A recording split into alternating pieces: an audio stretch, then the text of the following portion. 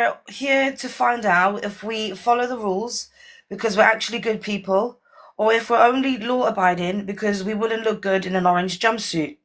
Is hate our natural default setting, or are we only civilized as we pretend to be on TikTok? So without further ado, I will hand it over to the host just to get things moving. And we're looking forward to this debate, and I hope everybody enjoys. Host, please take the mic. Thank you so much, Joyce. That was brilliant. I loved it. You should have heard my reactions. Okay, gentlemen, you both know the rules. I've DM'd you the rules and also the additional rules based on the feedback that we've had. You will both have 5 minutes to make an opening statement. After the 5 minutes opening statement, you're not allowed to interject or cross-talk or ask any questions. After that, you will have 5 more minutes of rebutting each other's submissions. No crosstalk, no interjections during that as well. Nobody will mute you, nobody will drop you either. And then after that, you will each have 10 minutes for questions and probes where you can ask each other questions. In that 10 minutes, you are fully in charge of that time. If you feel like your question has been answered, you can reclaim your time from your opponent. If you feel like they're not answering your question but wasting your time, you can also immediately reclaim your time. You're fully in charge. And then after that, you'll have 3 minutes for closing statements, and then we'll bring the audience up to come and ask you questions at 3 minutes each. If there are moderators on the floor and you can operate the timer, I would really appreciate the assistance. I can't flip a coin at the moment, so I'm just gonna randomly pick who goes first. And okay, let me just ask, who wants to go first? Please let ZAR go first. ZAR, you happy to go first? No, I actually wanted to implore him to go first. Okay, I do have a coin in my car, but I'm gonna have to put over because this is gonna be a back and forth. If no one wants to go first, hold on. I'm gonna pull over now, and then I'm gonna flip a coin. I don't have a choice. And host, while you edit, I humbly ask that for my first opening statement, can it please be 9 minutes? I don't think 5 minutes will be enough.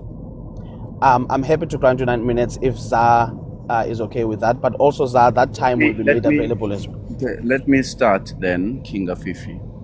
Okay, but ZAR, just so you know, you can also take 9 minutes, okay, to open up. You can take the time you want because it's also going to have 9 minutes. It's only fair. All right. Okay.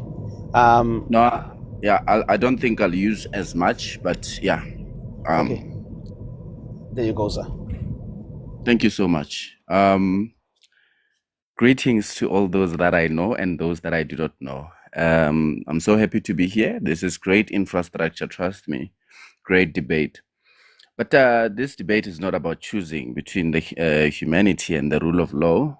I think that the framing is false and it is intellectually lazy, in my own opinion, because the truth is simple and it might be, inconvenient for a lot of people, but the rule of law is what makes humanity possible. So me and gospel might be in alignment here, because humanity on its own is a feeling. It has no budget, no framework, no limits, no sustainability. You cannot fund emotions. You cannot audit compassion. You cannot scale goodwill in a failed system. The rule of law, however, has a currency. We can budget for it, we can plan for it, we know what capacity is needed, we know, etc., and we know exactly the amounts that we're going to spend, the losses. We know the SWOT analysis of the whole process of the rule of law. But with humanity, we do not know. We're just working on, well, maybe things are going to happen, well, maybe things are going to work out. But I do not necessarily think that humanity precedes the rule of law. I actually think that the rule of law precedes humanity, because it is the rule of law that has led up to this humanity that we have today. In the context of South Africa and immigration, I do not think that South Africa signed treaties that demand disorder. South Africa did not ratify conventions that require illegal aliens in our country all over the place in the spirit of humanity. We signed refugee protection instruments, lawful, conditional, and regulated obligations. and that is a distinct matter to humanity. Refugee protection is humanity through law. Illegal immigration is humanity without law, and that's just a fact. I think we are not going to debate on those. Those are little semantics that we agree on, I and Gospel, I assume. So yeah, I do not think that we can lead a country on emotions and compassion. We lead a country on the rule of law, and as the rule of law, we have the responsibility as citizens to participate in upholding the rule of law. We cannot sit as spectators, as we expect that government should take care of that. Government should take care of that. I do not think that we are going to expect Mahlamba Ndlovu and their mother land. The mother city, referring to the parliament, to take care of such issues. We need, as the country, we need to come in as a collective and help where the capacity is coming short. So I don't think that we're going to expect the parliamentarians, the GOSA, and whoever and the security cluster to take care of some issues, while we sit and spectate and say, oh yeah, these particular individuals are going to take care of this immigration issue. We're supposed to sit here because we're citizens. But I don't think that that's how it should go. I think that citizens also hold the responsibility in upholding the rule of law, therefore preserving the humanity that we all need. So that's what I believe. And yes, some other issues, we have put them under a collective force of the government, but the government are humans, and they are humans just like us. There's somewhere where they will lack capacity, and we need to come in. We cannot just expect a collective few to govern millions of South Africans, and on top of that, illegal aliens that are unaccounted for, that are unbudgeted for. For heaven's sake, what are we expecting to come up with? There is no country there. I mean, we're expecting the parliamentarians, we're expecting the cabinet, we're expecting the government employees in home affairs, in health. We're expecting those people to take care of these millions of South Africans, by the way, who are budgeted for, and illegal aliens who are not budgeted for. I feel like, well, we are going against humanity in that sense. These WAR crimes that we are committing, I mean, we are overwhelming people. Let's be honest. I think that they're going to be obviously overwhelmed. So that's my view of things. As I said, I will not use a lot of time because I believe that I and him are actually in agreement in this. So yeah, thank you, host. Thank you so much, ZAR. Guys, please don't forget to like the live, share the live, and also support the panelists. Gospel, your 10 minutes starts now. Yes, thank you, host. I actually don't think we are in agreement with ZAR. Okay, so let me start by saying greetings to you, host. Greetings to the opponent and the audience. In today's debate, more than winning, I'm trying to drive a point and trying to convince the audience that my stance with regard to humanity and law, with regard to immigration, is right. I will be diving deep in showing you how humanity overrides law in its application. My goal is to change the minds of the hardened to not neglect law, but to apply it in complement to humanity. Of course, I don't advocate for lawlessness, especially in relation to my country, South Africa. But it's important that law is applied with some form of humanity, compassion, and regard to human life because we are all human beings. There is a Bible quote that states, treat others how you would want to be treated. Let's flip the coin, for instance. Suppose you were an illegal immigrant or an immigrant living in South Africa, hypothetically speaking. Wouldn't you take offense in being called Grigamba, Kwerekwere, and all derogatory terms because of your nationality?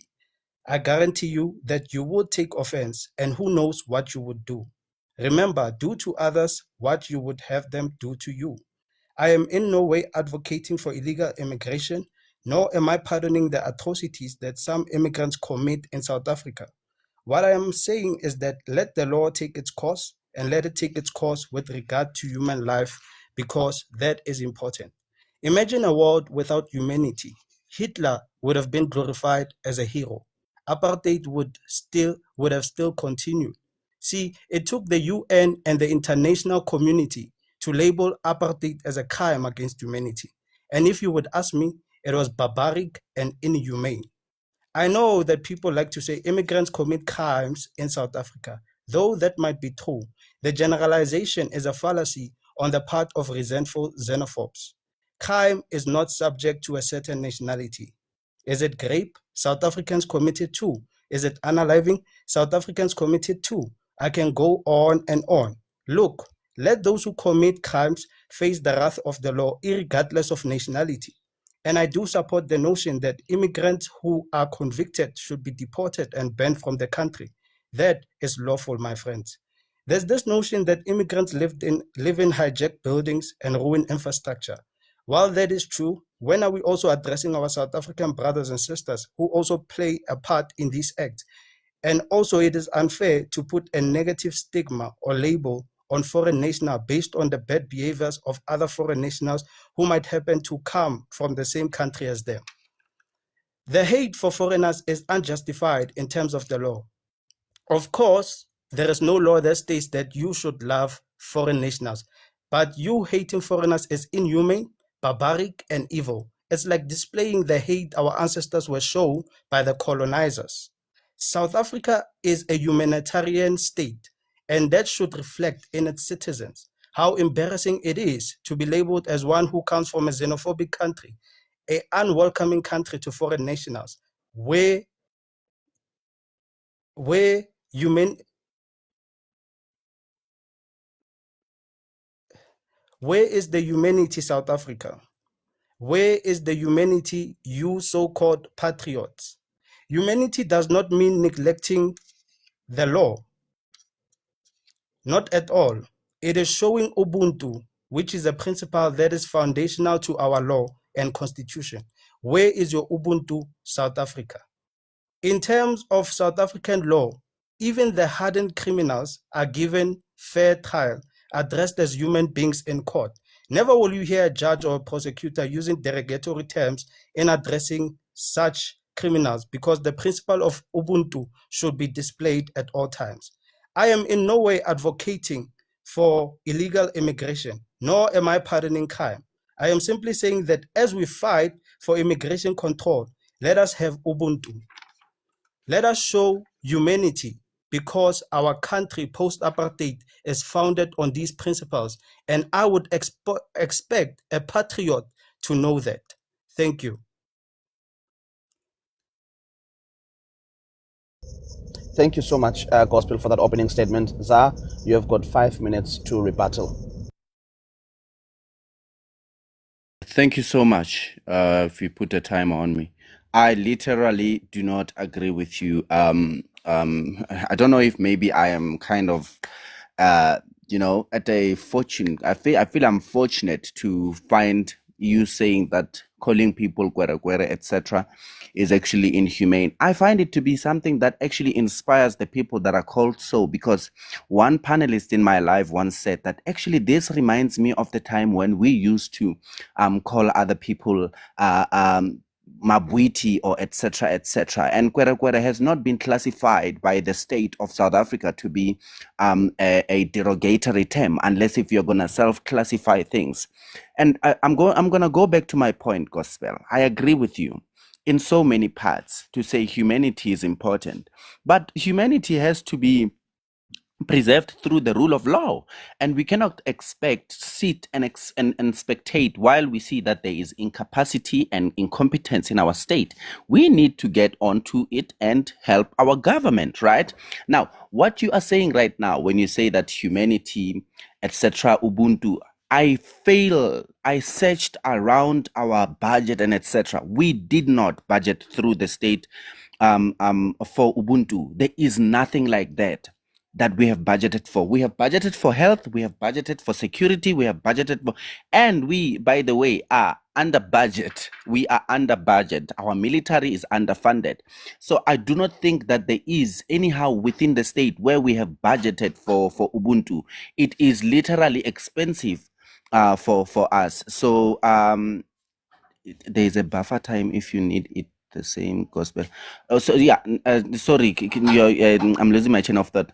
Anyway, my point, gospel, is that I understand this desire of wanting to be seen good, wanting to be morally seen correct. I mean, you were quoting the Bible, something I have a very slippery relationship with, which that is my opinion. But by the way, I do not think that we are supposed to be subjected to such conditions or such ideologies that will push us in that direction, because I feel like it's unfair to South Africans.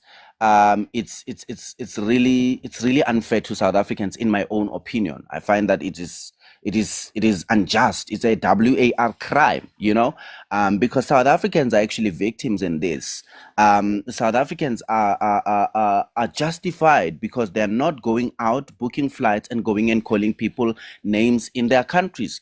If, by the way, kwere kwere is a derogatory term, I would agree if you were saying that it is a derogatory term in Zimbabwe, in Malawi, in Namibia. That would be comprehensible. But in terms of right now, I do not believe that South Africa recognizes such a term as derogatory.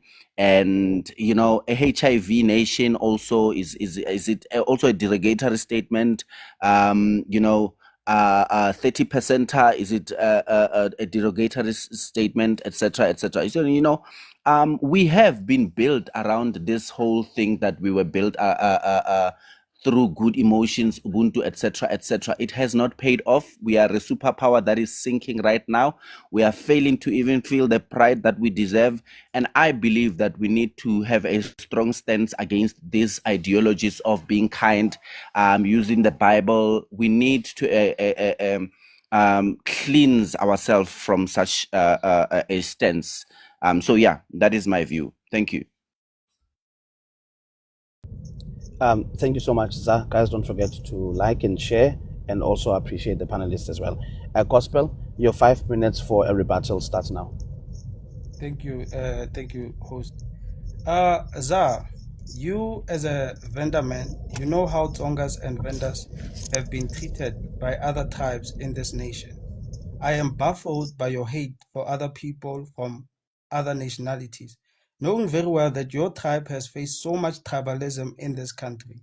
See, Tongas and vendors had to prove themselves that they belong and that they can also raise the flag of South Africa high in academia, sports, music, etc. I am in no way saying that you should not fight for your country in terms of seeking what is right and lawful. What I am saying is that be humane in your approach. Refrain from using derogatory terms against foreigners. Refrain from stereotypes and generalization when addressing the bed of foreigners in this country. With the hate that I have seen being displayed by you and your entourage against foreign nationals, I fear the kind of leader you would make tomorrow.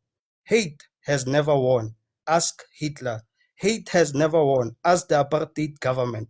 Hate can never win anywhere. So humanity should complement the law.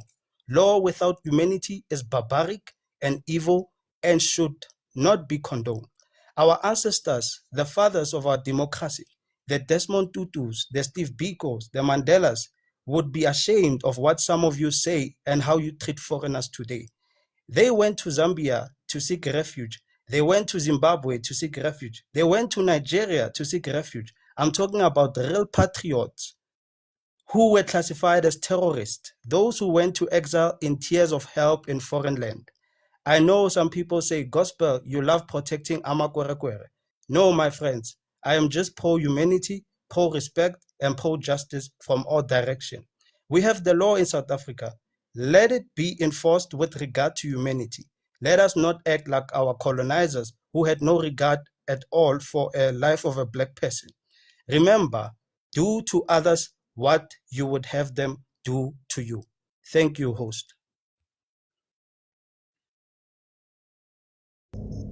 Thank you, Gospel. Can I please ask Misa if she's still here to help me control the time?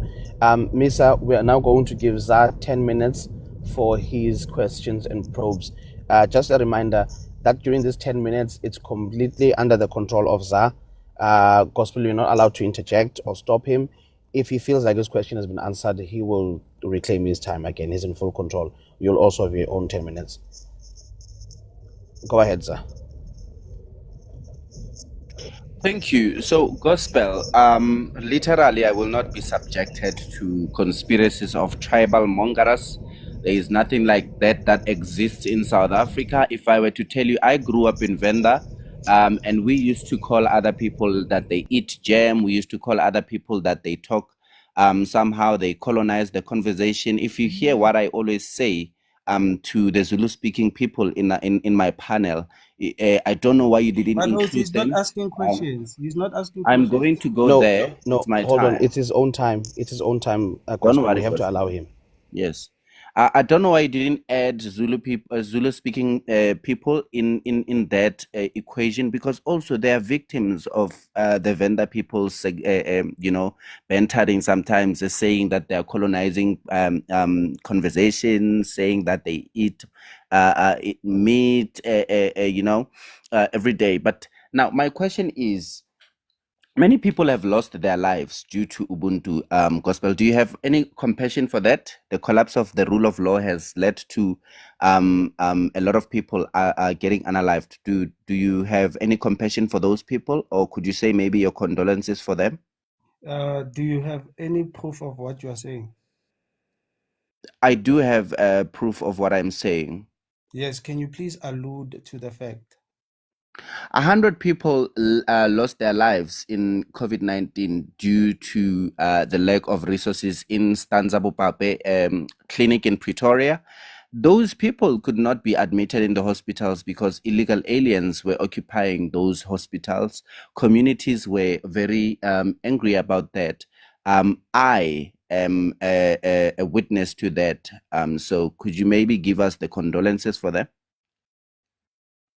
Yeah, what I'll say is that more than anything, it has to do, the thing that you just referenced has to do with government management. But when we talk about the law and humanity, um, I'm gonna play with this. it's a different scenario at all, if I would say. Because what you are talking about is government management. It's a lack of government Now, I management. was talking about condolences. I said compassion. Do you have compassion for them? I wasn't saying why. I Yeah, understand. of course. Or do you do have compassion for those? Yes, I do. Oh, thank you. Thank you. How much is budgeted for the Department of Health for South Africans? I didn't look into it. All right. There is 1.6 billion that is owed to the Gauteng Department of Health by illegal aliens. Do you know how we can retrieve that money, since the Zimbabwean parliamentarians has said they did not send anybody to South Africa? Do you know where the South African taxpayers are going to get that? Is it going to be through tithing or offerings from your church? As I said, what you're saying has nothing in relation to the topic. We're talking about law and humanity. Yes, So, but I'm speaking to the budget for humanity. Remember, we accept them into our hospitals through humanity, through the fact that you cannot deny somebody health care, right? Because they are human and we're trying to preserve humanity, right? Am I wrong? no, you are right. But So that's why I'm asking you, do you think that we are going to get that 1.6 billion as back through humanity? Remember, we lost that money through humanity. Where do we get that money back? Or do we just say, oh no, it's humanity, we're losing it, we don't care about it?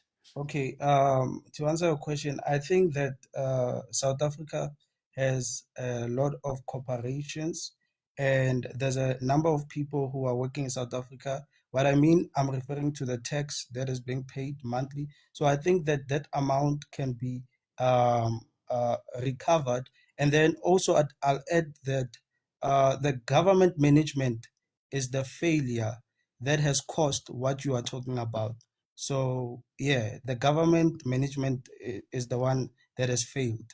Yes. Thank you. Gospel. The government has failed and the government lacks a budget. That's why citizens choose cheapest routes to deal with these issues, the ones that you call xenophobia, and you've classified through globalist agendas and globalist dictionaries that, oh, this is actually xenophobia. Could you maybe explain to us what constitutes to xenophobia in a court of law? And I mean, when we xenophobia, to classify it, to define it, it refers to hate of other nationalities, and it drives down to derogatory terms that I've heard some of your people and you say about foreign nationals, and also, the violence, the violence that is shown to people of other nationalities. That is also xenophobia. You see, so Mina, what I'm saying is that let us fight for the right thing, but let us do it in a humanitarian way. If it's deportation that we should do, let us have humanity in executing it. That's more money from the state coffers, deportation. But anyway, let's leave it at that for now, since you could not. And by the way, I need to ask you, can you please maybe name individuals that have committed violence onto these so-called illegal aliens in this country?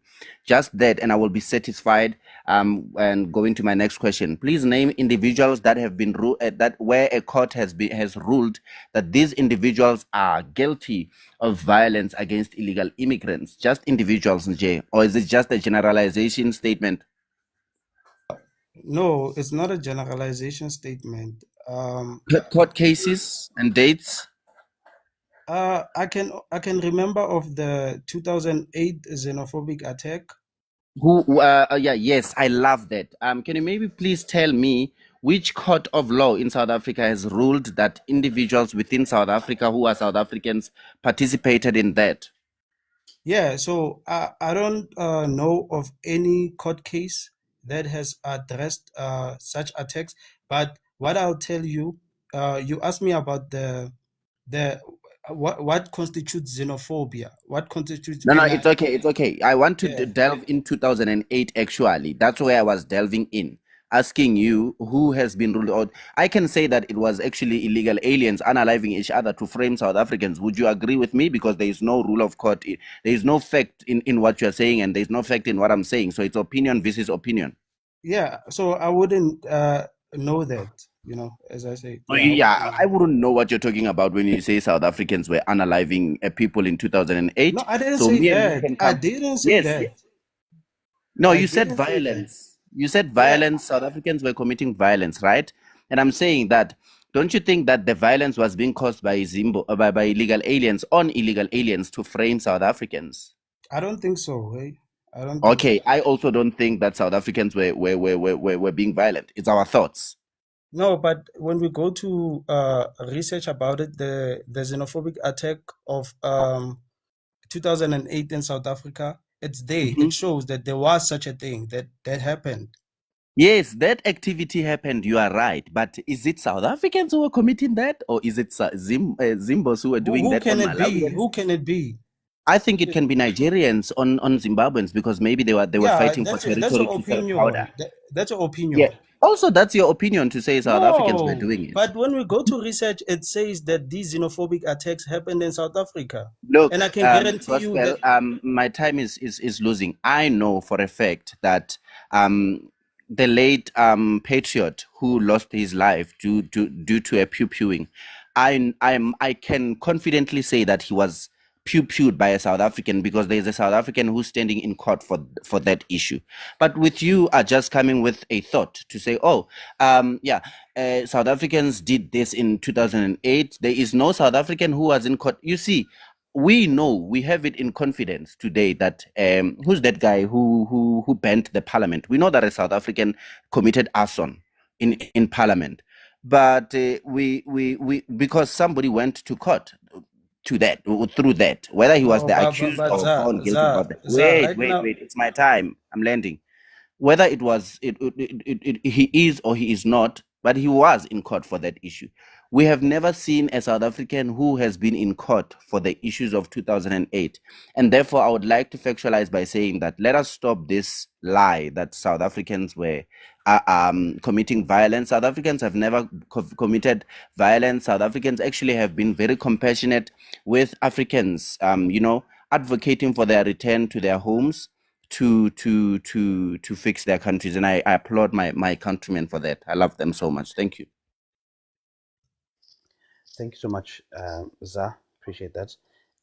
Guys, we're facing a few restrictions, so can I please ask that we F1 like crazy, share like crazy, just so that we can get over these restrictions. The devil is a liar. Gospel, I'm gonna give you your 10 minutes. I'll start it again because I did take a few seconds of your time. Gospel, this 10 minutes is yours. You can use it whatever you want, however way you want. If you feel like ZAR is not answering your question, then you can reclaim your time. But yeah, so there you go. Yes. Yes, thank you, host. So if you will increase me for everyone to see what I'm showing here. Okay, so to rebut what ZAR was saying about the xenophobic attack in 2008, I'll read it to him so that he can understand that foreign nationals did suffer xenophobic attacks from South Africans. So we'll read it. It says, in May 2008, a wave of violent xenophobic attacks erupted across South Africa, beginning in Alexandra, Johannesburg on May 11th, spreading to other provinces, including Cape Town and Durban. The attacks resulted in 62 deaths, thousands of injuries, and the displacement of over 100,000 people, with foreign nationals from other African nations targeted. It says here, locations. The violence was widespread, affecting at least 135 locations, with major incidents in Gauteng, Alexandra, Western Cape, and KwaZulu-Natal. Victims. While aimed at foreign nationals, specifically from Mozambique, Malawi, and Zimbabwe, around 1/3 of victims were South African citizens. So, ZAR, I do agree with you when you say South Africans, they also suffered violence at the hands of in this whole attack, but foreign nationals were the main target, and this thing did happen. So you see, I just proved my point that these xenophobic attacks happened against foreigners. Thank you. So I'll ask you my questions. So let's go to my questions. ZAR, the number one question I'll ask you is that, looking at the fact that South Africa has the highest crime rate and HIV rate in Africa, do you think it's okay for other nationalities to generalize us based on those factors? If no, why generalize other nationalities?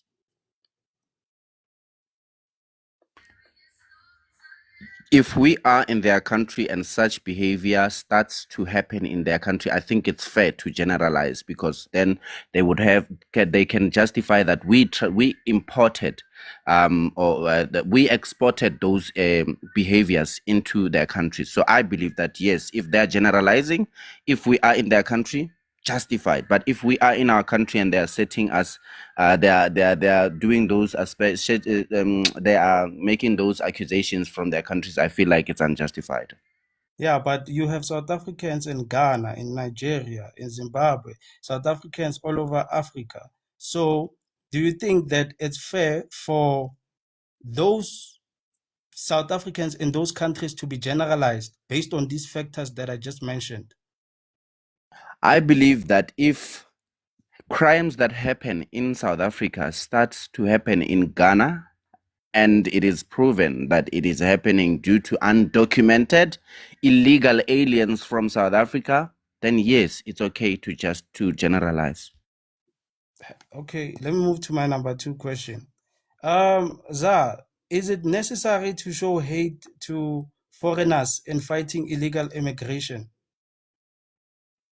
It will depend on what hate is. I do not understand. The word hate is conditional. No, the hate that you portray when you say Zimbos, you make all types of stereotypes. Zimbos, they give birth every 2 seconds. These people, they are animals. Some of you, like, you refer to them as they are non-entities. So I'm asking you, is it okay? Is it necessary to show hate in fighting illegal immigration? I do not understand the necessity part, but I do understand that the South African Constitution does endorse. No, that's not my question. Is it which- necessary? Yes or no? Yes, it is. Okay, thank you. Let's move to my other question, number 3. What's humane in dehumanizing people by calling them Grigamba, Kwerekwere, and all sorts of names, looking at the fact that South Africa is a humanitarian country? I do not think that calling people Grigambas is inhumane or dehumanizing. It's actually a game that people play with each It's other. actually a derogatory term. Yeah, have you read about According that? to no, I haven't. Yeah. So you should look into that. Kwerekwere is actually a derogatory term that is used to foreigners, and I'll prove that to you. I would like a foreign national to come up on the panel after we are done with the debate and ask them, hear from them if they are comfortable with being called Grigamba or Kwerekwere, and then that will answer you. Is that okay? That is okay if you're going to recruit a South African also and ask them if they feel okay by being generalized and called HIV positive and 30%ers. Thank you. I will accept. But we did pass that question, but it's fine.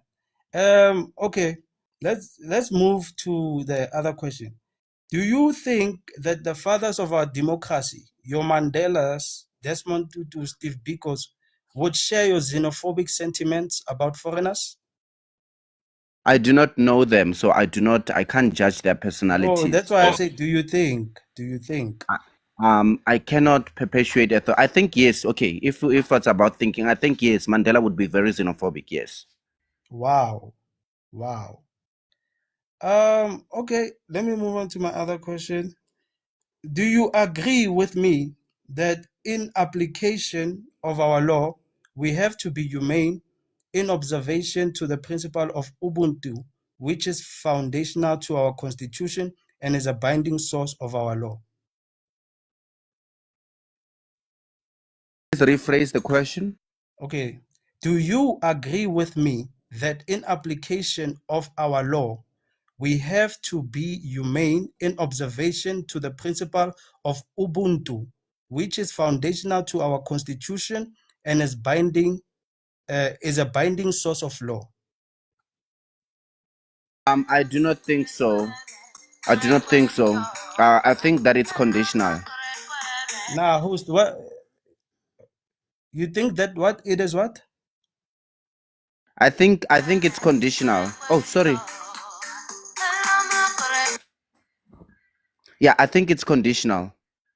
Yeah, no, Zah, you are cooked. By the way, one of our ancestors playing the song Hayama Kwere Yeah, you are Kwere cooked. You are Kwere cooked. Thank you, Kwere. host. I'm done with my line of questioning. Thank you. Thank you so much, Gospel and Zah, for the debate. Zah, just mind your device, when people are calling you. But I know that it's something that you can't help sometimes. So we have finished with the actual debate. So now we're going to give you guys 3 minutes each to make your closing statements before we open up the panel for everyone else to come. We have had 3 restrictions and we've won all 3 of them. So please keep engaging, guys. Keep tapping, keep sharing, and F1ing so that we can protect the life. I don't know whether it's the nature of the debate, but 3 restrictions, one after the other, is crazy. Zah, you have your 3 minutes now to make your closing statements.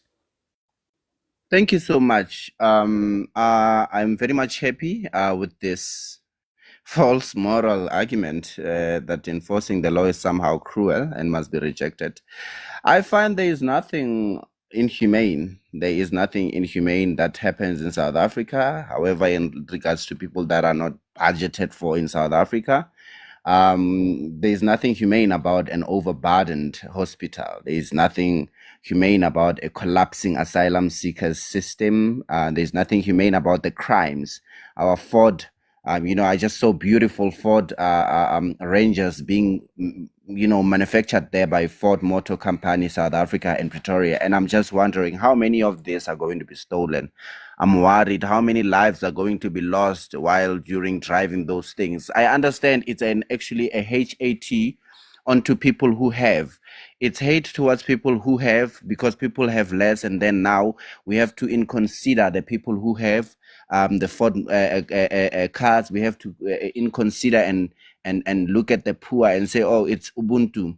So the unplanned settlements of people who are mugging us every day. I lost my phone, my partner lost my phone, etc., every day. You know, we are constantly we are bottled like rats in holes. We can't move because I mean right now I'm gonna get out, go to work through an Uber and come back. I can't even go out to buy because I'm either buying a fake product or I'm either going to be mugged in the process. The most humane act of government, or any government, is to govern, and the government governs with its people. We are the government. We govern with people. If they lack capacity, if Ramaphosa is still focusing on foreign affairs and bringing investment, we applaud him and the ANC, and we say, no, while you sit there, we will be busy with this issue. And we have been busy. I'm proud. Look at Eddington. We went there. I mean, no, we didn't go there.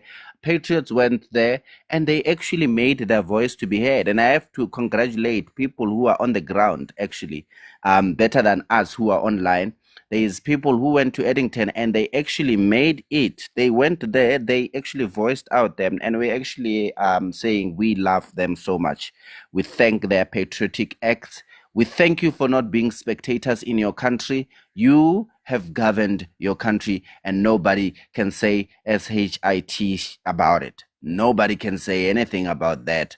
You've made it. You are South Africa, and let us continue to make South Africa great by voting better this coming local government elections to make sure that we clean out, through the rule of law, illegal aliens in our country. Thank you. And the steers, we're looking at you. The last statement.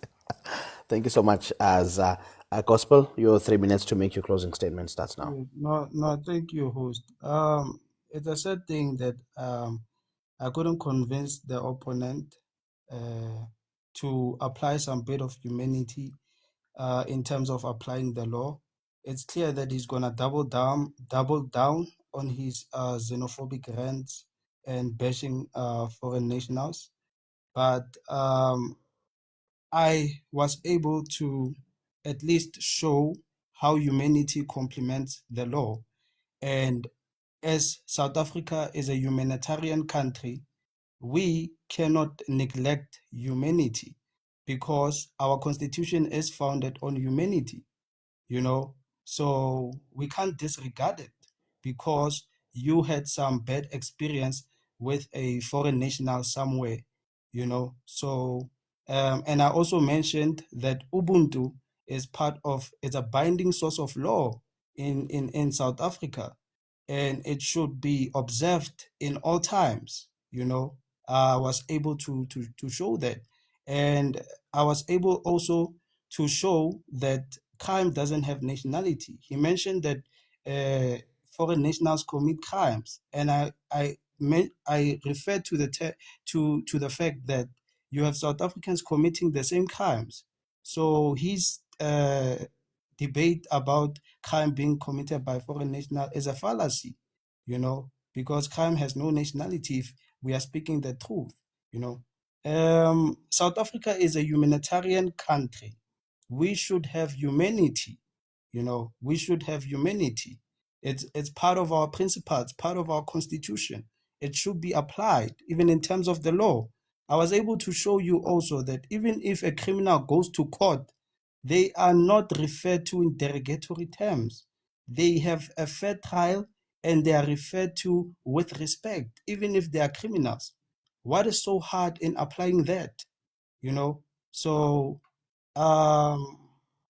yeah, I'm glad that I had this debate with him. I just hope he changes his mindset, especially about foreign nationals. You know, we are not saying neglect the law, but have humanity in applying the law. That's what we are saying. You know, that's what we are saying, because we don't want a lawless nation. We don't want a lawless country. You know, yeah. So, yeah. Thank you, host. That's my closing remarks. Thank you so much. Thank you so much, gentlemen. I appreciate your time and your effort in your preparation for this debate, it was quite evident that you both did do some push-ups for this, and I really appreciate it. Just a couple of housekeeping announcements that I want to make first. The first one is I am going to bring up, obviously, the audience to come and ask you guys questions. You will have 3 minutes each, and in that 3 minutes, you can ask questions or make a statement, but you are only restricted to that 3 minutes, at least for the first round. When we have maybe more opening and there's no people, we might give you a second bite, third bite, etc. After you make your submission, I'm going to drop you to make space for the next person. There's quite a few requests, so don't feel bad or feel like I don't like you. Thirdly, the rules for the questions that you, as the audience, or the statements you're going to make is that you're not allowed to use any vulgar language, no ad hominems. Make a statement or a question. You are fully in charge of that 3 minutes. If you feel like you want to cut the debater because they've answered your question, please feel free to cut them. They will have their own time to respond to you anyway. Gentlemen, Gospel and ZAR, thank you for stepping into the arena. Thank you for stating your case and standing your ground in the bullpen. So I'm going to start bringing people up now. I was aware who requested first, and Tyrone was the very first person. No, it was that other idiot to request, but Tyrone was one of the first people to request. I'm going to bring up as many people as possible so that I don't keep you guys waiting in the bottom there. Can you please remove gospel from the big screen? Hey, how do I do that, bro? Can you give me instructions? Press your profile and you enlarge yourself. There's a big enlargement. You shrink me now. If you can shrink me now. Let me click on my profile. Let me do it that way. Thank you, moderators, for accepting panelists. Yeah, you can accept them, guys, because we're making a full panel anyway. So you can accept whilst I try to figure out how to shrink to expand myself. When I click on my profile, nothing happens. Like, this thing never works for me, I swear.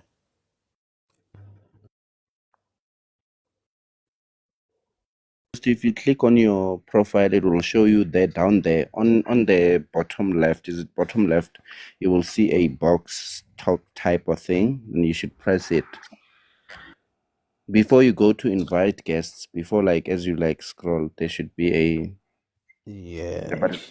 Oh yes, I see it now. I see it now. Okay, sweet. I don't know who's accepting people, but keep accepting. I'll just leave that to the moderators, at least for this time. The other times I'll do it myself. Okay, I'm going to start with, where did he go? Where's Tyrone? Where did Tyrone go? Okay, he's not on the panel, it doesn't matter. We'll start with Uqolo, and then we'll go down. We'll go down the list. Uqolo, your 3 minutes starts now. As I said, guys, if there are no more requests, I will give you a second bite and third bite, etc., until one of the debaters have to go, or for some reason we have to close the live. Can I just firstly ask, before Uqolo starts, are there any updates on the sentencing?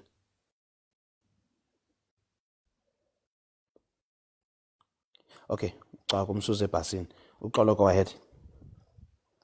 Thank you, Azania.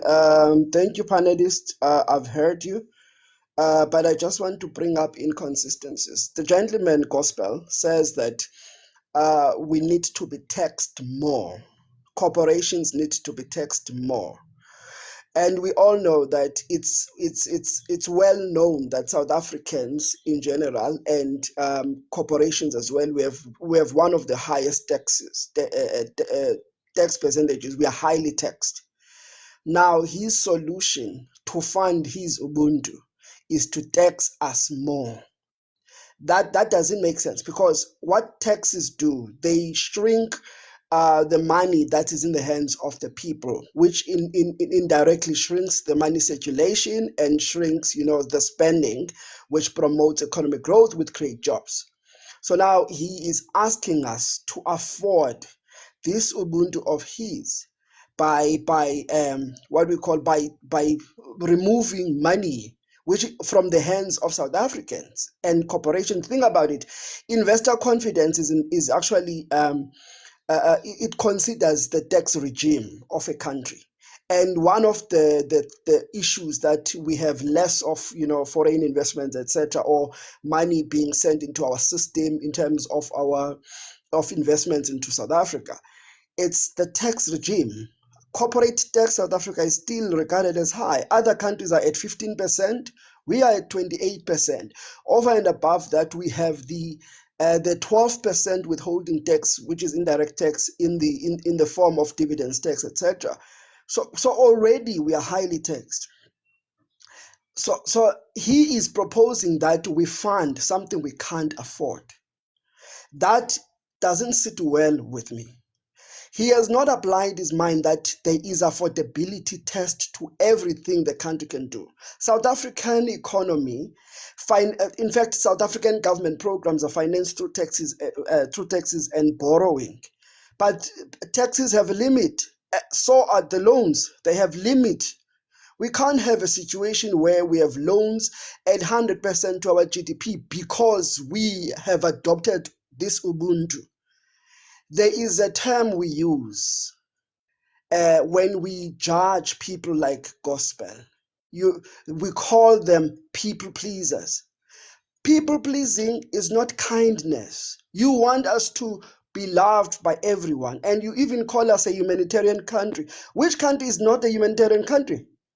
All countries should be humanitarian. Even the countries where the illegal immigrants come from, they should have been humanitarian. So we are judged at a higher standard, but you're not saying anything about what should happen in this country. So that's what is unfair. Thank you. Thank you so much, Ukolo. Gospel, that wasn't a question, more of a statement, but do you want to respond to that quickly? Yeah, I think I have a response to that. So he was talking about taxes and stuff like that, and like the whole topic, it was about humanity and law. And my main argument on this was that humanity complements the law. In no way did I advocate for immigrants to burden our system. I never did that. What I said is that let law be applied with humanity. So I don't know where the misunderstanding comes from, Sorry, just Ukolo, I'm going to grant you 50 seconds. Yes. So the gentleman actually said this, because the question was posed, how do you afford? And it was around health, and it was around, in fact, the amount that we are owed already. 12 billion annually is spent on illegal immigrants in Gauteng alone. I'm not talking about the entire country, Gauteng alone. And ZAR mentioned the 1.6 billion, but that one is specific. I think it's specific to childbirth. But in oncology added and others, oncology alone, it's a strain. And he said we could just finance that because we have corporations, and then they will pay more tax. That's what he said here.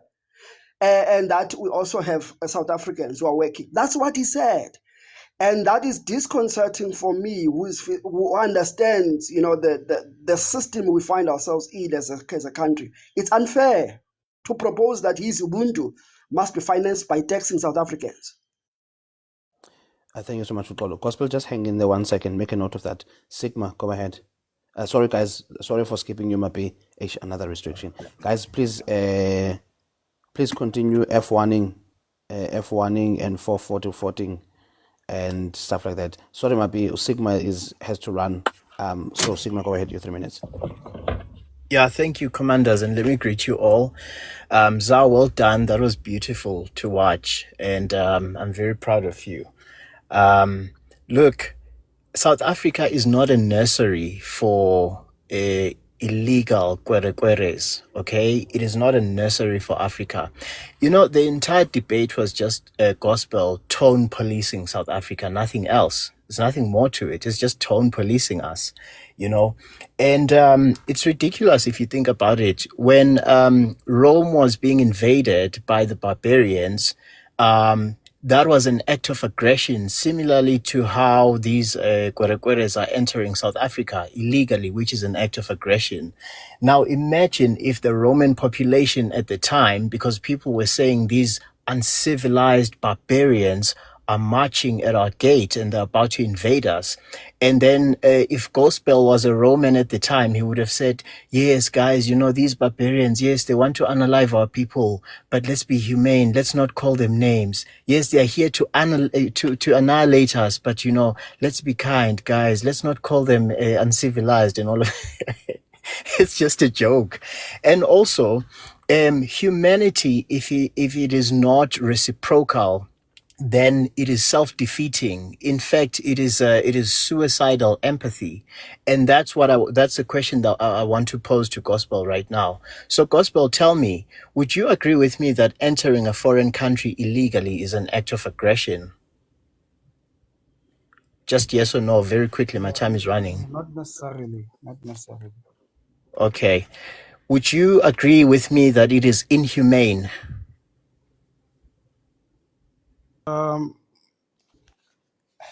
I don't really think so. Okay. No, it's fine. You can hold it right there. So that's what I want to say. You know, throughout human history, when a foreigner or a bunch of foreigners enter a territory without satisfying the due process of that territory, it's always been called an invasion. It's only now that we use deodorized language such as asylum seekers, refugees, and all of that rubbish. Entering a country illegally is an act of aggression and you should be treated as such. And it is not humane to the people who reside within that territory. So the issue with these Pan-Africanists, their criticism is always one-sided. They are very selective. What about all the horrible slurs and names and crimes that these people commit and perpetrate towards South Africans? But their criticism is always leveled against South Africa. So you can see the whole thing is just... you know, it's nonsense. ZAR won like with a clean sweep here. This guy is just tone policing. Thank you, everyone. Sigma, if you want to take advantage of it, I can give you just a quick one to Sigma. hold on 1 second, Gospel. I'll give you now. Sigma, I've extended Ukolo a 1 minute buffer time. Sorry, extra time. I will extend it to everyone else. So if you want that 60 seconds, you can have it now, and then I'll give it to Gospel. But everyone else will get that same amount of time for this round, just to be fair. Oh, thanks. I appreciate that, Azania. So Gospel can go, and then I'll have my 60 afterwards. 60 afterwards. You know, it's very obvious you will compliment Zab because he aligns with your ideology. You know, so I'm not bothered by your compliment to him because you are clearly biased. Yeah, but anyways, you mentioned that foreigners, you mentioned something like they are people who come to unalive and stuff like that. What proof do you have that foreigners come to South Africa to unalive South Africans? A Zimbabwean last year in August took the lives of 2 South African police officers. A Zimbabwean last year in July took the lives of 5 South Africans. What about South Africans who do the same thing? Yeah, but that's a whataboutism. What I'm saying to you... No, it's like you're subjecting it to a certain nationality. Yeah, but those South Africans are not going into their countries to take their lives.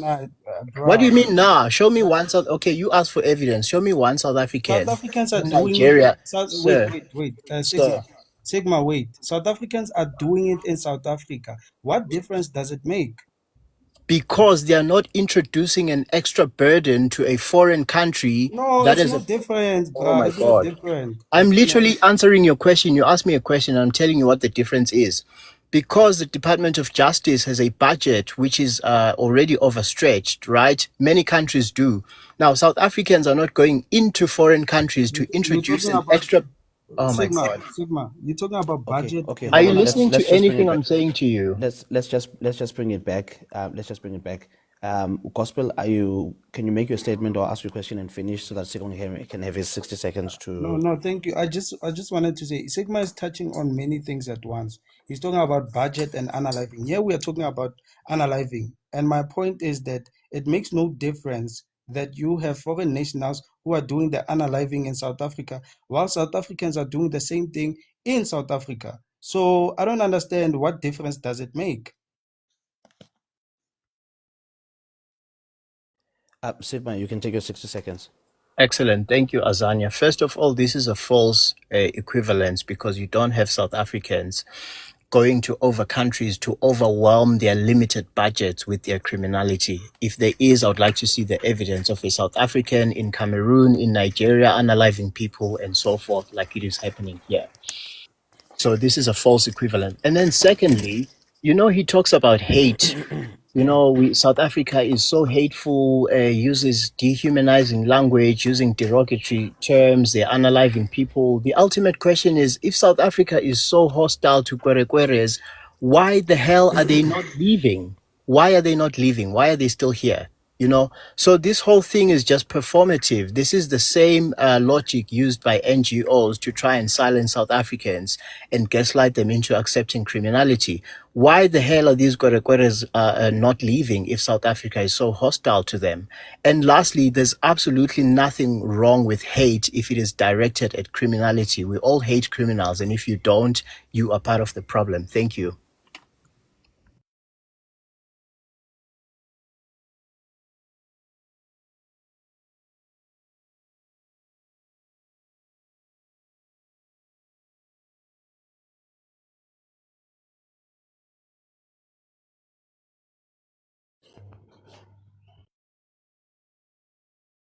Host.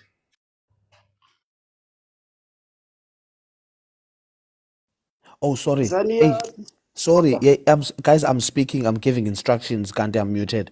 Ask What a momish of a host. Sorry, Sigma, I'm gonna have to drop you, my leader. Yeah, I actually wanted to say that I'm gonna make space. I need to get back to work. Yeah. It's a beautiful day here in Sandton, South Africa, and well done again, ZAR. Thank you, guys. You don't have to rub it in that you're in Sandton whilst we are getting cold here in Elizabeth's country. South Africans. Okay. Mabi, I'm gonna give you your 3 minutes now. Okay, no, thanks very much for this. Gospel, I'm going to ask you just a few questions, and I think I'd like a yes and no as a beginning before I kind of go further. Do you pay tax? No, I don't pay tax. Okay. Do you have a girlfriend? Oh, okay, let me retract. Yes, I do pay tax. Don't talk about VAT. It's not tax. Continue. No, it Do you is have a tax. girlfriend? It is tax. Do you have a girlfriend? No, it's fine. We don't recognize VAT. Until you have a pay slip and see what you pay for pay as you earn, boy, you don't pay tax. No, Do but you have a it's, girlfriend? Do you have a girlfriend? that's a personal question. I can't answer that. Okay, so just imagine that let's assume you have a girlfriend in this instance, and unali scheme, unali bra, and you share things, and you are all brothers, and you are men in your own right. But because we're not on Ubuntu, Majida can just come to your house and do as they please, bakena, and they do whatever they want with your lady, because I get on Ubuntu and Apela. You are very free to give as people want. People can come day and night, but will free and take and sit there. They can even join you and say, mara ke re di bramfana, a ke rena re na le bontu. Let's just live like that. Is that something that you think it's sustainable for your existence? Of course not. It's not. Okay. So if you look then, and then also if you look now at the situation that we have with foreigners coming into their country because in Ubuntu and they are here, why then is it sustainable that people can, number one, break the law and come into your country unidentifiable? Even if we send them back, they still even tell us, no man has take her back. We are going to be back within 2 days. And then number three, these people, they are not stateless. They've got countries on it. they've got someone who needs to be giving them Ubuntu that you are expecting from us. Why is it right then for you to have these people to be stateless, to be orphans, to be people who can do as they please in this country, when it's not sustainable for people to come and do as they please with your woman? Yeah, as I said, I don't know if you were here when I was submitting. I've been listening to your whole very weak Yeah, argument. Continue. I did say that Ubuntu does not mean neglecting the law. It can be applied in simultaneously in the same time. It can be applied in the same time. Simultaneously, yeah. Yes, yes. But then what if the law does not work? What if your girlfriend is not chasing them away and she's happy with the going ons? So what are you supposed to do? Yeah, that's something we have to look into and enforce it. So don't you think then when patriots are standing up and number one, fighting the government to say, but why are you not implementing the laws? And when the government is rejecting us and then saying we're going to then take the law in our hands because we've got a constitution that says that people will govern. So why is that then for you hatred when we are actually calling up everyone to say, but you guys, akukho umuntu suka alandi kwerekwere athi alivuse athi hambe eSouth Africa uzabona wenzani. Bayavuka, they pack, they make a conscious decision to come to this country. They make a conscious decisions to go and destroy the things they destroy. These people are not zombies who are pulled by the nose to say nizoyenza kanje. Why is it that you seem to be thinking everything is on the side of South Africa as a burden, but when you are dealing with robots who are angels, who are just here for nothing? Yeah, look, I'm not against the so-called patriots, because personally I don't deem y'all as patriots. Y'all are not patriots.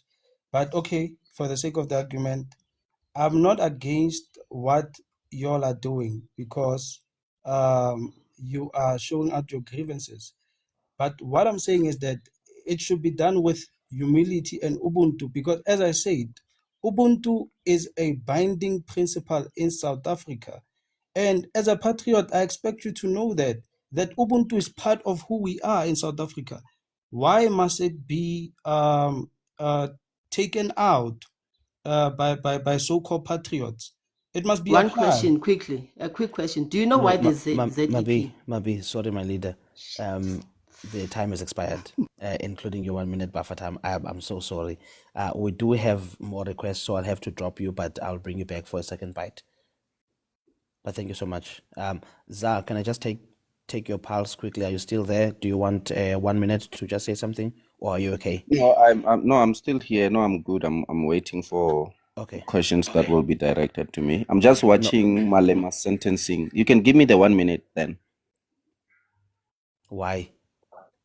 I just wanted to say he looks horrible. He looks horrible, so horrible. That's all I have to say. Thank you. Okay. Okay, no problem. Keza, I'll give you 3 minutes now and then your 1 minute buffer later on.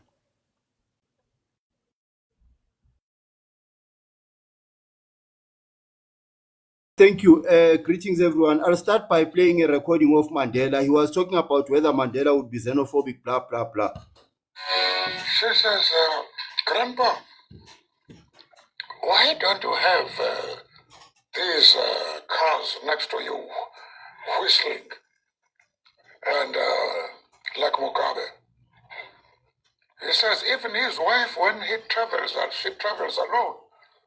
She has these motorbikes alongside her, making all the noise, and cars have to draw to the side. I say, no, that's Zimbabwe. It's not done in this country. Why? Why is it not done? I said, no.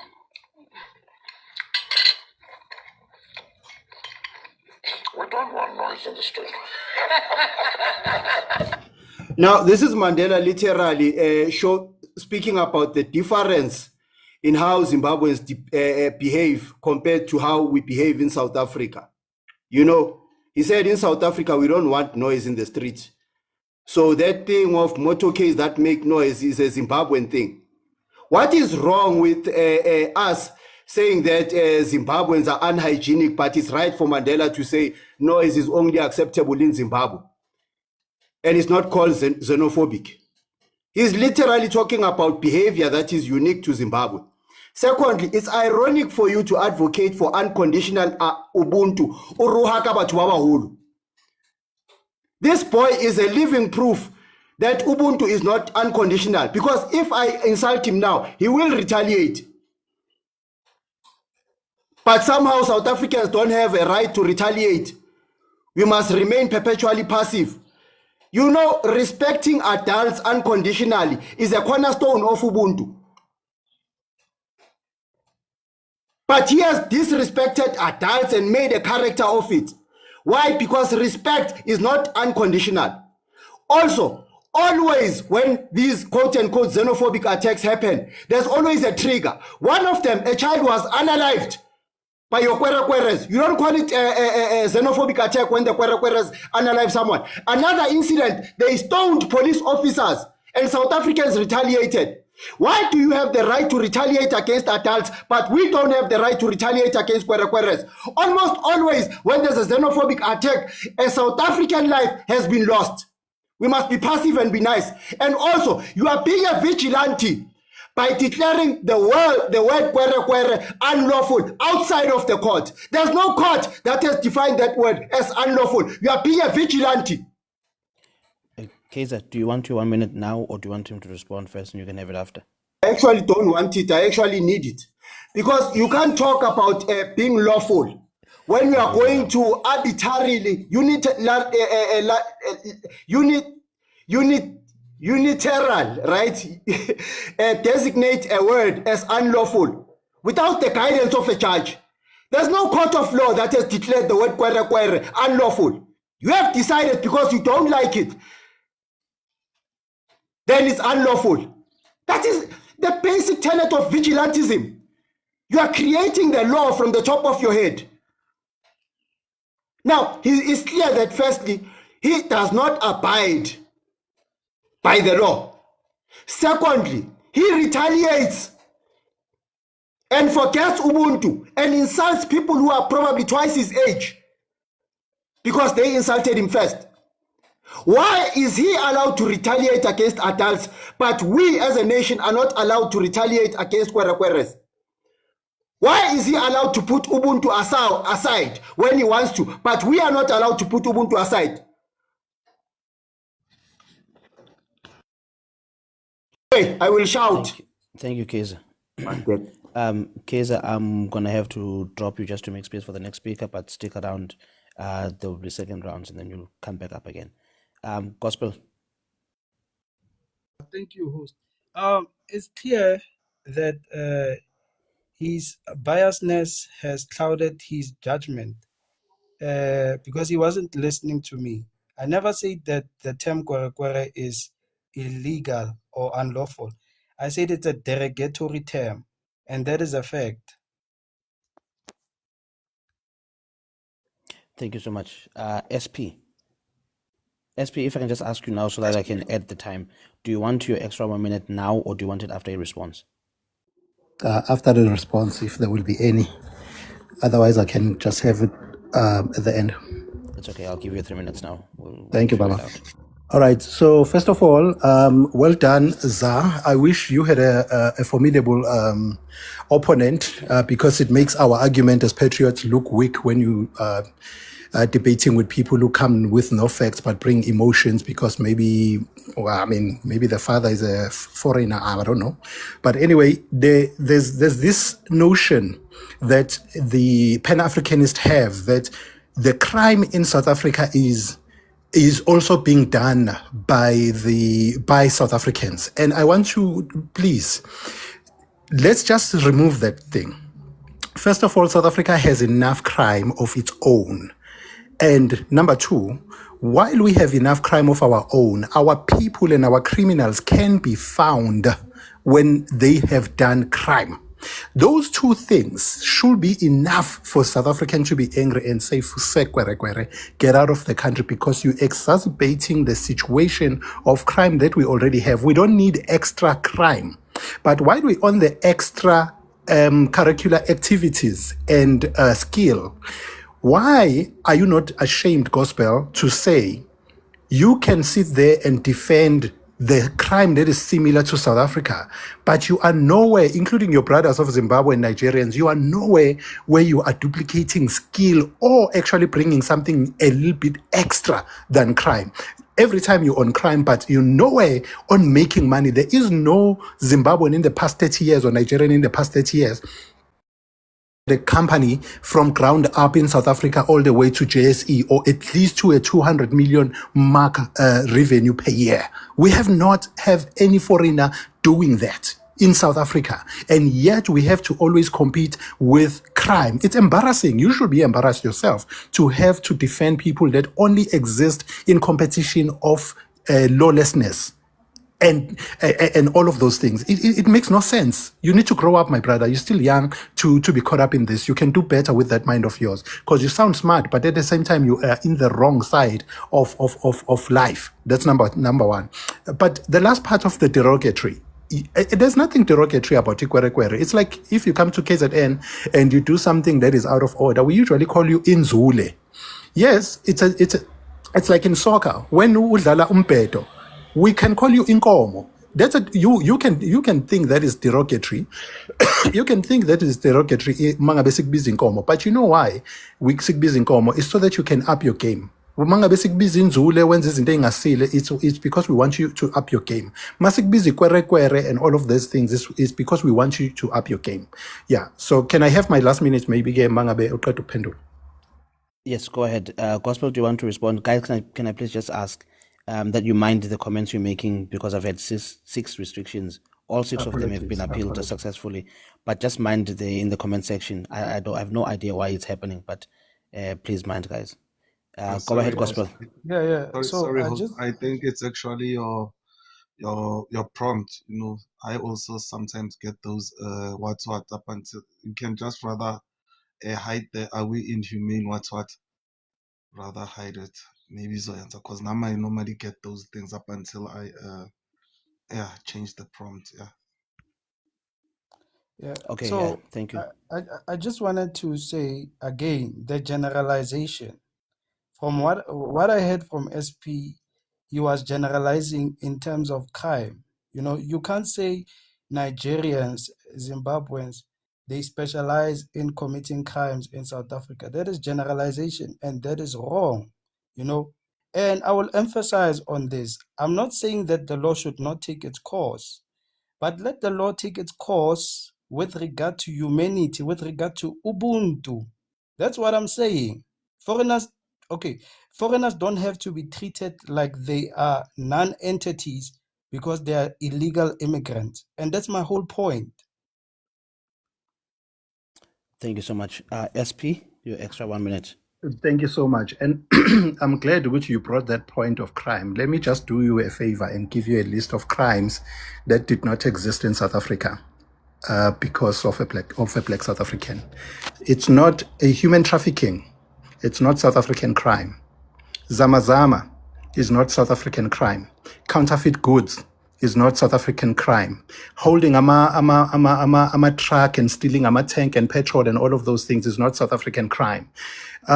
The selling food, expired food in spaza shops, that's not South African crime, and that is just 5 items. We don't know how many other items. Selling powder is not even uniquely South African crime. So I don't know why you're being in denial of the crimes that is being brought by Amakwerekwere that did not exist in this country. Even in the list that I've given you, you will find 1 or 2 South Africans that are participating, but the leaders of those crimes, it's not South Africans. We know crimes as Somalian crime, Nigerian crime, and so on and so on. So I don't know what you're talking about. Thank you, Coast. Thank you so much, SP. I'm going to have to drop you, my leader. Just so everyone knows that when I drop you, I don't hate you, but it's because there's other requests, so I need to bring other people up. Peach, do you want your 4 minutes now or 3 minutes first? No, I want my 3 minutes first. I want to touch on a few inconsistencies of ZAR Supreme.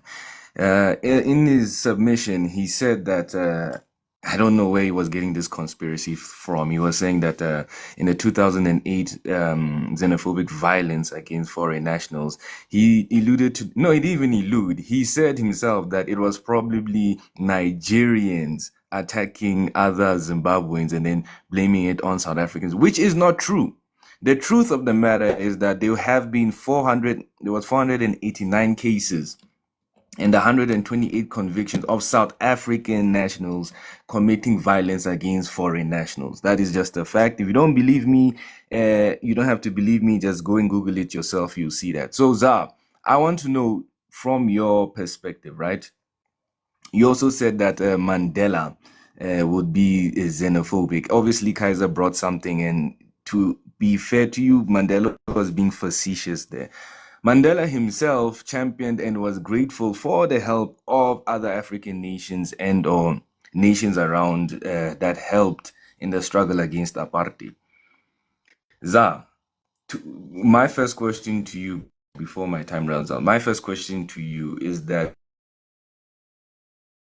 where did you get that conspiracy theory that Nigerians were attacking Zimbabwe?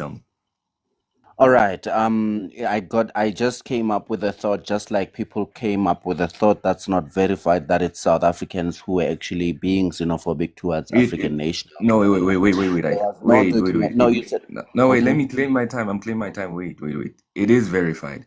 There is 128 convictions. Right, there's 128 convictions which say that South African citizens did attack foreign nationals based on xenophobic attacks. It's there on the internet. And if you want me to bring it up, it's here. So it is not a conspiracy. It is actual just fact. So I want to know, where did you get your sources from that it was South African, or it was Nigerians attacking Zimbabweans and then they blame it on South Africans? Where did you Yeah, get I that said, source from? yeah, but your fact is not. I'm not satisfied with your fact It's because not true. I was Are thinking you trying that to you were say that? gonna. Okay, you can tell me what to Do you say concede because that the it's your fact time. is true then? Oh, wait. Do you concede that the fact is true? You can tell me what to say because when I respond, you cut me short every time. And No, go ahead, as I go was ahead, go ahead, go asking ahead. for your reference, refer me to court cases, and I will concede with you. I will concur with you and say, Okay, yeah, no, look, fair enough. If they can give me a yes, minute, let me just show you the court cases. It's literally in front of me. Just give me 2 seconds. Let me just on this laptop. Hold on. I'll add your extra 1 minute now, Peach. Okay. Yeah. No, I don't need that much time. It's okay. It's your time. You're entitled to it. If you use it, then if you don't use it, it's still okay. All right. No stress. I don't know if you're okay. Can I have the big screen?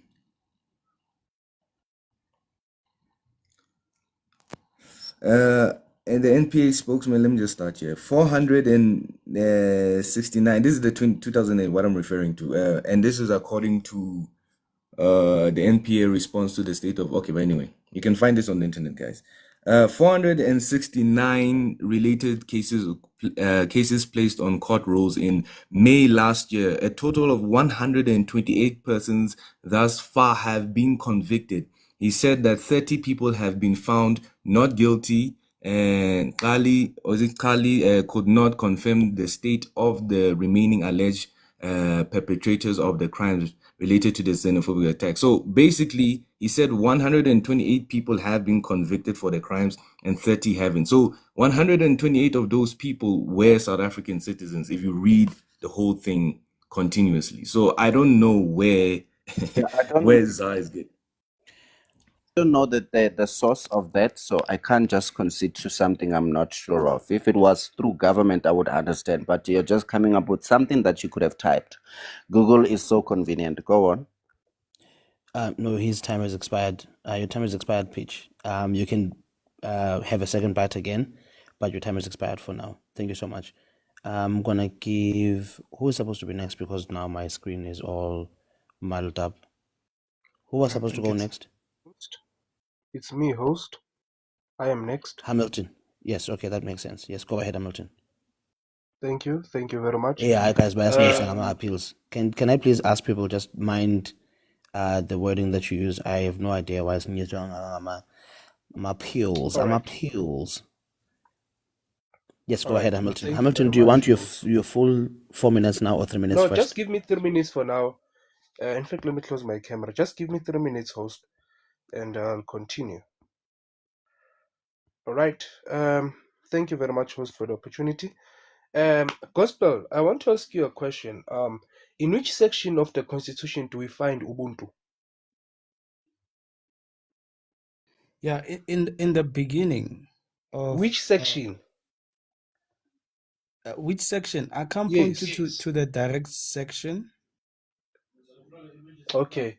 Let's move away from that. What is xenophobia? Other people of other No, no. nationalities. The actual term is fear for foreigners. Let's move away from that. When was South Africa declared a humanitarian country? I think post-apartheid. Okay.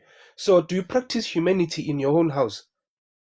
No, bruh. Let's retract. You Bruh, this said is my time. This is my No, time. no. This Wait, is how wait.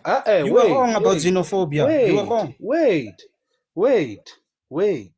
This is my time. You're going to answer to my or you're going to rebuttal my statements in your own time. I'm asking the question, right? Do you practice humanity in your own house? Do you allow people to come in as they please? Do you allow people to jump in through your windows to open fridges and bump on your own bed and do whatever they want in your own house? Of course, people can't do that because they are restricted. Why then do we have to look away from that thing in a perspective of a country where people are just going to come here and do as they please? And then when we complain that this is something that we are not used to, we are being called xenophobic, we are being called Afrophobic. Look, the law is meant for justice. We have the law which is meant to address such atrocities. Okay. So if your kids in your house break the plates and we have your neighbor's kids as well, they break your plates in your house, are you going to discipline them the same way?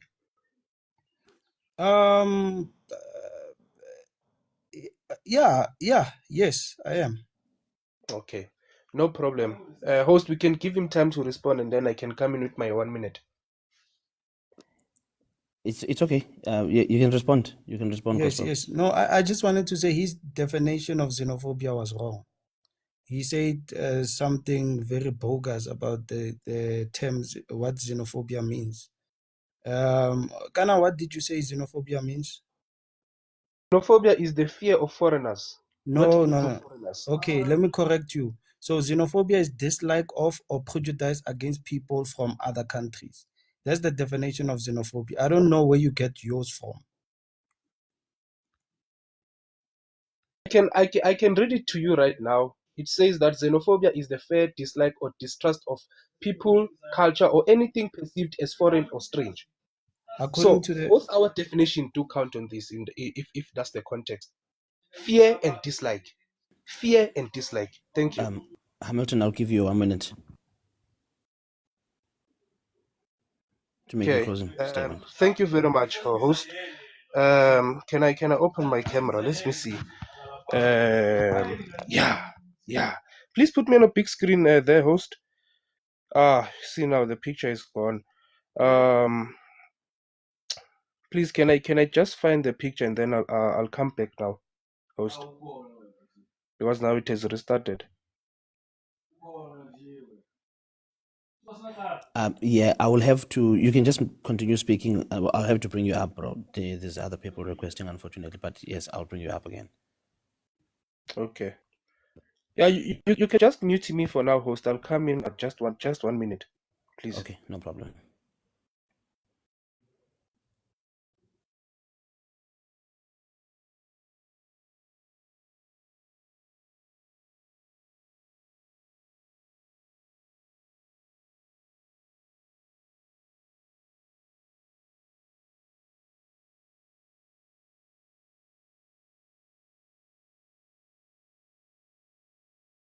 Sorry, I'm speaking and I'm muted. Hamilton, when your picture is ready, please let me know and I'll squeeze you in between speakers, okay? Just for that 1 minute for you to finish.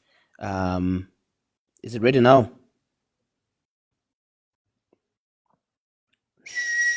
Sweet.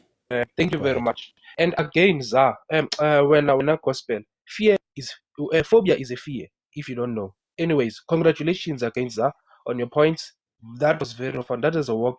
All right, let's look at chapter 4, section 76 of the Zimbabwean constitution. It says that every citizen and permanent resident has a right to access to basic healthcare services, including reproductive healthcare services, are not for who are foreigners. Why can't they practice humanity in Zimbabwe? Why are they not everyone had to access health in Zimbabwe?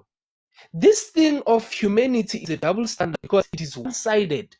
We are only expected as South Africans to give out humanity whilst people dish us basnikeze in equal. I'm sorry to say that, but that's what they do. So this humanity thing, and that is against whatever you are talking about, because people can't reciprocate this thing. They literally tell us foreigners are not catered for. Is it are they not showing that they're inhumane to other people? Come on, bruh. Come on, bruh. We can't have this thing here. We can't have humane on Africans, but other Africans don't practice that thing. It is absolutely yes. Thank you Thank so you very much. much. Thank you so much, Hamilton. I appreciate it. Your line was breaking there a little bit towards the end. I don't know whether it's me or, but your line seemed to be breaking it there. Guys, please feel free to request again, and when there's space, we'll bring you up again. So go ahead. Do you want your full 4 minutes or 3 minutes first? Now you can give me the 3 minutes. Greeting, host, panelist, and the comment section.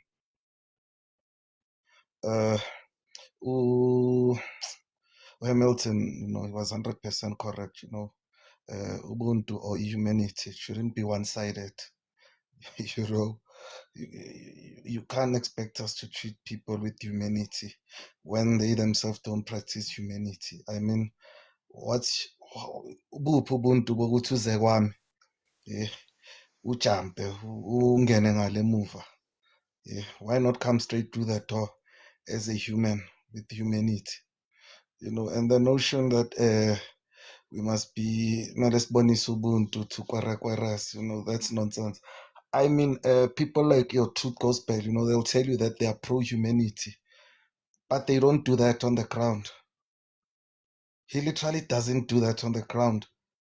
He doesn't find any fund or rather donate to any pro-African organizations. He doesn't go to AMA marches. When Siri does AMA march, he'll never go there. His humanity is just here online, not in real life. He doesn't even assist poor Zimbabwean children in his communities without shame. Labantwana banayicathulo uthi ngimthengele ithafisi. He doesn't do that. Just because you say you're pro-humanity doesn't mean you are pro-humanity. And again, when you go to the hospital, doctors, they don't get paid with humanity or Ubuntu. They don't. Every month and akunabo hayi siyabonga bodokotela shame anisebenzile. No, it doesn't work like that. Money funds healthcare in South Africa. We shouldn't be just Father Christmas. And shout out to those patriots who were in Durban. Yeah, that was very good and very beautiful to watch. Unlike Gospel Truth coming here to say that you love your country, you actually also love your country on the ground, not just on social medias. Shout out to those who fund our movements. Guys, we really appreciate that. Yeah, me too, me included. That's the point I'm trying to get to as well. That I don't just say that I come here online and say, yeah, I'm a patriot, yeah, I love South Africa, blah blah blah blah, and sit back and continue with my life. I do go on the ground. I do support, together with many other patriots here. Some of them they fund, you know. Unlike True Gospel comes and tells you that he's pro-humanity, but it doesn't practice that in real life or on the ground. So yeah, let me pack it there. Thank you, host. Okay, Gospel, you can respond, and then Social will come back for his extra No, 1 minute. no, thank you, host. Yeah, it's funny. Soso speaks like he knows me. You know, it's like he knows my whereabouts, what I do for a living, and how I move around. You know, but you know, I feel like it's a fallacy from your side, when also to limit humanity to donations and protests, as much as that also is are factors of humanity, but humanity is broad and it's not limited to only those things that you have mentioned. Thank you, Gospel. It's also your last minute. Okay, yeah, thank you. What do you do? What do you do? You can open your mic and let's share this 1 minute. Yeah, you know that I don't answer personal Let's get questions. now. Let's cut your hand, but let's just. Yeah, Oh, I yeah, do no, 1, 2, yeah, 3. it's a personal question. I won't answer that. How is that a personal question? I don't have to tell Do strangers you what I find? do. What do you do, bruh? What do I you don't have do? to tell strangers what I do. No, it's not because you don't have to tell strangers, because you literally don't do anything. You know, you literally don't do anything. You get online, babble, come here, parade yourself as you love humanity. You know, guys, we must stop this thing of coming here and acting. You know, can't come here and act. You must do. We are not actors here. We are real humans who live in real life. So we must stop coming here and acting, you know, trying to act good. Oh, man, I'm pro humanity. But on the ground, you're not doing anything for humanity. You're only pro humanity online. That's nonsense. Thank you, host. Thank you so much, Soso. Guys, can we please tap to 60K just to keep the live going? We're doing consistently well. So let's please tap to 60K, please. T-Pain, do you want your full 4 minutes now or 3 minutes first? Let's start with 3 minutes. It's going to depend on how we answer. So let's start with 3 minutes. Thank you. ZAR, I'm glad you could Please make it. just tap, guys, tap. Yeah, Power thank tap. you, host. Yeah, ZAR, it's a good thing you made it to the debate and well done. Gospel, I'm glad you could make it. It's sad you couldn't make it. We're gonna start here. You know, it's painful to try and use the Bible as a weapon against South Africans. That's where I'm gonna start with my statement. It's painful to try and use the Bible as a weapon against South Africans, and yet still you fail to use the same Bible to correctly, actually. The reason why even in the Bible you have nations like Egypt, Israel, it is specific. The reason why Moses had to go and take the children of Israel out of Egypt is because they were foreigners in a foreign land, which is what South Africa is saying. We are the Moses of Africa. We are saying, leave this land and go and find your promised land, which is your own land, and fix that land. Guys, we do not know Bible. We use Bible and we do not know Bible.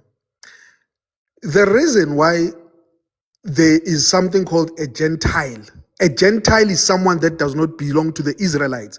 It simply means lekwere. It means kwere. And then we have people here that will come and try and use the Bible to defend that. So I'm going to start by saying this.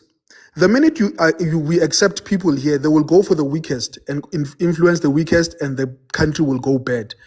And I will use the Bible to clear that up. When Adam, the stronger one, the one that belonged there, the head, was sleeping, the weaker one, which was Eve, spoke to a foreign object, which was a snake, and it influenced him. And what happened? We are in this shit that we are in. So my question to Gospel, what is a Gentile according to him? He must explain the word Gentile and he must explain the word foreigner. And I'm going to pose the same question that was posed to him. ZAR, do you pay tax? And what is tax? Can you answer on this before I get to my other minute, ZAR? Sorry, ZAR. Gospel, sorry. Gospel. Yeah, a Gentile is someone who's not a Jew. Okay, which means it's what? It's a kwere to the Jews, right? Not really. What is it? Yeah, as I said, it's someone who's not a Jew. It's a Not being a Jew, it's what? It's a kwere to the Jews. You are a kwere if you are not a Jew. I wouldn't say that. What would you say? It's what I said it is. You know, Okay. Do you pay tax? no, I do pay tax, yes. What is tax? I mean, tax is the amount of money the government takes, yeah, to manage the country from Mfana citizens. wam, boy, awusebenzi, you don't have a pay slip, you do not know tax. You are talking about VAT, which has nothing to do with what you're talking about. South Africans are surviving on tax, pay as you earn. Do you know those terms, Bafanas? So, Bafanas, I also want to say this. I think Kaiser said it with my last 30 minutes, 30 seconds. You do not know what is Ubuntu. Ubuntu is making sure that your neighbor is doing very well. Your neighbor is where they are comfortable. So when South Africans say that go to your country, you are showing them Ubuntu because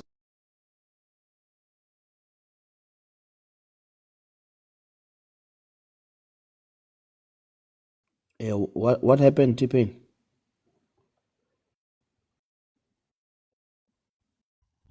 I have no idea what happened. His Just hold on, mic is just hold on, above. Zaipas, just wait 1 second. I can't even unmute his mic. It doesn't appear as an option. No, Maybe his he's on a mic is call. open. Oh, it appears Yeah. unmute. It appears mute on the screen, but when I click on it to send him the mic, I don't get the option to do that. Right, T-Pain, I'm gonna drop you, bro, because you were nearly finished 20 seconds. But please feel free to come back. Don't go out. Request again. There aren't a lot of requests at the moment.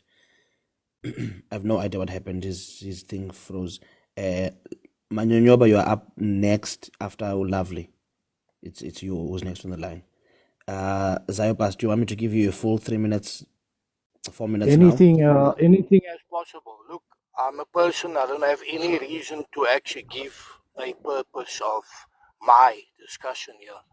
The only point that I came across here is with the point of you attacking gospel in a spiritual side and pertaining to his reason. So, okay, first of all, Ubuntu, according to the Constitution, there's a specific. Can you please pause? Mute your mic. Okay, right. First of all, the Constitution clearly emphasized the word human dignity, equality, and freedom. And this is something that doesn't come across as if though there is equality. Now, I'm going to go to this point. What if my daughter was an African, heritage African, which is most probably from the, I'm going to come to this now, but now I've got a son-in-law that's most probably a Nigerian or a Zimbabwean, because assume that these two countries has a problem in South Africa, apparently. How do I define as a grandfather that child? As in query, because a lot of people now says in query. According to my daughter, according to my tradition, that child is now a foreigner because of the father. Yet, if it was my son with a foreign daughter, what will you define that? Now, this is where I'm coming to the spiritual side.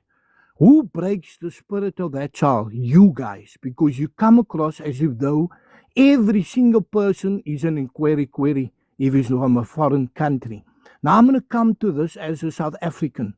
Now, it might be saying that I'm a colored, I'm a mixed race, I can be told anything. But I'm going to tell you one thing.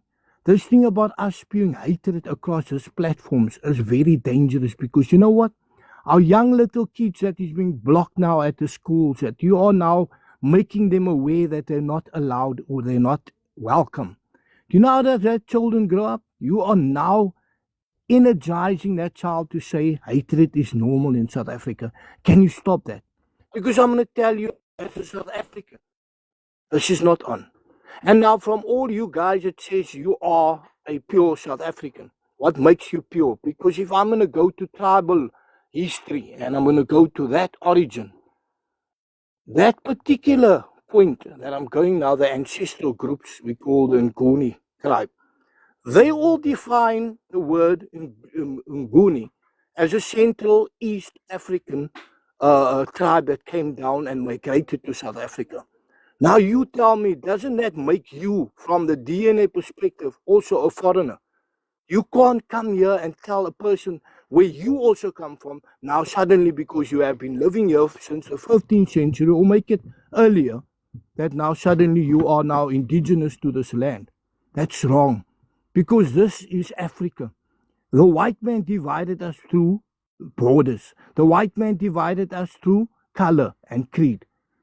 You are just spewing hatred because you want this thing to just go as if though hatred is normal. Young little children is getting affected now. I just said that. How are you going to tell me as a grandfather of one of my children, even if it's my daughter's child or my son's child, are you going to tell my grandchildren that they are in query because they got a foreign father or foreign mother? That is one question. I'm going to pause you now. I want somebody to answer me, please, because I'm not going to use up all my minutes. I want to get your answer to this. So I need somebody to answer. If that hatred is in your heart, how are you going to define my child as an query or my grandchildren? I want to answer to this. Any of you. As Yeah, I don't know if you've noticed, but you have actually exhausted your time. You've got 12 seconds left. No. I've got time here. I've got still 7 minutes, 7 seconds. Right? Give me that 7 seconds so I can answer that. Don't let my minutes run up. Give me an answer. Any person. Yes, ZAR is going to answer you, but what I'm saying to you is that you have exhausted your time, so you can't have extra time.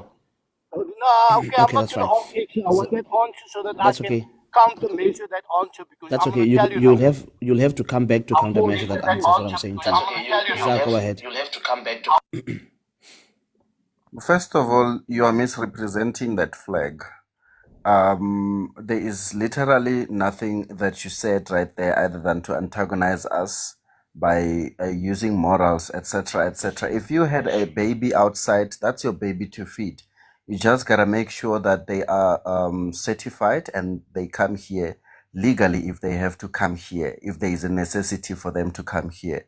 I'm not going to dictate what you do with your kid or your son-in-law, but your son-in-law, actually, you should encourage them to build a house for your child in Nigeria if they're Nigerian. Since your child chose to get married in Nigeria, that means she wants to join the Nigerian tribe. So take them there and stop misrepresenting that flag. Thank you. Yeah, thank you so much. Lovely. You keep requesting, and you've been requesting for a while, but every time I try to accept you, you don't come up. I have no idea whether it's your connection or something. And then I send you an invite, and then you don't accept it. But Lovely, if your request is there, I'll prioritize you until you get up. I just don't know what's happening, just in case you're wondering. Guys, can we please keep tapping until I said 60K, we're nearly at 60K. Let's go to 100K, might as well. And please keep pressing F1. We're now at like 8. I don't know whether maybe it's these cows on the screen or something, but there's something happening. I don't even know how to remove these cows. I don't know how to change these things. I have no idea. I don't know, guys. I'm still learning this thing. But yeah, let's keep tapping. Who's next? Dr. Zam. Do you want your full 4 minutes or 3 minutes first? I wouldn't mind having 3 minutes first, and probably maybe at the other minutes.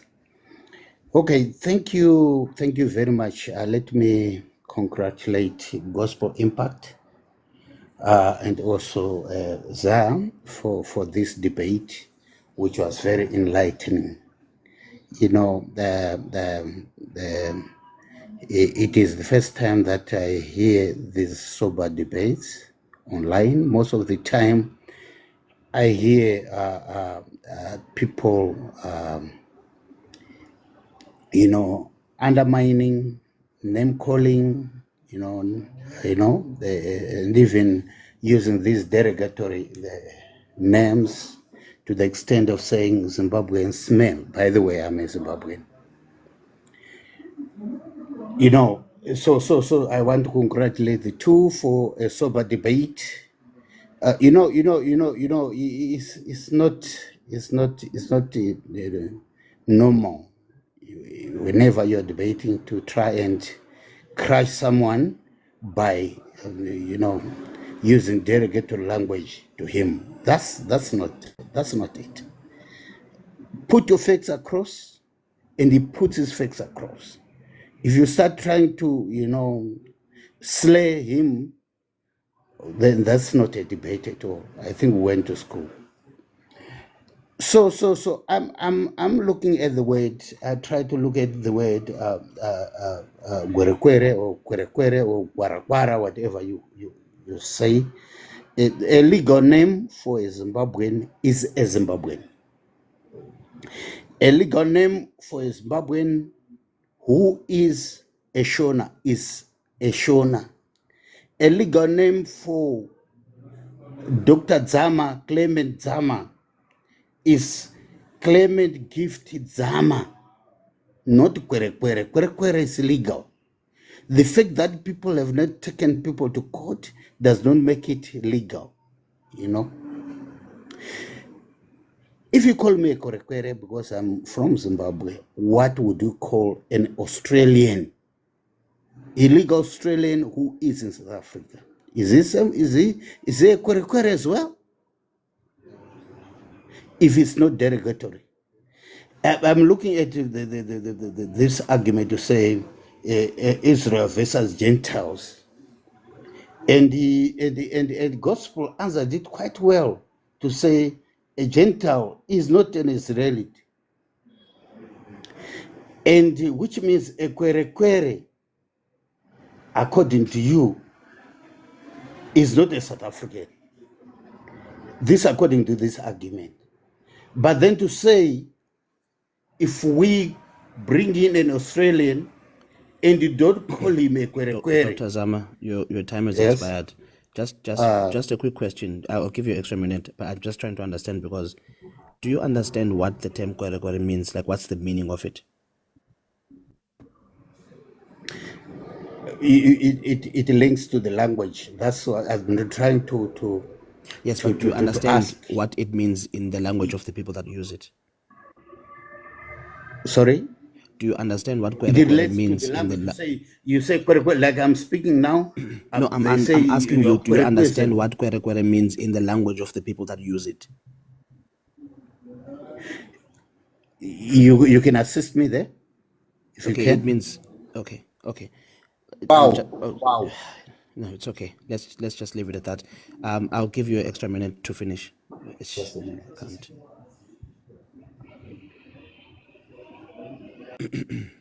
Your extra minute to finish. Oh, okay, he's gone.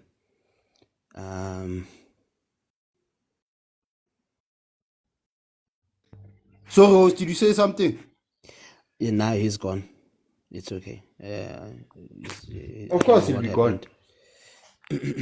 Yeah, I don't know what happened. He wasn't dropped. I was trying to give him his last minute, but he he just dropped. Yeah, but let's move on. Kaiser, you're next. Kaiser, it seems like you were just here just now. You back up at the top again. Kaiser, go ahead. Do you want your full 4 minutes now, or do you want 3 minutes first? Yeah, 3 minutes first. You know, what you just demonstrated is how people want their feelings to define language. You know, they can't even define this word. Not even a single one of them can define this word. I can define kefa, and I can provide the elements in the word which are derogatory. But you can't tell us that a word is derogatory when it hasn't been defined. You can't even define it. That's inherently irrational, because you can't arrive at a conclusion without a reason, right? You have to explain to us which elements of the word make the word derogatory. You have to define it first, then explain the elements within that definition which make it derogatory. That is reasoning. Don't come here with your feelings and say your feelings are facts. No, Kwerekwere is a derogatory word and that's a fact. Why? Because you say so. You have to demonstrate. Anybody who is an intellectual or an academic will tell you the rules that you have to follow into arriving at a conclusion. You follow steps of logic, you know. And I like the fact that they heard Mandela talking about Zimbabweans, you know. If another South African would have said that, it would be called xenophobic. I mean, we would troll Zimbabweans about their armpits and all that. He is trolling Zimbabweans about tendencies related to noise and all that, to say, no, that's only done in Zimbabwe. We don't like noise in South Africa. He's not xenophobic because why? You can't call us xenophobic. Also, Mandela was a nationalist, bruh. When he thanked these Africans, he didn't say, come here to my country so that I can thank you properly. He visited them in their own countries. If you followed Mandela very closely, there's an interview between him and Ted Koppel where America was asking if there's anything they could do to intervene in South Africa. He actually refused to even answer a question he was asked by an Afrikaner. He said, that is our own business, we will handle it in our own country. This demonstrates how jealously protective he was of the sovereignty of South Africa. And if you say these people were Lokunja, what do you call it, Pan-Africanists, then why did they create migration laws to begin with? Why do these laws exist? Because these laws wouldn't exist if indeed the vision of these people was to open South Africa to every other African. Now it's quite evident also, Soso demonstrated something basic, faith without works. This boy doesn't even know the Bible. We have demonstrated that several times. You can't blackmail people using a document that you don't even know. You don't even have the most basic knowledge of the Bible. And you are going to make false claims insinuating that you do something. You do nothing and you know it, just be honest. And you do not have Ubuntu. I know, please, okay, you can give me my 59 seconds after. Okay, no problem. Just to clarify, guys, the guy from Nigeria was not dropped, from Zimbabwe, was not dropped by any of the moderators. Moderators are not allowed to mute or drop anyone. I've asked a couple of them to assist with bringing people up because I'm kind regarding whatever it's called. But the integrity of this platform still is firmly on the fact that nobody's going to get muted or dropped. You will state your case and you'll stand your ground. You're in the arena. Okay. Kaiser, do you want a response from Gospel first before you respond? Were you 1 minute? To listen to disingenuity. Okay, 1 minute I now should then. have said you should give me my 1 minute in full. So secondly, they talk about xenophobic attacks. There's no such a term in law as a xenophobic attack. Murder is murder, right? There's nobody who stood in the box and was found to have unalived a person because xenophobia means you unalive them just because they were a foreigner. There's nowhere where such a case can be demonstrated in merit. They are just generalizing from an article that they wrote here that is xenophobic. Look for that term. In any law in South Africa, it doesn't exist, a xenophobic attack. It doesn't exist. It's like the phrase state capture. It's not a legal term. So don't tell us that people were found guilty of a law that doesn't exist. They were found guilty of xenophobic attack. Where? They were found guilty of murder. And that's it. There's no such thing as a xenophobic attack in law. Stop making up definitions and making up laws. Thank you so much, Kaiser. Zayo Basting, you were not dropped. Your time had expired, and I drop everyone after they speak because I need to make space for other people. I've just dropped Kaiser now. He's not crying or complaining. So when your time expires, I have to drop you, unfortunately. Ukolo. Sorry, Ukolo, before you come in. Gospel, do you want to respond? Yes, I just wanted to say that as it is today, the term kwere is used as a derogatory term against foreign nationals in South Africa. And also, if you have a people who are There's uncomfortable, no such word called derogatory. It's either derogatory or something Ukolo, that's allow him to finish, Ukolo, without interjecting or cross-talking, please. Go ahead, Gospel. yeah. So, and also, if you have a people who are uncomfortable with being called kwere, why insist on calling them that? Thank you, host. Thank you so much. Ukolo, go ahead. I think the young There man. is something, host, with you. It's Yes. my turn to Hold on, speak, Sam. Ukolo. I think that Uxolo must be penalized because even when I was debating, he was doing the exact same thing. It seems like Uxolo is not, it doesn't It's follow okay, the Sam. rules. It's And okay, all Sam. the time. I reprimanded him, Sam. I need you to penalize him because now it's consistent. It's done deliberately. I reprimanded him, Sam, Oscar, and he took heed. I did Awesome. reprimand him and he took heed. And also, it's his second time on the panel. The first time he didn't do it. So I will allow him to continue. Ukolo, if you do that Okay. again, I'm going to Yes, yes, penalize you in the DMs. yes, yes, Your Honor.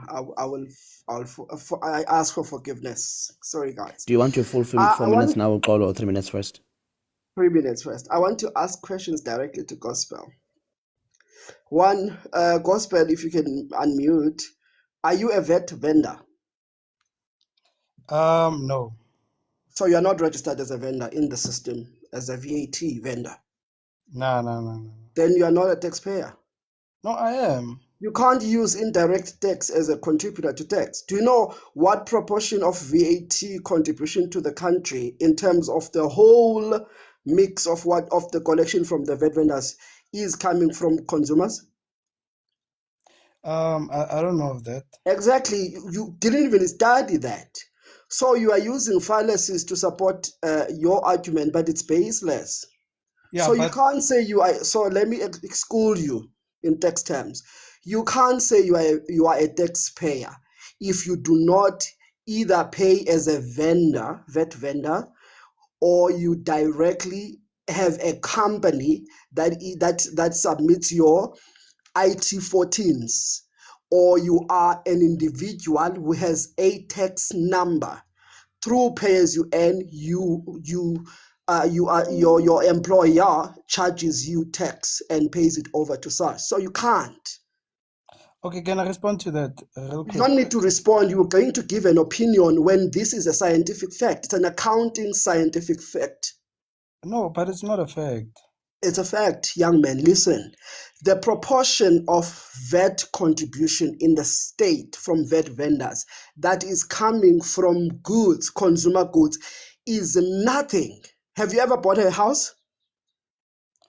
No, I've never bought a house. Have you ever bought a farm? No. Do you have investments? Not really. Okay, so please desist from saying you pay tax. No, I do pay You tax. don't. Come on, man. Okay, you do not. Scientifically, you do not. And that's what is critical with Pan-Africanists. They use rhetoric they conjure whenever they try to support this Pan-Africanism nonsense. And it doesn't make any sense. It's baseless. It's not scientific. You cannot, for buying consumer goods and say proportionally you are a taxpayer. You're not. It doesn't. Yeah, Even but in the VAT category. applies. I'm talking. Even in the category of taxes in the country, the VAT is termed indirect tax. So you are not even obliged. The obligation doesn't sit with you. It sits with the vendor, the vet vendor, to pay over to SARS. These are the things that we need to school the younger generation to understand. Basic concepts. You can respond? Okay, thank you. I'll respond by saying this very briefly. There are different types of taxes, and VAT is one of those forms of tax. And with every good that you buy in South Africa, South African registered businesses, there is a VAT that is applied. So with every good that I buy, for instance, at ShopRite, VAT is also applied. So I do pay tax in that form. So you can't say I don't pay tax. Okay, you just said with every good that you buy from ShopRite. I can and this is ignorance, guys, that we need to counter with these kids. Not every good that you buy from shops has VAT. We have zero rated goods. We have exempt goods. Specifically, what he's talking about, probably it's the groceries he buys every month.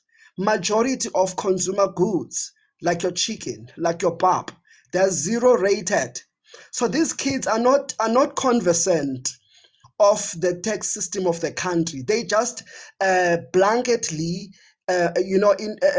put on a blanket definition of things based on what they hear in the streets. It's dangerous. So these kids think that for buying juice, Coca-Cola, they're paying tax when in fact most of the goods in consumer basket are tax exempt. Vegetables, for example, they are zero rated.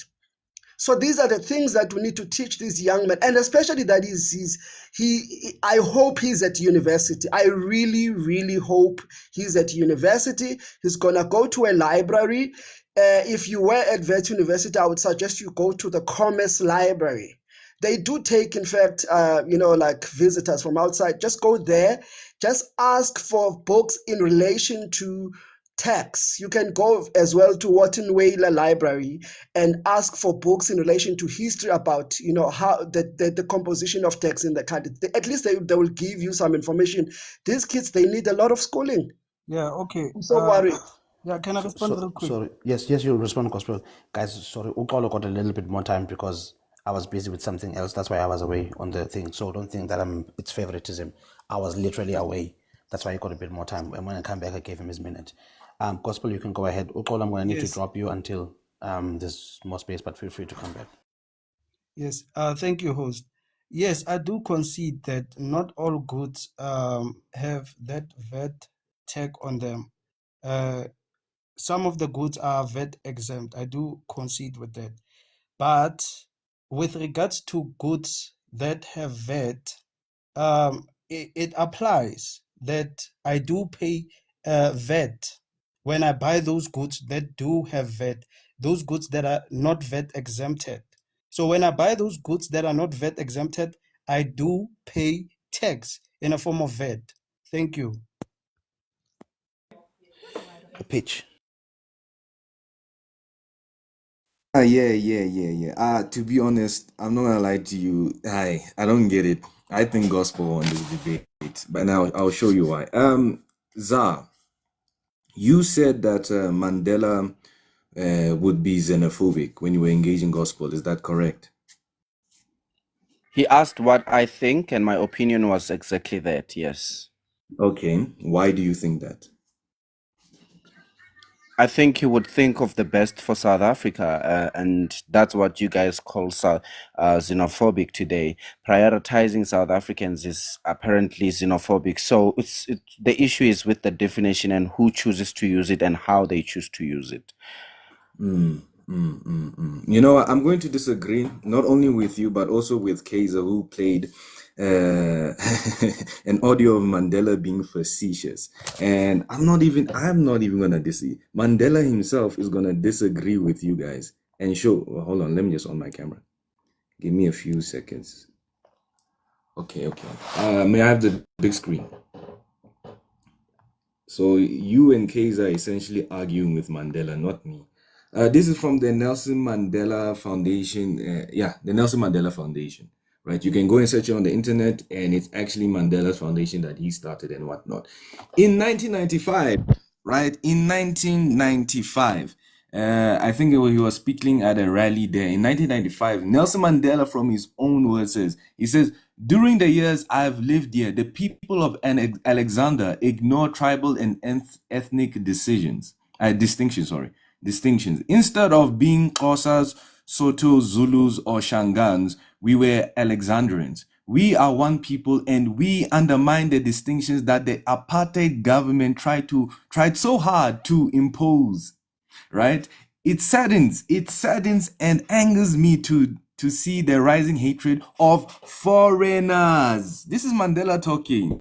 We had a legacy of unity and solidarity here. This great legacy has been undermined by recent attacks on foreigners from some who are naturalized citizens. We cannot blame other people. We cannot blame other people for our troubles. So Nelson Mandela himself, at the end of the day, would disagree hardly with your stances, Zar. So you cannot, and I repeat, wait, let me finish. You cannot, and I repeat, you cannot claim that Nelson Mandela would be a xenophobe like you, right? In fact, Nelson Mandela himself would condemn what you guys are doing here. I'm not saying you, but you and the entourage on that side of the political spectrum. You Yeah, yeah. Let me just say that. Let me just say that. I think Mandela has argued my point for me. So Am I you don't want responding? you don't want to use your 1 minute now? Okay. No, That's no. okay. I'll use my 1 minute. Wait. Kingfi, I'll use my 1 minute after you respond. After, that's fine. I just That's want fine. to. Yeah. Zah, you can go ahead. Yeah. Yeah, as I said in the beginning, that was a opinion asked from me. I didn't say it's a fact. I think the recording on YouTube will clearly specify that, to prove that I didn't say it's a fact. It's an opinion, and quite frankly, I still hold the very same opinion that Mandela would have no choice but to be xenophobic, because according to the definition that is used of xenophobia today, is that it's prioritizing South Africans' needs first. Thank you. Okay, may I have my 1 minute? I'm gonna Yes, go disagree ahead. hardly with that because even Uxolo and Kaiser and you were remixing the definitions here. But I won't get to the derogatory term. I want to stick on the Mandela thing. The fact of the matter is, from Mandela, his words himself, he would have condemned what you're saying. You cannot hold that opinion. Even if it was an opinion, it means that now you have to concede that you're wrong, because even if you didn't know or you're ignorant to the fact that Mandela himself condemned what you are preaching and you assumed he was in favor of you, now that I've shown you irrefutable truth, which anyone here can go and search for themselves, right? I've shown you irrefutable truth. You have no choice other than to concede on that fact. In fact, with that being said, it means that gospel himself has won the debate, because Nelson Mandela would have taken the stance of gospel. It then means that Nelson Mandela applied the law with humanity. So thank you very much.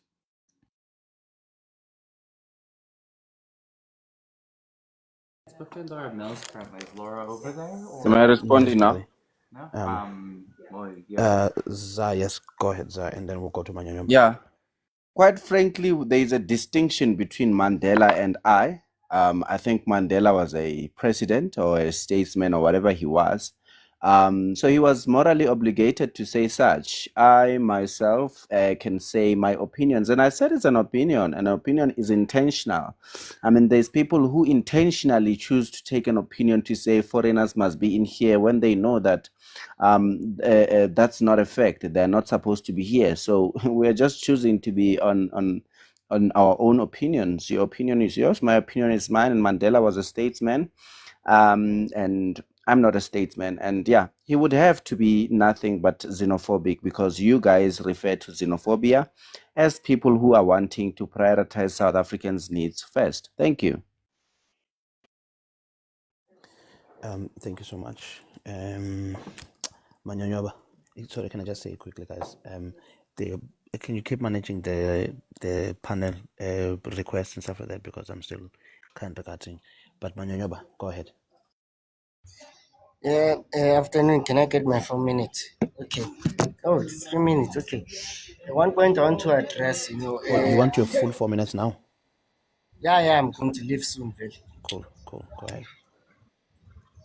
Okay, one fact I want to one thing I just want to address, as a Christian, there's this true gospel speaking about applying the law in terms of humanity. But let's look at the Old Testament. When it comes to the law of Moses, what happens when someone within that nation of the children of Israel is not real? When they work on a Sabbath day, what happens to them? They get the harshest punishment.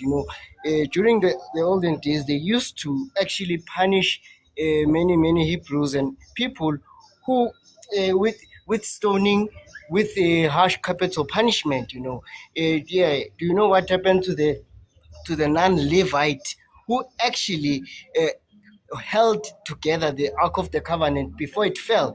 That person actually was struck down because only a Levite priest can actually touch the Ark of the Covenant, where the presence of God could actually reside upon.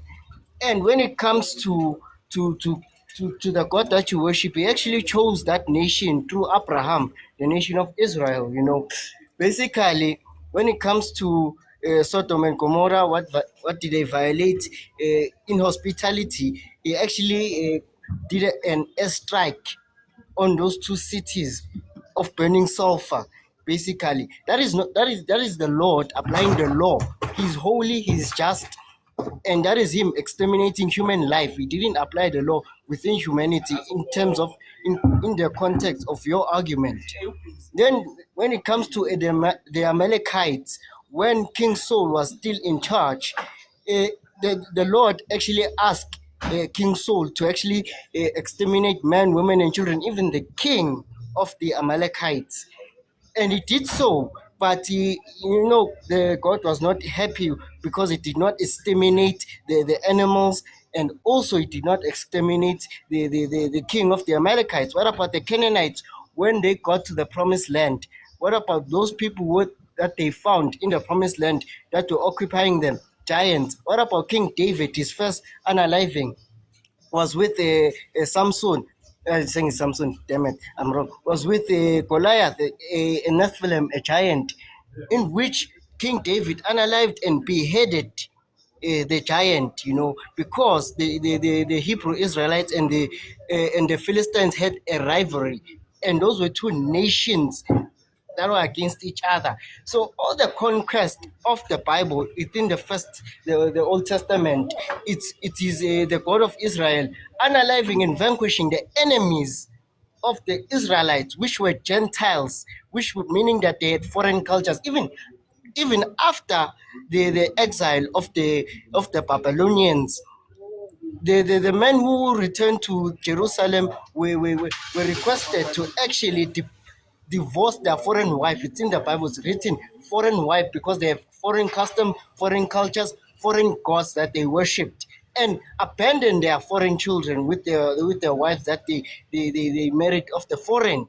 See, God is a xenophobe, the creator of the universe that you worship so much in the Sundays and you let people read the Bible is a xenophobe. He chose one nation, the other nations that they worship other cultures and all of that.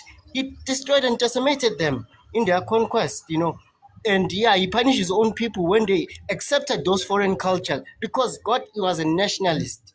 Let's be honest. Then it comes to Namibia. Oh shit, my time is going. But yeah, with Namibia, Namibia was part of South Africa because of the punishment of the Weimar Republic and Germans losing the First Great War. But in 1990, Namibia decided to draw an imaginary line separating South Africa from the Northern Cape, and Namibia having its own sovereign state. So Namibians were South Africans. But they chose to actually have their own sovereignty, rendering me, a South African, to be a foreigner in Namibia.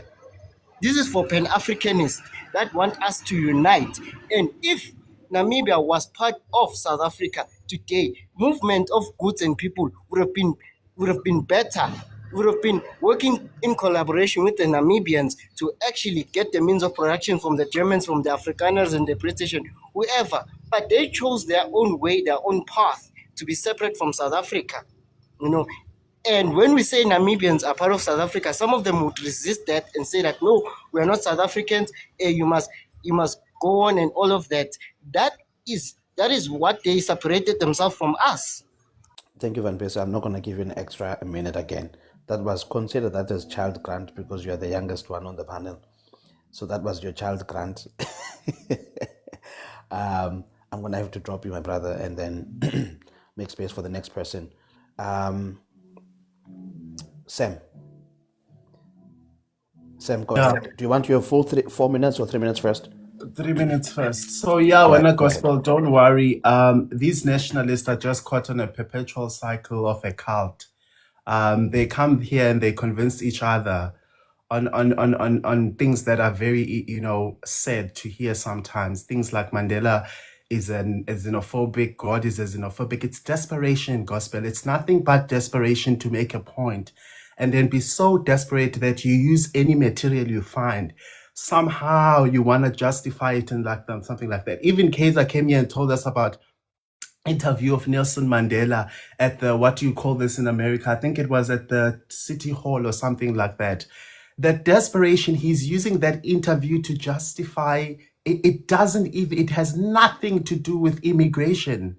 It's talking about economy, whether Mandela would expropriate stuff and like that. That interview really, guys, the desperation is too much when I gospel. It's really crazy. At this point, I'm sad on behalf of these people. They really are thinking, ZAR is gone. Crazy. But anyways, I would have wanted to ask ZAR some questions, so I don't know why. I don't know what I'm gonna do right now. But I think that it's true that humanity prevails after all. And when we look at the Constitutional Court and how the Constitutional Court has interpreted law, and sometimes it really gives credence to your argument when a gospel.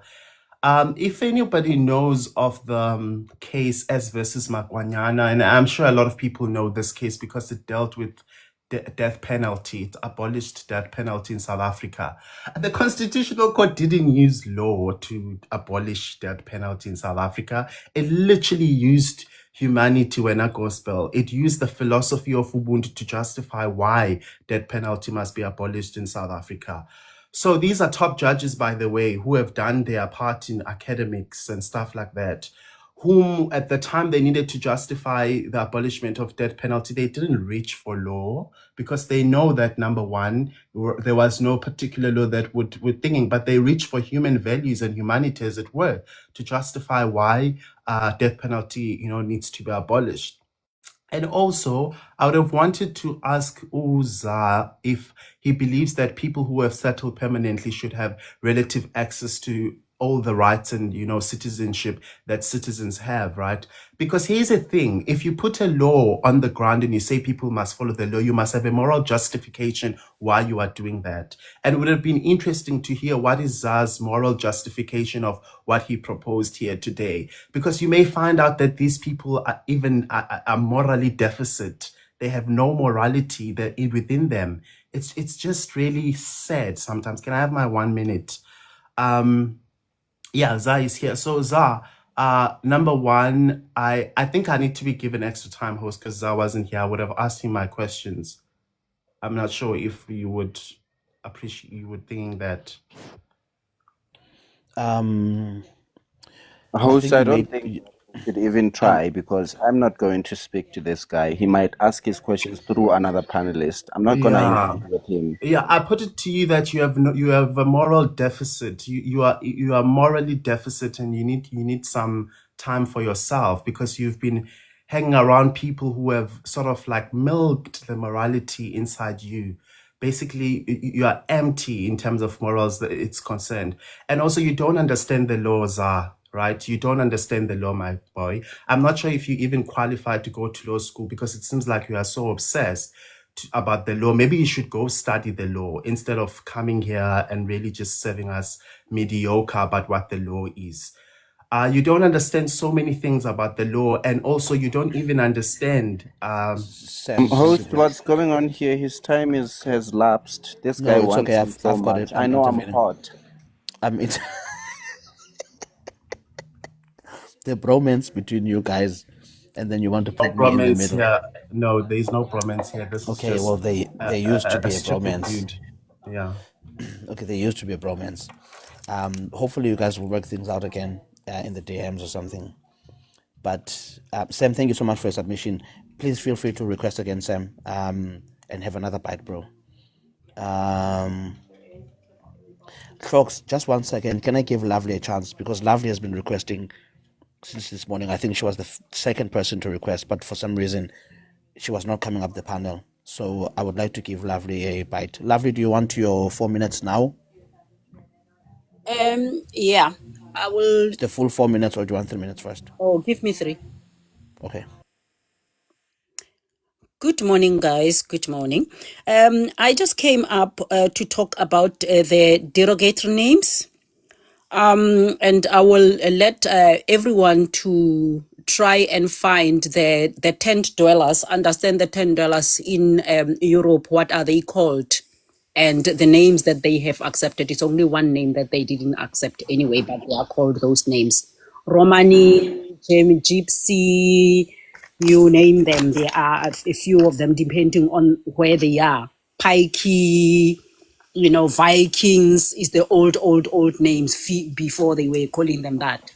And I want to ask Gospel, do you know a robot?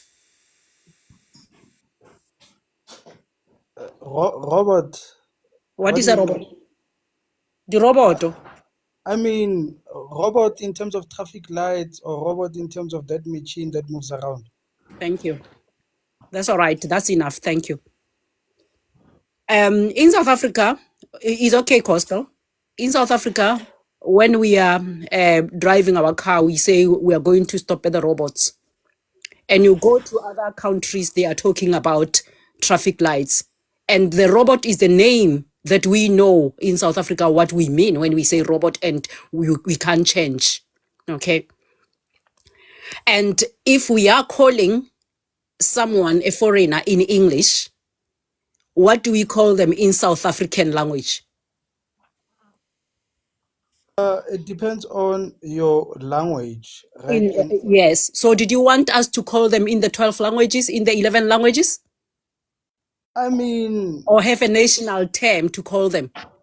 no, I would rather have you call them in the language that is accepted by everyone. Yes, the language that is accepted by everyone is the Kwere, or the synonym thereof is the Grigamba. And let No, me tell you, but yes, it's okay. That's enough. I'm going to tell you where those names are coming from. Okay, Grigamba Griman, because I'm a Tswana, we call them Magirimani. Kirimani is a region which is a region in Kilimanjaro, where the Kilimanjaro mountain is. That region in Tanzania, the region of Moshi. Kaiser, you are on the panel. Thank you. That area is called Kirimani. So they are saying we are Kirimani, we are from Kirimani. And remember that people were going to Tanzania. Majorly, that's where they went to Tanzania. You can add my minute. Majorly, that's where they went into Tanzania for refugee. So they know the Kirimani people. And we come and say there is a word Kwere. Kwere or Kwele or Ngwele is the people, the language that is spoken of is in Morogoro or Dodoma region that is still in Tanzania. A group of the Bagamoyo, if I'm calling it as a Tswana, I will say is Bagamoyo, which is on the Chaluzi district and the Kisimani district and Kisaro district, and I think it's Puini. I think it was Puini or Pwani region in the coastal areas of Tanzania. That place is called Kwere or Kwele. That's where Kwere is coming from. And again, even in Nigeria, that one I learned it not very long, that there is a place called Ikwere. Host, I have to respond. Host, I have to respond. Yes, you will respond. Don't worry. Thank you so much, Lovely. Your time has expired. I know you are not finished, but your time has expired, unfortunately. You can have a second bite again. And I think it's called Powani because Powa is Swahili. So it's probably called Powani. Gospel, go ahead. Yes. So what I wanted to say is that did you take time to find out if that term is suitable with the people who you are using it against? Because if foreign nationals will tell you that they don't appreciate being called kwere, why do you want to insist calling them that? Because even you, for example, like as with anybody here on this panel, I'll make example, King Kafifi. If I will call you an idiot, and then I keep calling you, and you tell me that you don't like me calling you an idiot, why should I carry on or insist calling you that? You know? So come on, guys. Come on. So are you asking me that question to answer or just an example? It was because I'm not supposed. example. It was Okay, example. okay, I'm not supposed to be answering questions. Well, I can, but yeah. Clocks. Do you want your full 4 minutes or your 3 minutes first and 1 minute later?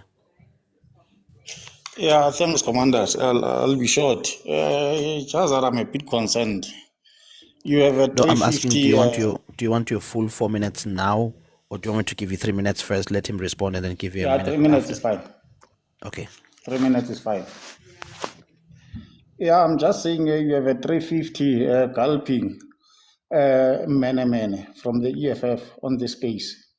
Now he's a moralist today for some reason. What space is abo nabo pitch black live yabo. He was saying he hates Totolas because they are fools and they are full of hate. This gospel during the week, he can debunk if he wants, but I also have the screenshot of that. And now I'm surprised to see you in some of these lives. You spend more time thinking a 350 beneficiary like you will come and convince us otherwise in terms of teaching us how we should or should not behave. I mean, isn't it ironic that we live in a world where someone who's being patriotic is being criticized best because apparently the rights of a powder seller from Nigeria are more important. They are human. They have to be respected. Now they're even emboldened to tell us that Mrs. Zulu is xenophobic and South Africans this and that KZN is for all Africans, it's not for everyone else. But we don't hear those things. I always make a simple example, Gospel, that Pan-Africanists like you, why are you not fighting African countries to remove the immigration laws, to remove refugee camps? Who's in those refugee camps most of the time? It's the very same Africans who are fleeing. And I like the conversation of God because God has blessed the whole continent with resources.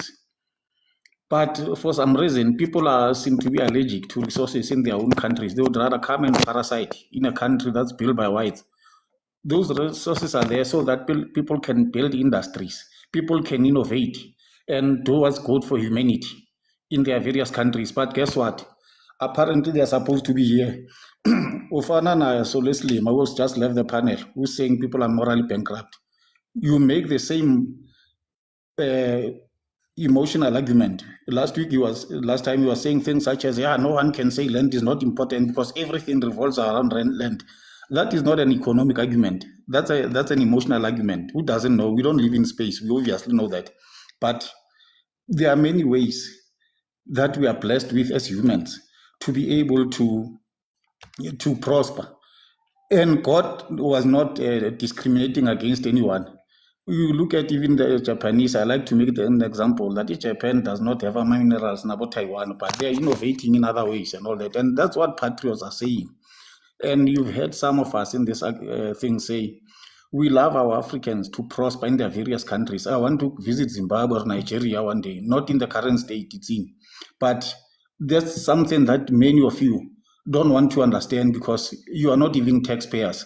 That's a problem. Go and read what is a taxable person according to Ireland. And Ukolo was right. You are not registered as a VAT vendor, and therefore indirect tax, no muntu obhema isigarete nensango nayo ubhadala tax according to what you are saying, and which is fine. I don't have a problem with that. Indirect tax, it's some form of activity tax now, but now that's what you don't want to understand, that Africans are not paraplegics. They are not disabled. They are capable of transforming their resources into something else. They are capable of building up platforms or transforming their economies. Now, that's exactly what patriots are saying. But guess what? No, you don't want to hear that because now we are fools. We are Tutula fools. As you were saying in that live, Nabo Pitch Blackburn, with that space are those EFF guys. And we constantly have to tolerate that. Today you are coming and preaching, if someone doesn't like a certain name, you don't this and that. Did you ever say to you, we like being called Tutula fools and idiots? No, we never said that. And you go and say that. In that I am man, unfortunately. That's why the countries in the state that we are in, where Nigerians are saying we are useless as South African men because they see men like you in South Africa. But anyway, my time is up. Thanks. Yeah, thank you so much. I'm multitasking, guys. So can the mods please assist with like accepting requests, dropping people, allocating times, etc., etc. Just for today, just don't drop people before they speak or when they're speaking, or don't mute anyone who's speaking. Allow them to speak, and then after you can drop them. If I can speak and when I can assist, I'll assist as well. I am here, but I'm also Hey, I've been doing things on the here for a side. while. Yes, you're next, Bulldog. You're next in line. I've been here for a while. Is Yes, it? you're next in line, Bulldog. Thank you so much, Butlocks. Bulldog, do you want your 3 minutes now or 4 minutes in full? No, I want 4 minutes in full. I want to make it quick. Okay, just before you Then I'll go come ahead, back later. Gospel, do you have somewhere to go to, bro? Because you were asking if you were done. No. They can bring all the questions. I'll wait. It's fine. Okay, no problem. But if you do have somewhere that you need to run to, just let me know. But yeah, stay as much as you can. Can we please keep tapping, guys, to 100K? I would really appreciate it. Let's tap to 100K. We've had about 9 appeals to do, and we've won 8 of them and lost 1. So we're doing well. Please tap, guys, and share the live and F1 just to protect the live. Bulldog, go ahead.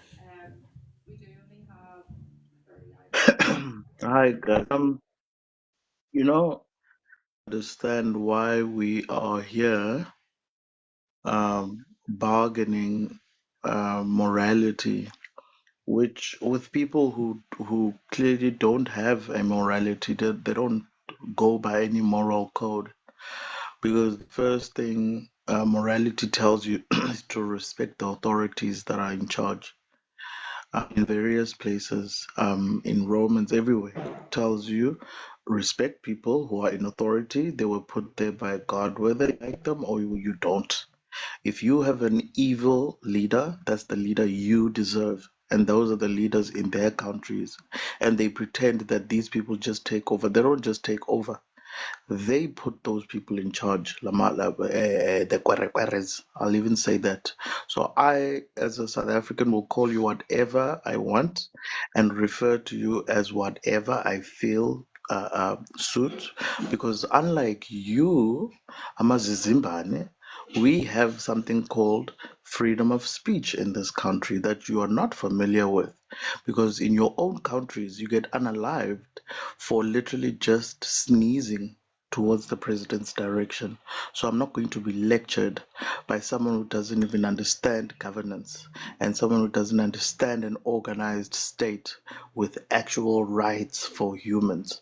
Another thing is that the second thing is that these people, you are debating morality with someone who illegally came to your country, forged documents and all of that. When there's no war in their country, they illegally forged documents in order to somehow gain access to our country. And then over and above that, after the crimes and the unalivings they perpetrate on our citizens, they then go ahead and scam our um, welfare fund and are proud of that. And they do it illegally, yet they want to tell you about morality.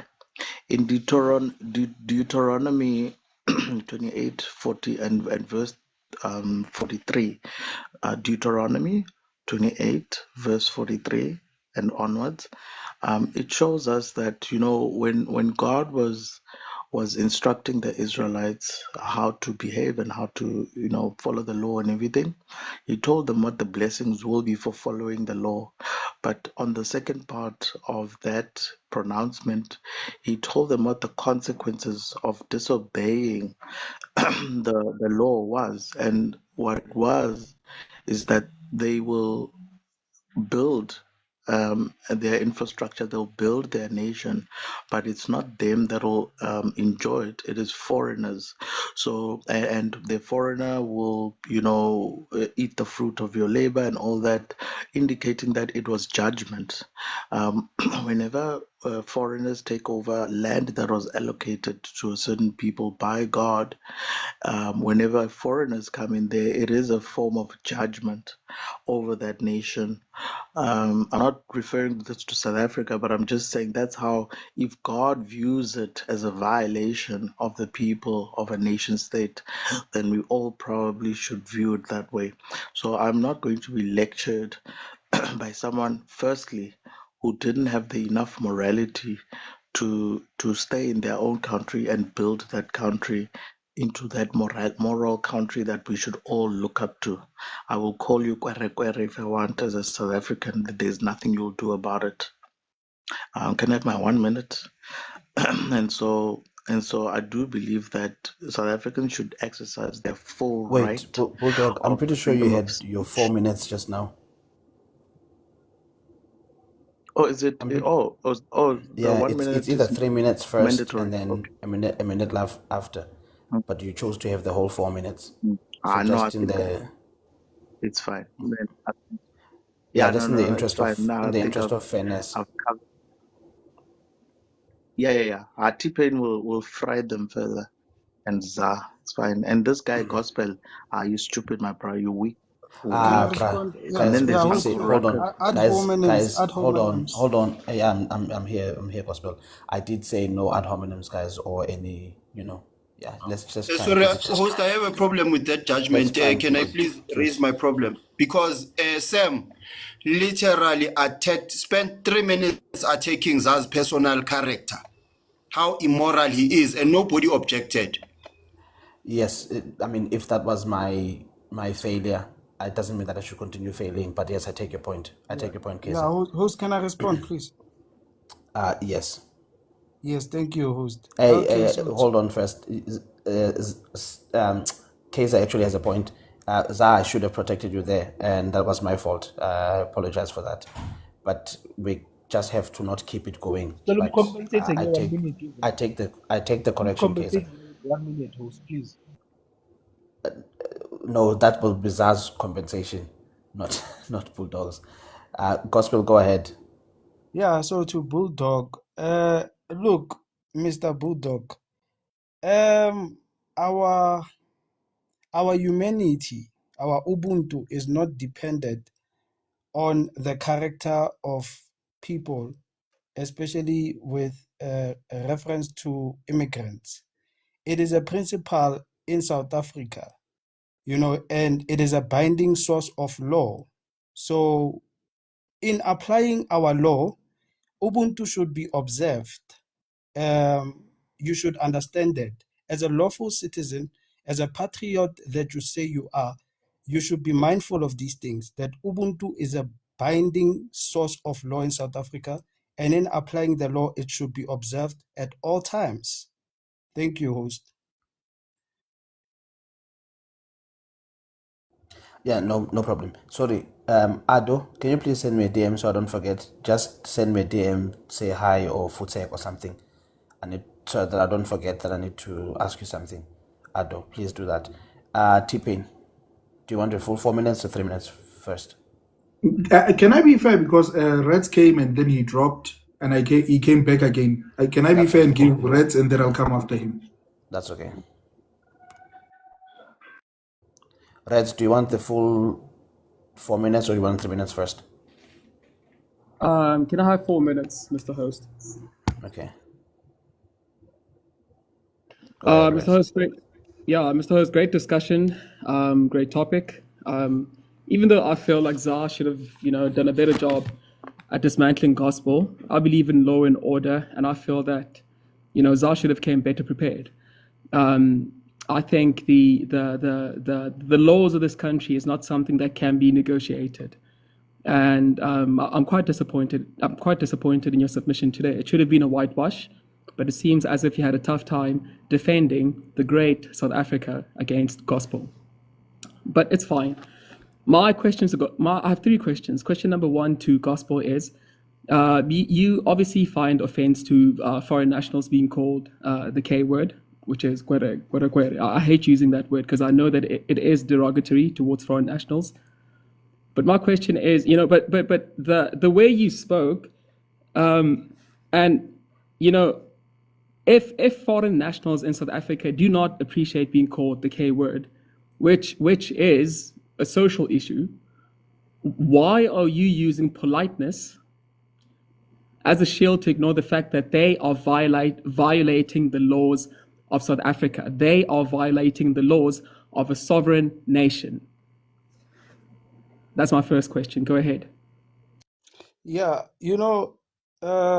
it's not about being using polite or anything. It's about respect for humanity, Yeah, more than anything for me, it's about respect for humanity. I feel like people should not be treated as if they are nobodies, regardless of their immigration status, Yeah. Okay, cool. I think you know, it goes back to you saying that we must have Ubuntu and the law must practice Ubuntu. And you further said that Ubuntu is about I am because we are. I think that's what you said. But if these individuals fled their own countries to come here to South Africa, at what point do we as South African citizens ask ourselves, Uguti, why are these people not practicing Ubuntu that you speak about in their own countries, right? Why must the South African law carry the burden of people who chose to run away from their own social conditions? At what point, I mean, at what point are they going to take our Ubuntu and implement it in their own countries, Mr. Gospel? Yeah, Reds, South Africa has a problem of enforcement of the law, So if our law was enforced, me and you, we wouldn't be here having this conversation. So what needs to happen is to enforce the law, in South Africa.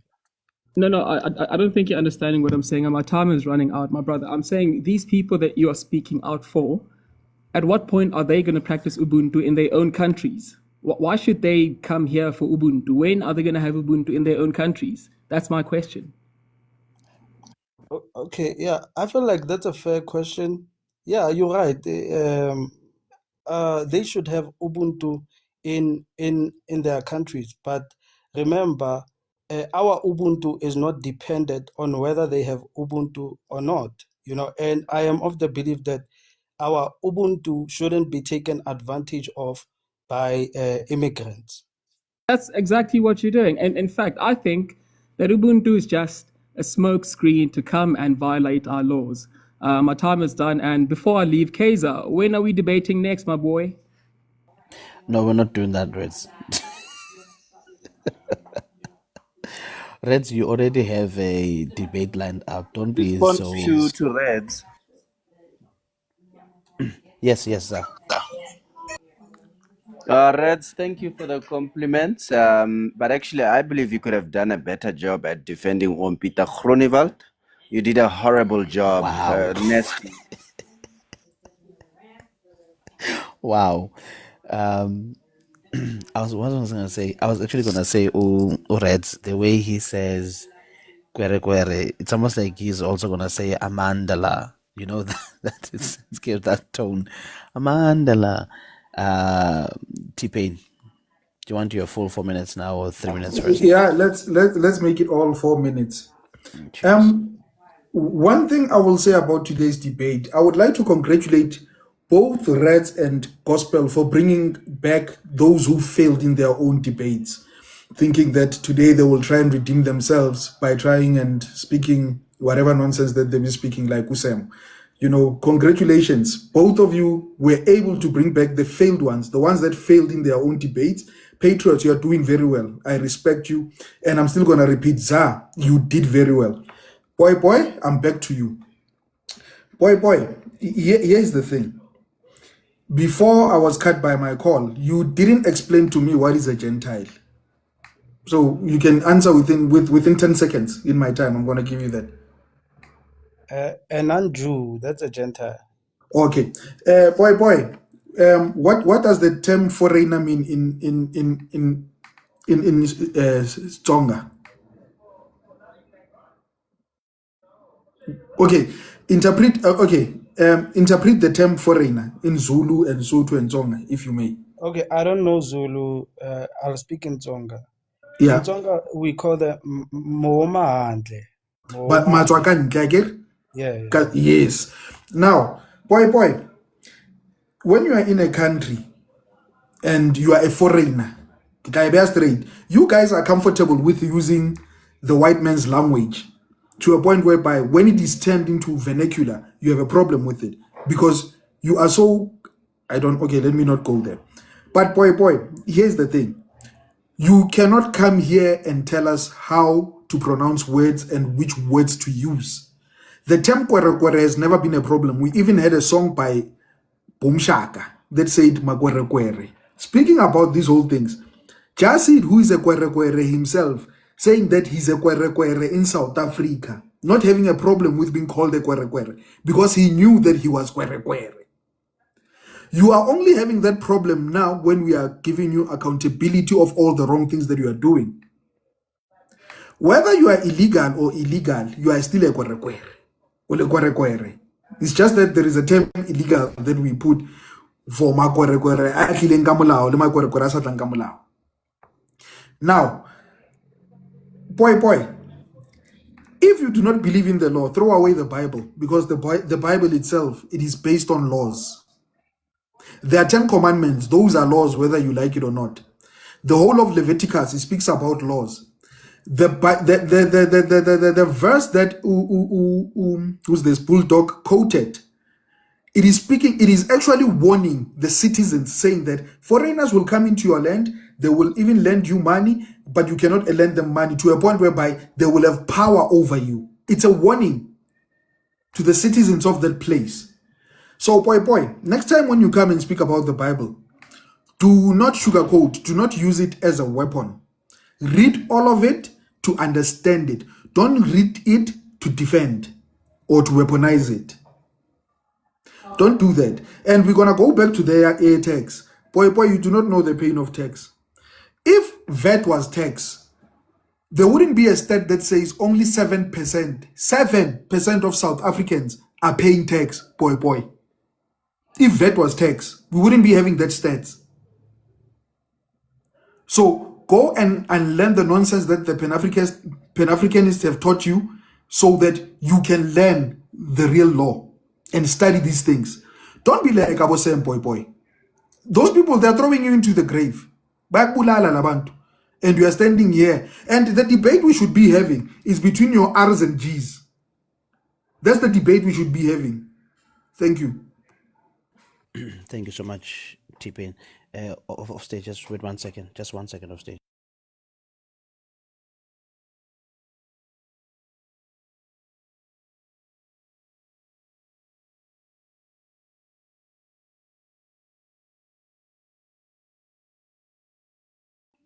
Okay. You can go ahead. Do you want your 4 minutes now or 3 minutes first? Just give me 3. It's okay. Go ahead. Okay, thank you. Greetings, everybody. Gospel, help me here. Can a white person have Ubuntu? Yeah. So Ubuntu is not a black thing. Everybody can have it. Yeah, for sure. So Ubuntu is a global phenomenon. Of course. So Ubuntu is only required from South Africans. Do Zimbabweans know how to display Ubuntu? I wouldn't speak for Zimbabweans. So who is safeguarding Ubuntu from the Zimbabwean side if you are speaking for them? I wouldn't know. So who wrote the standard of Ubuntu that Ubuntu needs to only show good and not have a defense mechanism next to it? I mean, Ubuntu is a South African concept. So Ubuntu is so a European can't have Ubuntu. Yeah, they can have it. Yeah. So, but it's a South African concept. Make up your mind, man. What is happening? The term Ubuntu came up with us, South Africans. So the practice ibuya kuphi ke? The practice, I feel like it's a global phenomenon. It's a global thing. So we decided to we decided to coin it as Ubuntu while it's a global phenomenon. Yeah. So what is the defense aspect of Ubuntu then? Is Ubuntu allowed to defend itself? Yeah, of course, we have the law. So Ubuntu can only defend itself based on the premise of the law. I believe so. Wow, interesting. So are you telling me that Zimbabweans don't have a full perspective of Ubuntu because of Ubuntu Babo permits them to undermine our law? So they don't have a full view of Ubuntu, right? You can say that.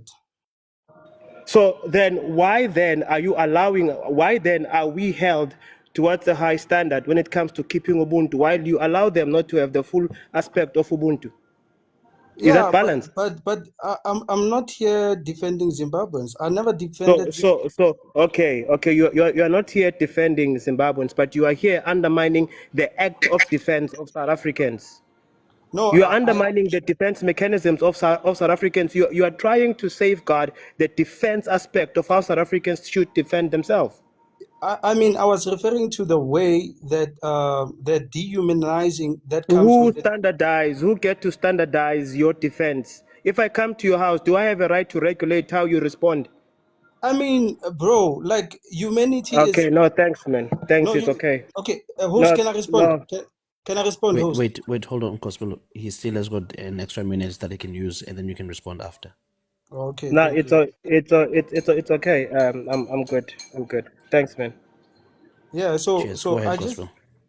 just wanted to say that humanity is something that is seen by all, and if we see an act of being lacking humanity, if we see an act of lacking humanity, we can call it out.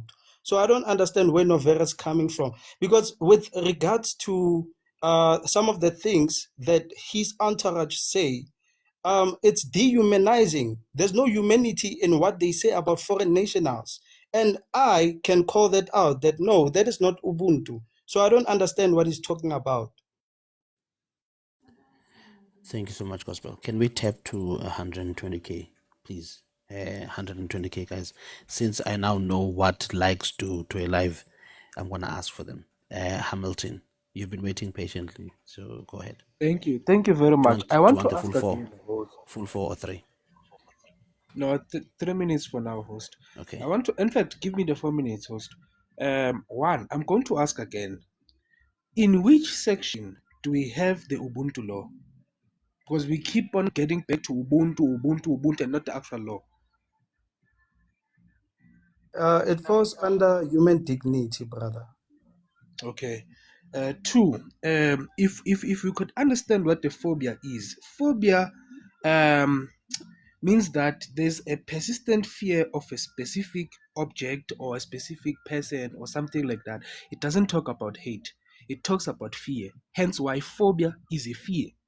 So xenophobia is a fear of foreigners. We fear foreigners, what they are doing in our country. We fear their actions. We fear how they come up and smell amakhwapha la bazodlula phambi kwethu nemikenge. That's what we fear. Which our nation could become that. Three, with the derogatory term, we have foreigners telling us as South Africans that we are 30%ers.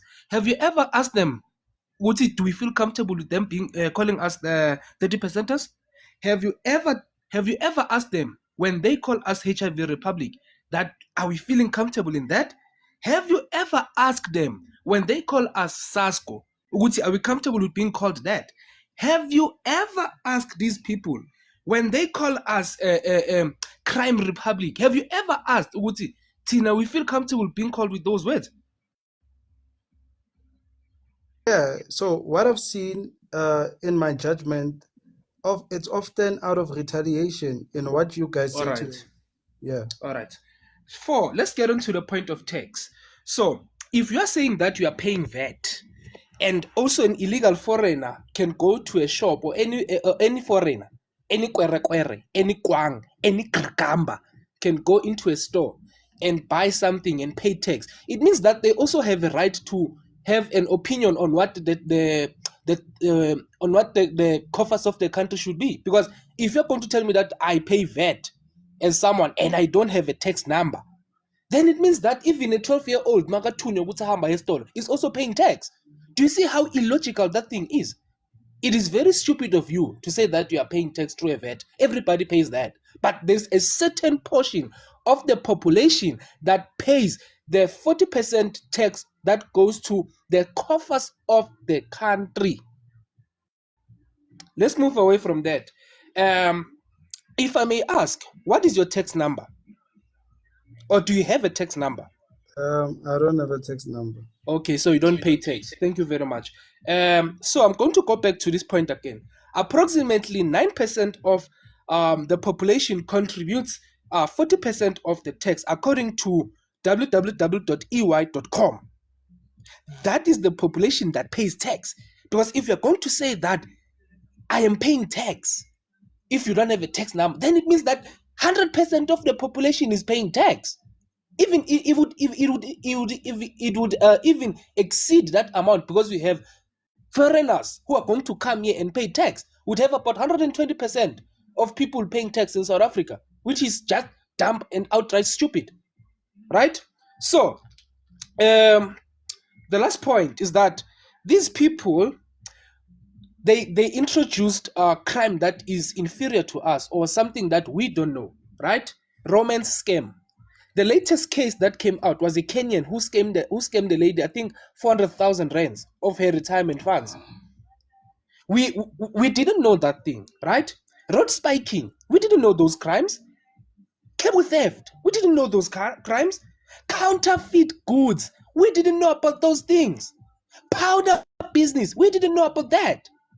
But we are being subjected to nonsense. Thank you, Hamilton. Anyways, thank you, host. No problem. Thank you so much, my leader. I'm going to have to drop you as usual. I have to make space, but request again.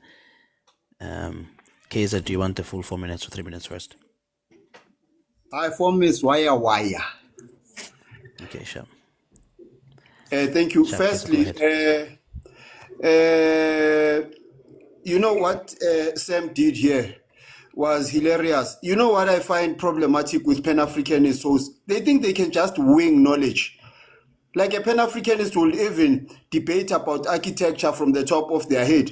You know, some things you can't rationalize. You just have to study them. He said that the precedent for death penalty was based on what? Morals and not on the law. This is literally untrue. He clearly doesn't understand the law, and if he doesn't, he just shouldn't argue about the law, you know? Because the basis of how the death sentence was ended, I think he doesn't even know what a statute means. What he meant to say, they didn't rely on law, they relied on humanity. What he meant to say is that they didn't rely on statute. They relied on setting common law, right? This is what it's called. It means you are creating common law where there's no statute. But that's not the case. They actually referred to the Constitution, which is a statute. You see, they said that the unaliving penalty is incompatible with the Constitution, where it gives people the right to life. So he's incorrect when he say they didn't rely on the law, they relied on humanity. Now, they think they can just wing it, you know, just argue at length on things they know nothing about. He was asked about tax and things which are tax exempted and all that. He didn't know about that. It's literally knowledge that was introduced to him on this very panel. Now, he tries to spin it on his feet by saying, no, there are goods which I buy which are tax exempted. Can you tell us which those goods are, Truth Gospel? Yeah, man. I mean, I'll have to list them for you, right? Please. Yeah. Maybe. Okay. I haven't looked that up. Yeah. To be quiet, don't insult my intelligence by trying to rationalize things again. This is an example, King. He just couldn't say, I don't know. You know, yeah, but it doesn't think them up. Okay, it's my time. I'm reclaiming it. He tried to think of the goods on the spot to say, let me try to rationalize, but he saw that he was taking a risk where he will state a good and it will come up wrong. You see, the reality is he doesn't know exactly which goods are are not tax exempted. You see, in fact, he didn't know that the majority of basic goods are actually tax exempted. He assumed that whenever he buys, then he's paying a VAT, basically. Now when I asked him, he said to Uxolo on the spot, but there are those goods that I buy. I'm asking him right now, which goods are those? He cannot answer. These are, wait, this is my time. These are scammers, basically, at best. Because it's a scam. When you literally try to make up legal philosophy or jurisprudence from the top of your head, like Sam did. And guys, please stop lamenting to us like you are guilt-tripping us, like we are absent fathers. Like you are going to guilt trip. I'm so disappointed in you, you're immoral. We are not absent fathers. You are not going to guilt trip us. Secondly, host, it's very dangerous to make arguments about morality because morality is not universal. In some laws, in some moral rules, being gay is immoral. So morality is a very dangerous argument to base your points on. Thank you, Host, Kaiser. can I respond Yes. to Kaiser, please? Yes, of course, Yes. You'll get a chance. So Just wait 1 second. Wait 1 second, Gospel. All ZAR might need to run because of other commitments. So can I just give ZAR quickly to have a closing statement, and then I'll get back to you immediately, Gospel. Yeah, thank you so much, King. And thank you for the debate. That was a great one. It was a walk in a park, I think. But yeah, obviously detractors and critics will always have negatives to say. But I'm convinced that I did very well. I will not know the semantics of the law. Yes, our colonial masters didn't teach me about the law that they came with. But I understand the intention of the law. It's to uphold humanity. And I agree that Gospel was agreeing with me to say the only way to let humanity prevail is through the law. And thank you. I don't know when you're going to get that, Sma, but you will grow. Thank you so much, King. Appreciate it. Thank you so much, Zah. But I also want to thank you, Zah, for your time, bro. I really appreciate it. And thank you as well for being willing to, you usually open in the afternoon, for being willing to come and debate and, forsake the time that you could have opened your live, in particular because you came to debate. I appreciate it. I don't take those things lightly. And everyone else who usually opens but decided to come to this debate, I appreciate it. Gospel, go ahead, bro. Yeah. It's funny how Thank you. Sorry. yeah, so it's funny how Kaiser will try to discredit my submission on VAT based on the fact that I couldn't name the items that are VAT inclusive at the spot, but these are some of the items that are VAT inclusive. Alcohol beverages. I don't drink alcohol. And then it says soft drinks, juices, and sports drinks. And then it says household cleaning products, bleach, detergents, toiletries and beauty products, electronics and appliances, clothing and footwear, toys and pet products. You see, these products, I have bought them, and I think monthly I usually buy these products. So, and they are VAT inclusive, which proves my point that I also pay VAT. So, yeah, I just wanted to say that I pay VAT, and that's for sure. There. Okay, thank you so much. Patriot, do you want 3 minutes first and 1 minute later? Or do you No, want give to me the whole focus 4 on- minutes. It's okay, host. Thanks anyway for the opportunity and Go ahead, my greetings leader. to everyone. Thank you very much. I just want to touch on 4 things, if not 3. I've been listening to this, and I just want to also thank ZAR and Gospel. Yeah, for this, but I just want to touch because I've been listening to people, talking about all these things. Just want to correct something, with regards to Mandela. Someone spoke, I think it was Peach Black, spoke about Mandela. Mandela was emphasizing that uh, we shouldn't take things into our hands. That 90 in Alexander, speech, and yeah, because of things where there were illegal migrants that were brought here by the apartheid regime. And if you follow in 95 in TRC, there were about total granted overall, which was about 7,000 application, of which 849 were granted and 5,000 were refused. And yeah, we're talking about people that were granted and that are legal in South Africa. So I don't know whether when you speak about these things, we need to correct ourselves. He didn't allow that people should come illegally into our country. He didn't allow that. And there's a lot of things that happened at the time. And again, is illegal immigration, does illegal immigration allows people to come illegally?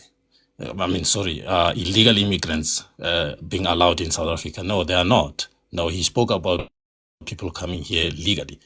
Then I want to talk about the humanity also. This humanity thing, does it allow people to come illegal in our country? Gospel, that is for you, those two questions. And also Ubuntu. Ubuntu is a South African philosophy emphasizing compassion and humanity. It doesn't talk about Immigration Act of 2002. So those two things you need to differentiate. And people are coming illegally with malicious intent in our country, so we shouldn't keep quiet about it. So you need to be careful. Ubuntu, humanity, those are things that are too different. Yes, they can be correlate, but they don't say people should come illegally in the country. There's laws in South Africa. South Africa has its own sovereignty, like any other country. I don't know what is so difficult in understanding that. So in other words, you want me to come to go to Zimbabwe illegally. And when I come there and then I do all these illegalities. And then when people from Zimbabwe saying that, but you should go, then I will say those people are xenophobic. I'm wrong, man, by coming there illegally in the first place. I don't know what's so difficult. All these people, Pan-Africanists, Peach Black, whoever, y'all are just, even you some. I don't know whether are you just not listening to what's happening. Country, even the clan issue and the nation issue. You need to differentiate what's happening. If we are saying we are a nation is being built by people and there's clans. So when you're coming from another country, you are not from there. You are not from the country that you're coming to. You're coming from another country. What is so difficult in understanding that? And there's two things. Either you are here legally or illegally. So yeah, the government is not helping us because they're just ignoring all these issues. So I just don't understand what is the fuss about this thing. ZAR, you did well, my brother. Keep on doing the Lord's work. And yeah, we need to go on push and as much as we can. And yeah, we are seeing even the Amaselazwe, they're going to defend the CIC there in Cape Town. I don't know, the country is going, but people are going to defend their leader. Anyway, thank you, host. Thank you so much. Gospel, do you want to respond? Who's to be honest, I didn't really understand what his point was. And I just want to clarify this real quick to those who say that VAT is not tax. I mean, guys, these are basic things, man. VAT is a form of tax. So it's classified as, you understand? So please understand those things. I'm not going to argue with people based on that simple knowledge. And then, with what Patriot was saying, I couldn't really understand what he was saying. All I'm saying, and I should be understood, is that Ubuntu complements the law in South Africa. There's like when the law of South Africa is being applied, it should be applied with Ubuntu. And that is what I'm saying.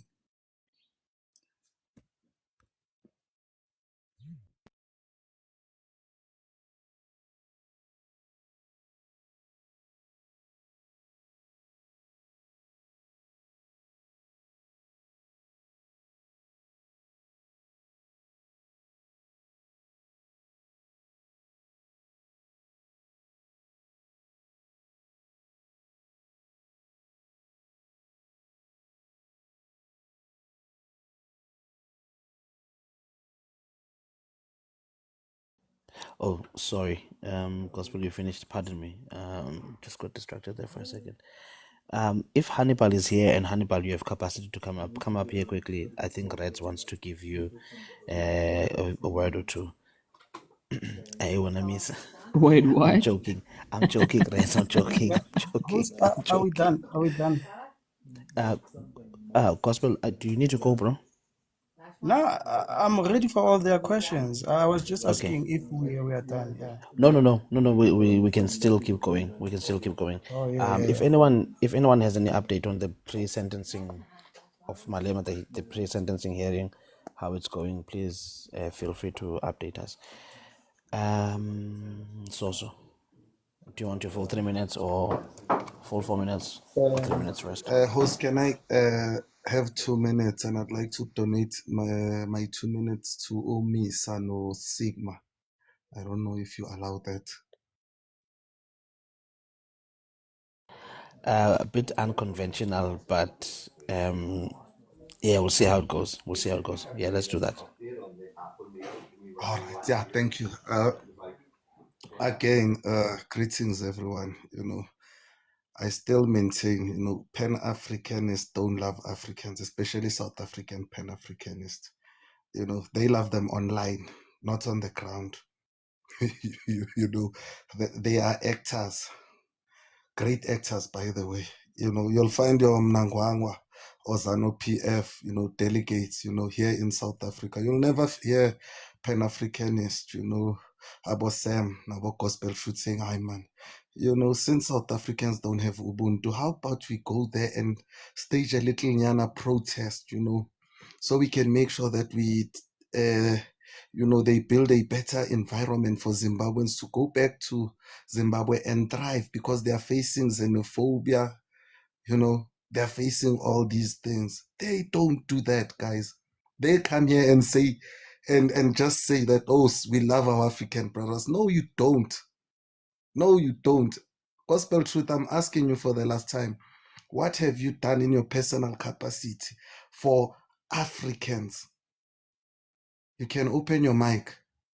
Yeah, but how is that relevant to this? It is relevant. I mean, you said you are you are pro-humanity, Heaven. It is very relevant. Yeah, but it has nothing to do with the topic. What I have done, it's my personal thing. Oh, clearly you haven't done nothing, which is okay, by the way. It's okay to come here online and parade yourself as if you love people when you literally don't, So don't come here and continue telling that you love Africans, blah, blah, blah, when you don't. Tina, we love South Africa. That's why we are on the ground. That's why we fund and advocate and support these movements, that are pro-South Africa. We not only say it by saying it, we actually practice what we preach. Thank you, host. So I would love to challenge the idea of donating Hold on. time. I mean, we all are waiting here and we're not Sam, hold kids. on. Sam, Time hold is on. being donated and Sam, it's hold really, on. I don't think it's Hold on. rational. Sam, hold on. It's my decision to make. It's my decision to make it. We're not going to Yeah, but discuss it. I'm on a queue. So are you going to allow You're on a people what? to donate time, then pass everybody just because they donated time? No, The time will be added when they Hold submit. on, guys. This is my decision to make. Okay, it's my decision to make. I did say it's a bit I know unconventional. it's your decision to make, but I do think you need to make it with like reasonable judgment, not just because you're making a decision. That's okay, but I've reasoned and I've reconciled that it's, for this time at least, it's reasonable. I don't have a problem with it. It's only 1 minute extra. If somebody else was speaking and they wanted to give you a minute extra, I would be more than happy to That oblige. must happen with me because I don't think you took the fact, you didn't take the fact that You I'm don't next like into to consideration. because now you're challenging the host. You can just go. You Yeah, always have an option. No, hold on, guys. No, Hold on. I'm putting Hold my on, case and Sam. I'm defending the idea that I should be the next who speaks. It's not about Sam, you will be attacking the the next to host. speak. You were It's next in about line anyway. engaging. You were next in line anyway, Sam. As far as the grid is Given concerned. this moment, then to speak as somebody who has been next in line. Hey, host, can I I also am, coach. say No, something hold on, about guys. the 1 minute? Hold on, guys. Hold on, please. I see you again, Lewe. The case about the 1 minute Hold on. on merit. Okay, go ahead, Case. Go ahead. Okay, the whole point of the time limit is to distribute time equitably. So Soso sacrificed his 2 minutes and gave it to Misa and Sigma. In other words, Misa and Sigma are not getting extra time. So Yeah, there's nothing I think to that object to here. That time will be cut on their time. Then they won't have 4 minutes because that is giving somebody extra time, which I don't think it's fair given the no, fact that I'm Sam, next guys, to speak on please, the when Sam, line. stop. guys, No, Sam, I'm stop. defending my guys, stance. I'm wait, not going to hold on, stop anything. hold I'm on, here to hold on. defend my It's stance. okay, I Sam. should be the one who's speaking. Sam, There's nothing I'm Yes, going to you are stop wasting doing here. time now. Wait, hold on, lovely. Sam, Firstly, a host is wait, not hold on, going to Kaiser. create Kaiser, an it's okay. imbalance. We don't have to discuss it any further. I've made a decision that I think it's reasonable to give Usigma and Misa that extra 1 minute. I think it's reasonable. If we want to engage, we can engage about it You're very after. biased on that judgment. That's okay. It's my judgment. It's about time anyway. I'm not taking sides. I'm allocating time that has already been given. Yeah. Okay, cool. It's your time to speak, Sam. Do you want your 3 minutes now or 1 minute I want later my or 3 the full minutes 4 to minutes? speak. Do I you want my want 3 the minutes full to speak. So you're entitled to 4 minutes. I can give you 3 minutes now and 1 minute later or the full 4 minutes. Yeah, just give me full 4 minutes. Okay. So number one, I do challenge anybody who has a problem or disagreed with my views to take up the podium and call me for a debate. I do not appreciate the behavior by Kaiser to constantly be coming for me when he hasn't challenged me on a one-on-one. If you in any case want to, for instance, challenge my judgment, my intellectual capacity, my intellectual capacity, if you want to judge or like test my reserve of knowledge, call me on a debate. Don't be a coward. Call me on a debate and say one-on-one, let's get on a podium and let's deal with it like, grown adults. Sam, I've So noted that challenge. I will make it happen, but just continue with your submission. Yeah, I'm making my submission, and I do think you are being biased here, Azania, because people have been mentioning our names, and you've got nothing to say to them. No, So it's not because of the names. I'm being I would really cognizant of your appreciate time. if you I'm just being aware of your time, Sam. I'm trying to you save your respect time. your impartiality on the matter. You are not saving time. You gave me time, 3 minutes to speak. So I think you should be impartial, and I would really appreciate that from you.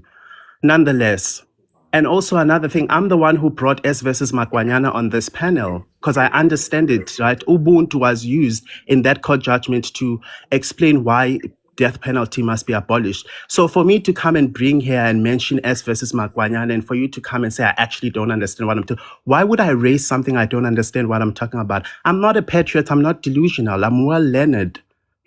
I'm a well-learned person who is reasonable in their judgment and in their articulation of their opinions and their beliefs, right? So it comes with great regret to come here and bring you guys and actually mention something for you to come and say, oh, you didn't do law. You don't know what S versus Makwanyana is. You haven't sat down on a lecture and they get to explain it to you. Right, you are just here because you are louder and disrespectful, coming here to say, "Oh, Sam doesn't know what he's talking about." Like, come on, guys, You're don't be allowing him to desperate do to it that again. extent. He's doing But it anyways, again. He's I do lamenting think and that law lamenting and is lamenting. Kaiser, hold on, Kaiser. Just you let him finish. you put me, address Ad him. Kaiser. hominems. If you wanna debate Playing the me, person, not the put me. pawn. Let's go on a He's podium, my playing the boy. person, not the pawn. Guys, So, hold on. We'll any law discuss that this is put after. on the Just go ground, ahead. right, must have a moral justification of why that law is on the ground, right? And laws are meant to it's like an agreement on how society must be ran and what must be acceptable in society and not acceptable in society, right? So there are certain things that are not really subjective. There are certain things that we all agree are wrong and stuff like that, So for people to come here, like Uzam, clearly Zar doesn't know like what he's talking about. Let's be honest, right? He doesn't know what he's talking about. And then he uses the premises of an argument on just the basis of his flawed understanding of like terminologies and stuff like that. And he wants to frame that argument on that flawed understanding. I find it very, very regrettable, right? Because we should be really sharing opinions here and engaging and exchanging ideas. But in fact, we are subjected to mediocrity at its best. we are really subjected to utter Mediocrity. There's no word such as mediocrity. Hold on, Okay, Kaiser, please. cool. Just wait one We are second. subjected to utter mediocre at its best, right? We are not Mediocrity. engaging opinions. Mediocrity. Take correction. It's mediocre. Sorry, shut your mouth.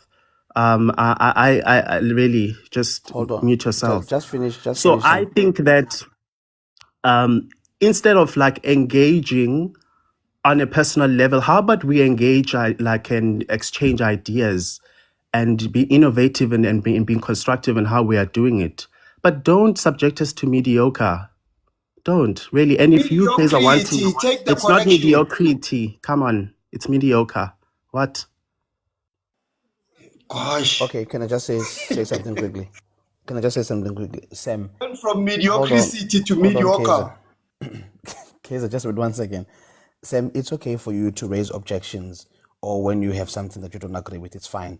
But then whenever my decision stands, it's not then fair for you to relegate my decision to unfairness or a decision of bias. I just don't agree with you. It's as simple as that.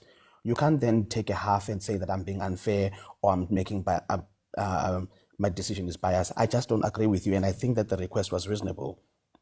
So you are now acting as if all of a sudden I've deviated from the purpose of the panel because my decision didn't align with yours. It's unfair. And then secondly, continuously through your submission, you have been making jabs and ad hominems at people. That's why you kept getting interjected, right? And if it was those ad hominems were leveled against you, like saying shut your mouth, for instance, if they were leveled against you, you would be calling me unfair, but you continue to do that. So you act in a manner that is unbecoming and then complain about other people that act in a manner that is unbecoming. You're putting me between a rock and a hard place. Hold on, Sam. You're putting me between a rock and a hard place because it's almost like you want to test my ideology, if my ideology is going to stand against my convictions of how I run this panel. And I think it's unfair. I really think take it's the unfair. fact that I'm next into consideration when you make that judgment. I did take the fact that you were next. No, you didn't. You didn't. No, but Sam, Sam, I'm going by the grid. The grid still stands. I didn't shuffle anyone. The grid literally stands, and you were next in line to speak on the grid. Umisa is not going to speak before you. Sigma is far away from you. Umisa still has to wait for Lovely to speak after you. So I did take that into consideration. It's just, it feels like you are just looking for an opportunity to test if my patriotism is going to be shaken compared to how I run the panel. And I don't think it's fair. I've made a decision. But you shouldn't be threatened by people who challenge your judgment. They shouldn't threaten you. It's a matter of wait. Give okay. me a chance to speak. Hold on, Sam. You don't feel threatened by wait. Sam, hold on, Wait. Sam, wait. I think you've Sam. spoken. Sam, just wait 1 second. Wait, Reds, hold on. Can I respond to you, Azania? Sam, just wait 1 second. There's nothing threatening me. I am. You are threatened. You're literally coming. I'm literally patriotic. There's nothing. Literally saying I'm unbecoming, bro. You are threatened by the fact that I'm challenging your judgment that you made, and I think it's. No, if we're gonna keep quiet, wait, hold on, guys. Hold on. Sam, the fact. No, but Sam needs to respect the host. Hold on. You cannot be speaking and he speaks. I know, T-Pain. Just wait, bruh. Just wait. Sam, the thing is, right, I'm not threatened by you or anything you're saying, right? But the fact that when I make a decision and you disagree with it, you immediately say that it's because I'm being biased, which means that you're trying to see if my patriotism is going to be aligned with how I run the panel. I'm a patriot throughout, but I sit here and I keep quiet and allow people to debate, even when I don't agree with them. I make statements with my mic muted. Yo, Aibo, how can you say that? And then I even rebut people in my own way when no one can hear me. You know what I mean? So my patriotism isn't shaken. I just can't run this platform. And I called you unbecoming because you throw ad hominems at people, but you can't take the ad hominems as well. It's unfair how you're expecting. I don't really understand what you're expecting me to do. It's almost like now you have a notion of trying to compromise this panel. If you are a patriot, then you should consider that you have a level of biasness. Then it's common sense. No, you do. You are a patriot, and you do. You are human, Azania. There's something called just natural biasness. But you do consider that you are a patriot. No. Hold on, guys. I am a patriot, but even you, Sam, after your debate, you said that I ran the panel fairly. You can't then say that I'm biased It doesn't matter if I'm biased or not. Yeah, But as long as saying you wait, okay, Zania, hold on, please, Sam. I give think me a chance no, as we well. can listen. How No, much we can chop time it up has Sam later. We can chop it hijacked? up He's later. hijacked a lot of time. This We can chop it up later, Sam. It's okay. We can chop it up some other time. It's okay. You can hit me up in the DMs and we can chop it up. But this yeah, it's almost like you're just trying to test and see how far you can push me, or you're trying to compromise the platform and point at me being biased as the reason why the panel or whatever. I don't know. It makes no sense. That your behavior today is just unbecoming, and that's a fact. Lovely. Go Zania, ahead. sorry, I'm sorry to barge in. I'm sorry to. Sorry, guys. For one, go ahead. Sorry. What are you saying? Sorry to barge in right here, but like I need to address this very quickly. Sam very clearly stated on Pitch Black's platform, I think it was last Saturday or Friday, just before the first debate, that they need to make a point of it to come and disrupt the debates, or Yeah. at least throw a spanner in it. I don't know, mate. I don't know if Sam has a chip on his shoulder, but that seems to have been his. Yeah. It seems to be his Yeah, I thing mean, now. even for me, the sudden, I don't know, the sudden sensitivity that he's bringing is just unnecessary. That's why I'm saying that it's almost like he's trying to compromise the platform and then blame me being a patriot and being biased as the reason why the platform is compromised. It's not gonna work. I make a decision, I stand by the decision. If you don't agree with it, you can raise your objection. But if I then overrule you, it's fine. But today his behavior is just not normal. It's not indicative of the same Sam that came here the first time and the same Sam that sent me a DM to say I ran the panel fairly when I sent him a DM first to thank him for coming. And I do that for everyone who comes to debate. I thank them for coming in their time, etc., etc. So now all of a sudden I'm being biased. It makes no sense. But thank you for that, 41. Lovely, go ahead. Do you want your full 4 minutes now or later? Sorry guys, to the people have been muting. I'm muting because I'm trying to kill the noise, and then make sure that we just get back to order and not have a back and forth. Also, the ad hominems meant that he was throwing like the little jabs and subtle jabs. It's almost like he's trying to get a reaction out of Ukeza. And I'm sitting here thinking, if Keza was doing that to you, you'd be running to me to protect you, but you're doing that to him, But yeah, I've noticed those things and I'm not happy about them, Sam. If you want to come back, you can come back. If you don't want to come back, I'm cool with it too. Yeah, it is what it is. Lovely, go ahead. Yeah, I'm still coming with my endorsement anyway of the word. Gospel, can I quickly ask you, are you comfortable using the word mzungu? I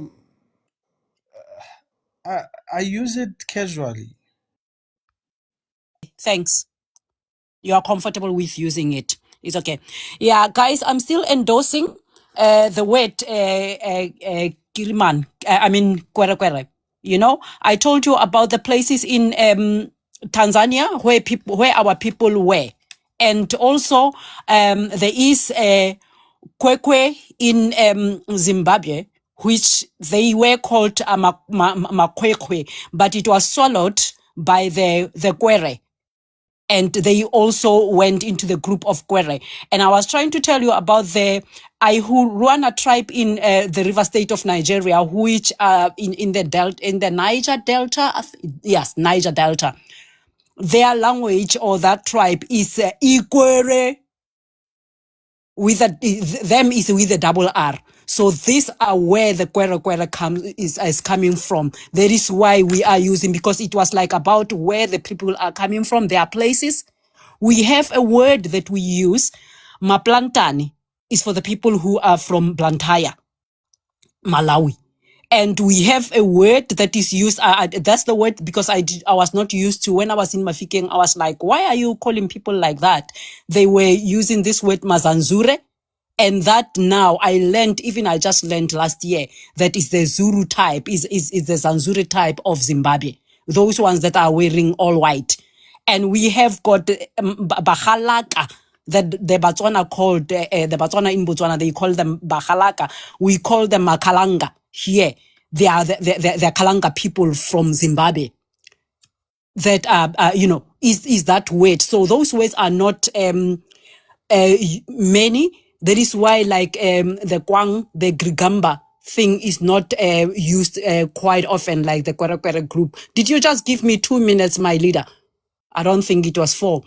And then No, it wasn't 4, my sister. It was 3 minutes. Go ahead. I'll add another one. okay, yes, and then also about calling what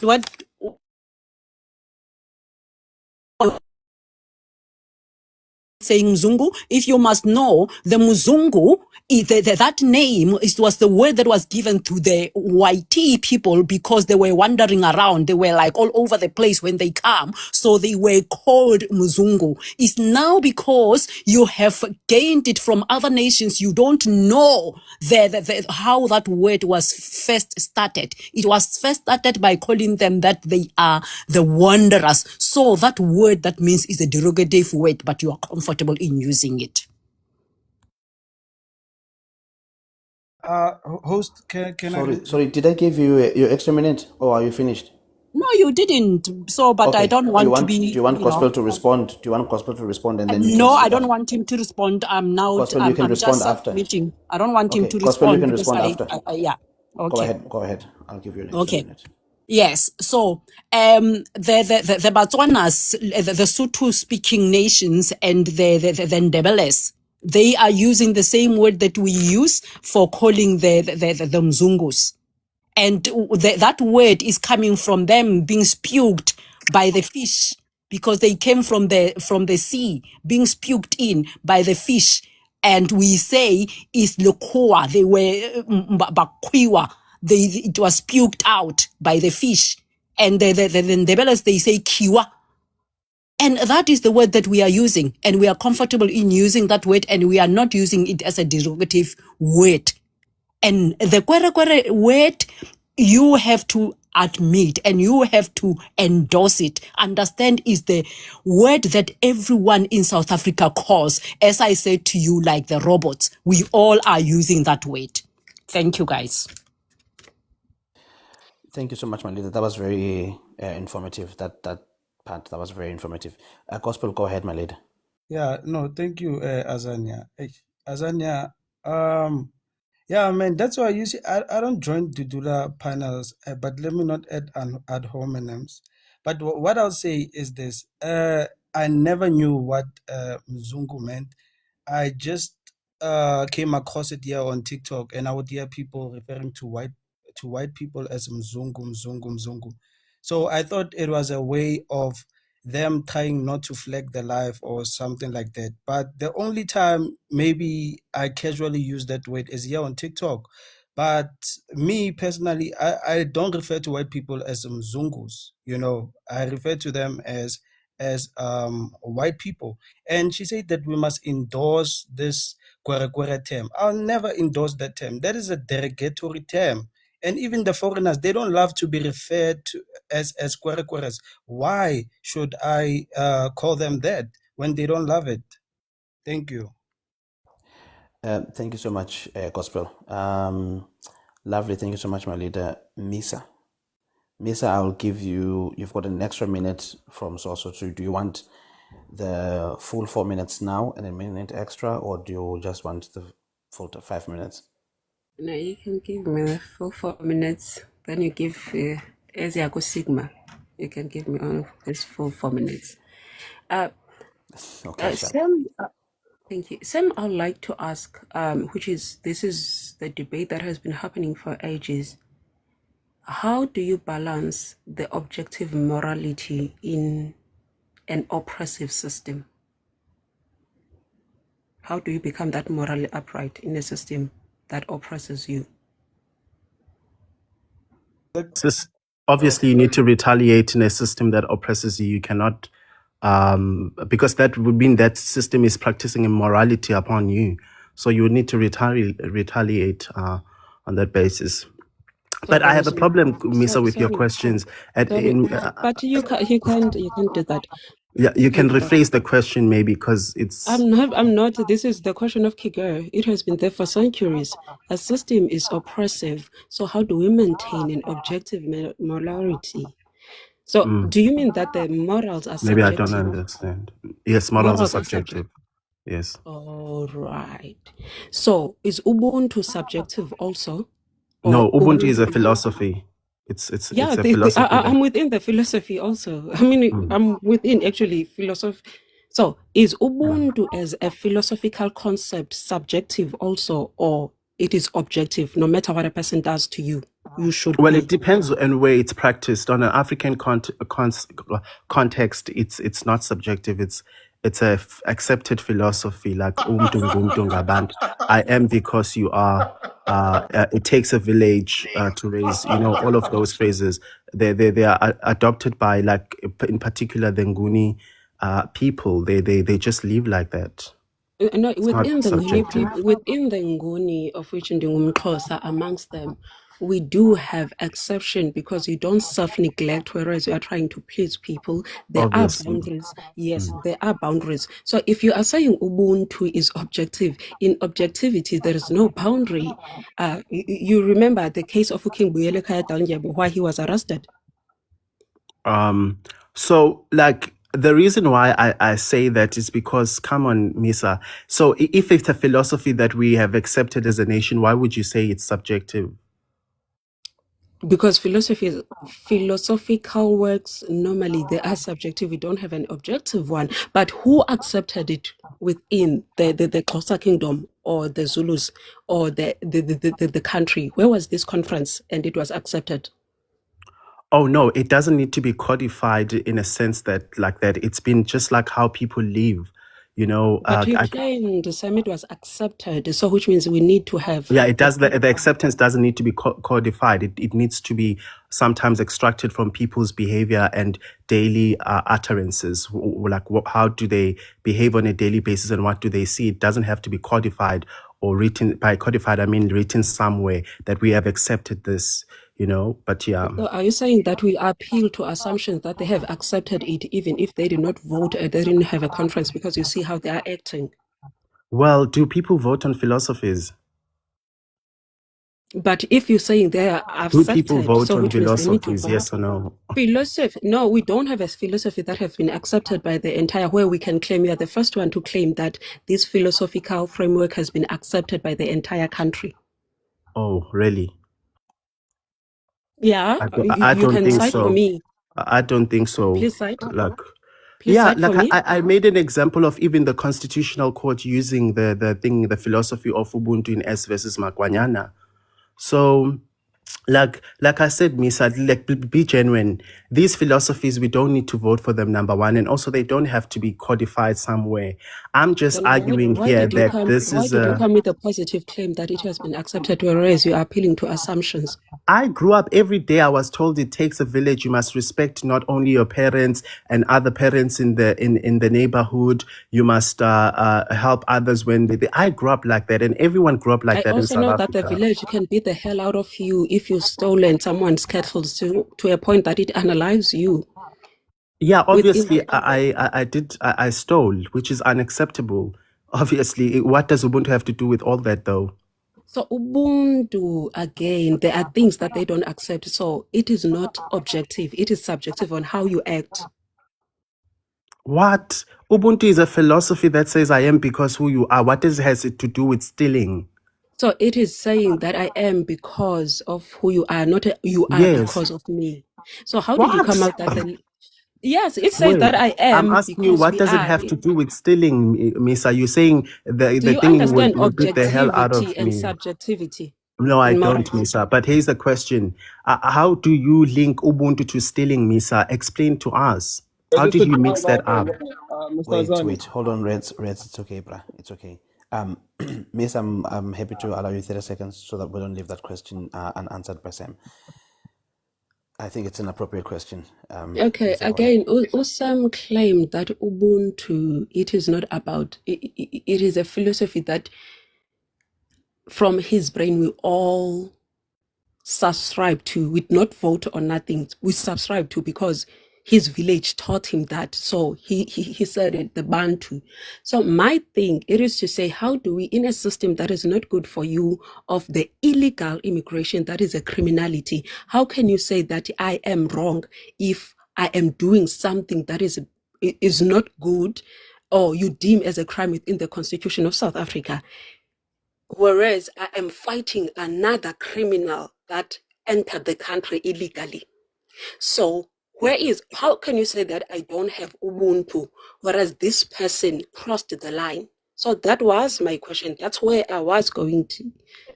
Yeah, can I answer you, Misa? So, Misa, even when you are holding 30 people seconds, Sam. accountable, yeah, even when you are holding people accountable, Misa, you cannot do it in a way that is inhumane, right? Even our criminal justice system upholds, so there is Lady Justice who holds that scale, right? We are trying to uphold justice, where we serve justice because somebody did, and rehabilitation, where we are trying to now sort of like make this person, rehabilitate them, like and make them human again. So, Misa, if you are doing the right thing, you don't just punish people to that extent. You balance between holding justice and the humanity, which you say this is rehabilitation. We're trying to make this person, Thank you, Sam. rehabilitate from what they were. So it's just about the principles of justice. Yeah. Thank you, Sam. Sigma, unfortunately, Misa took her minute back, so you are stuck with only that one extra minute.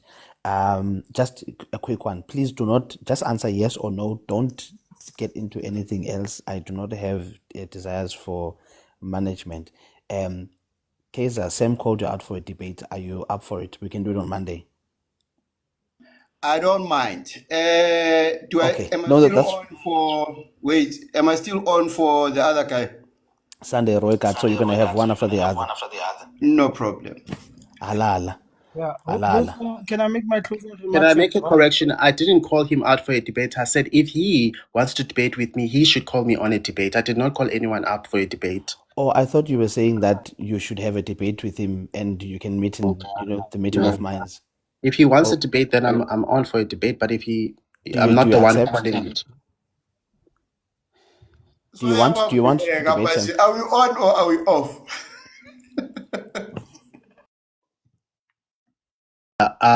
We will talk about it on the DM. I can't make my mind just right now here. I have to. All right. Wait, hold on, guys.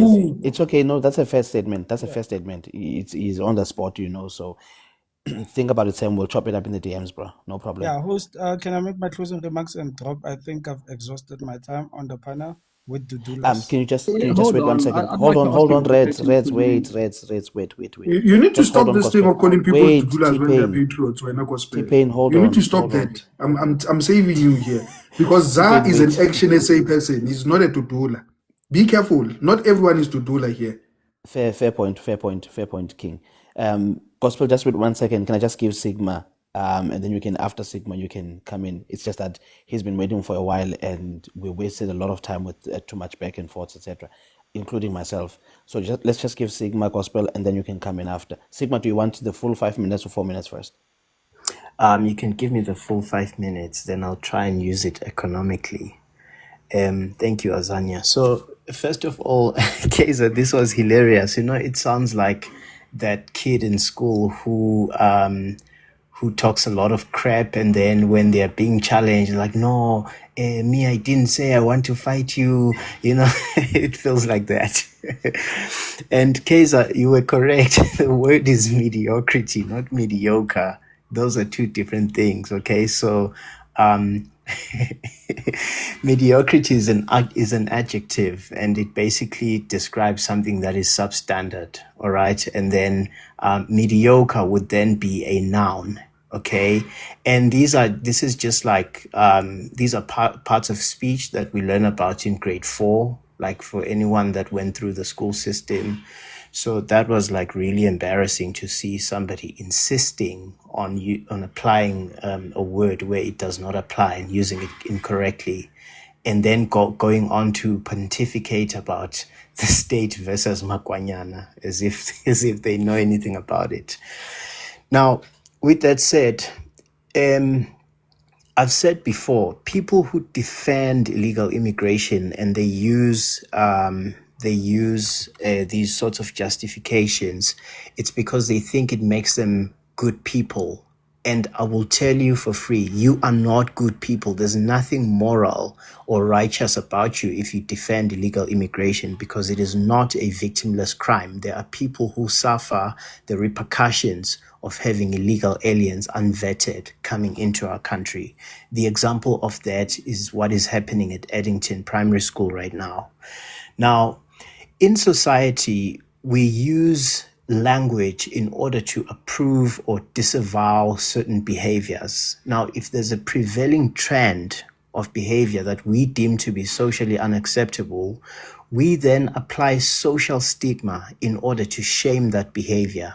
That is how the world works. For example, when somebody calls you ipara, you take offense to that, because the phrase is designated to a certain class of people. And that doesn't mean the term ipara doesn't serve any purpose just because you don't like it, because it refers to people who are addicted to powder and who go on to commit crimes and hurt our communities and so on. All right, in order to support their addiction. But if there was a low IQ person who would then come and say, no, guys, let's not call them amapara because it's inhumane, you are inadvertently condoning that behavior. Okay, so you are ensuring that we don't apply stigma to this kind of behavior. So the same logic applies to the word kwere. We are creating a stigma around a behavior that we deem to be sinister in our country. So I'm bringing this up to show you that, when South Africans use this type of language, they are acting in self-defense, because kwerekweres are the ones violating our sovereignty. So when the state fails to enforce our laws, the citizens have no choice but to resort to social pressure, and use this kind of language as a form of non-violent self-defense, unless if you perhaps prefer that we become violent. I don't know what you expect us to do. And also, the left cannot speak about humanity or morality because their version of humanity is cruelty to South Africans. In fact, the entire leftist political establishment has selective morality. You can look at their takes on geopolitics, for example. Look at how the EFF openly supported Hamas, who strap explosives on children and use them as human shields. Look at their condemnation of the actions of the US in Nigeria, meaning they have zero concern or humanity for the women and children that are victims of Boko Haram. So these are the last people to pontificate on morality. People like Sam here who refer to themselves as communists, while communism has produced mass starvation and authoritarianism in Venezuela and many countries. So we are literally being trolled at this point, and I feel that we are further degrading our brain cells by sitting here and engaging these people. I had a question, but I see that my time is up, so I will respect the floor and yield. Thank you, Azania. Thank you so much, Sigma. Sam, there's no way I'm organizing a debate for you and Sigma on another platform. And I don't know why we're acting like you are being treated unfairly here. It's not going to happen. Gospel, go ahead. Sam is a chancer, guys. He's a chancer. Yeah, you see, host. Nah. That's the reason why we say, hey, the doulas are not on our level, some of us. Gospel, do you want me to give you Okay. 3 minutes or 5 minutes? Give me 5 minutes, host. Sharp, go ahead. Yeah. The mistake that we make is to subject our humanity or Ubuntu in accordance to the character of other people, in this case, illegal immigrants. If illegal immigrants don't show Ubuntu in their countries, it doesn't mean that we also have to neglect our Ubuntu, which is our principle. And I emphasize on that. It's funny how some of these people, when we talk about humanity and law, they think that we are protecting illegal immigrants. It's a very funny take. I mean, what's wrong? What's hard with showing humanity? What's hard with showing humanity to other people? I understand you may hate them. They come from Zimbabwe. Maybe some of them, they robbed you while you were going maybe to Joburg to go and party. Maybe you have a bad experience with them. But I mean, you can't subject that feeling to all immigrants, and start to generalize and stuff like that, you know. And let me say this. ZAR said that this was a walk in the park. I feel like ZAR, in this debate, he was not strong because there's no way that you will speak about law and you exclude Ubuntu or humanity, especially in South African law. Because even if you go to our courts, humanity and Ubuntu is very much evident, even to immigrants who are caught being illegal immigrants in South Africa. That Ubuntu is displayed in our courts. So you as a citizen, who are you if our judges can display that? And Sam mentioned the S versus Mkwenyana case. I know about that case. And Ubuntu was one of the principles that was applied in that case, which goes to show that this Ubuntu is it's a binding source in South Africa, and it's very important, and we should apply it at all times. And let me speak to this thing of VAT. It's funny that people underestimate VAT. When VAT is the second largest source of tax revenue in South Africa, our sources reveal that VAT contributes approximately 26.5% of total revenue to our country. So that's a large chunk of money. So people like to underestimate a VAT as if it doesn't contribute to the economy at all. It is the second largest contributor of tax revenue in our country. So how dare you say that tax is nothing? That's my closing remark. I feel like this debate, ZAR was a weak link. Bring someone more strong next time when I King Kafifi. I'm looking forward to debate these dudulas, thank you No very problem. much. No problem. I like the spirit. So this is not just to you, but last time I hosted, I actually asked a question to the two panelists. So I want to ask you a question before I move on to Reds, and then so thank you for your patience, guys. Also, Sigma, before I forget, Sigma, please respond to the group message, bro. Please, please, please, please, so we can pin this thing down, create a poster by tonight, and start promoting it just when you have a second. Gospel, do you think that South Africans are completely void of Ubuntu, or do you think that we have been tested to the limits of our impatience? Okay, you being tested to the limits of your patience, I would say maybe that is a subjective thing. But when you ask me, do I think that South Africans are void of, you said they're void of what? I was sorry, just to touch on what you've just said. You said that's a subjective thing, and remember there was an agreement between Umisa and Sam that Ubuntu is a philosophy. So are you agreeing that philosophy can be subjective? You can answer that later on, but I was asking, do you think South Africans are completely void of Ubuntu? That's the second part. No, I don't think South Africans are completely void of Ubuntu. Okay, do you then agree with the notion that philosophy is subjective? Yeah, philosophy is subjective, but in this case, I don't think Ubuntu is subjective. Ubuntu being a philosophy. Yeah. Okay. Yeah. Even if it's a philosophy, I don't think it's subjective. Okay. Thank you so much. I'm satisfied. Thank you so much. No, Thank you so much, you. bro. Let Listen, me I really appreciate your time and your prep and you staying for so long to answer questions. I don't take it for granted, bro. Tanzania, please. Yeah, thank It's you. you next. It's you Wait, next. hold I'll on, invite Gospel. you next time. If you Come want to on, stay, Gospel, Tanzania. please stay.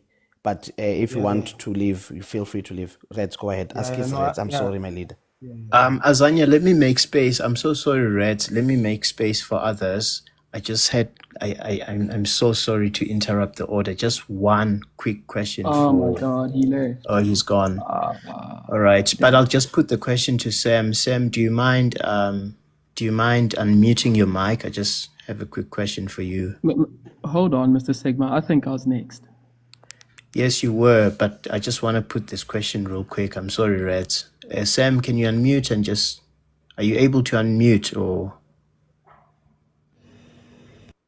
Your question, Sigma, and Okay. I will get to In decide whether I state, have in this or not. state versus Makwanyana, what were the charges? What did they do?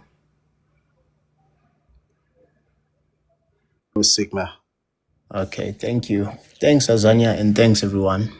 Okay. No problem. Thank Okay. you so much, Sigma. Thanks. Yeah. Yeah. I wanna ask. I also wanna ask the same question. Reds, do you want your full 4 minutes now, Reds? Yes. Yes. Actually, I do. Okay. Okay, go ahead. Miss Ado, please mute your mic. Oh, okay. I also came up here for that S versus Makwanyana, constitutional court ruling, as you coined it. And, it seems like, Sam, it seems, Musari, please mute your mic. And Sam, I'm not, Azania, please, bro. Yeah, Go ahead, Reds. I'll restart your time. Yeah, Sam, I must say that in the it sounds like you are learned when it comes to law.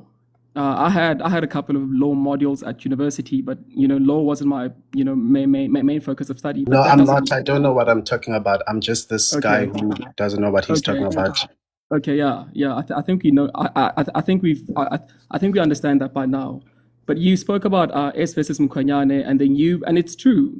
From the sounds of it, it's true that Ubuntu was used to protect the right of life. But Ubuntu does not grant people to ignore the Immigration Act. Sam, to me, it sounds like you are hiding behind this legal court ruling to justify lawlessness because it's easier than admitting that the country cannot function without strict order. That's just how it sounds to me. Could you respond to that, Sam? This was not the argument I made. I find it very important for people to listen exactly to what I say.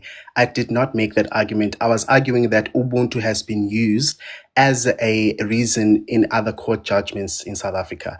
It's got nothing to do with immigration. It was just on the basis of people denying Ubuntu and the fact that it's a philosophy and stuff. They were saying on the comment section, there is nothing like Ubuntu, right? So I brought it up to say, well, this is in fact a thing in the Concord of S versus Makwanya that I clearly don't know anything about.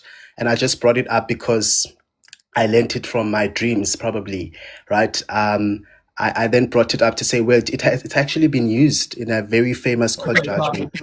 It wasn't about immigration. Thanks, Sam. Thanks, Sam. Well, Sam, you spoke about a bunch of stuff. And you kept on speaking about the village philosophy. Ubuntu is a village this village philosophy. Sam, to me, it sounds like you are using this village philosophy of yours to justify breaking national laws. Sam, are you suggesting that South Africa we as South Africans should always continuously sacrifice our own security, our own resources, our own schools, because you feel that it's inhumane, it's un-Ubuntu to expect people to follow the law? Sam, at what point do we stop using our culture, our Ubuntu, as an excuse to avoid responsibility of maintaining a sovereign South Africa, Sam? Didn't make that argument. I was not the one who's debating. I'm sorry. And even if I believe in that argument, I wouldn't essentially substantiate it now because this is not about me. Unless you just want to debate me, then we can. Wait 1 second, my brother. Unless you want to debate me, you can just say that, Sam, I want to debate you. Whether do you believe on these things, but do not assert arguments I've never made and say, well, this is your argument that you are making. No. Okay, but rather say, rather say, would you make an argument like then? Do you believe in 1, 2, 3, and not impose arguments? It's Red's time right now. Please, bro, chill. Sam, hold on. Sam, you said quite a bunch of stuff, and my time is. Oh man, look at my time. And then you said 1 minute, host. Yeah.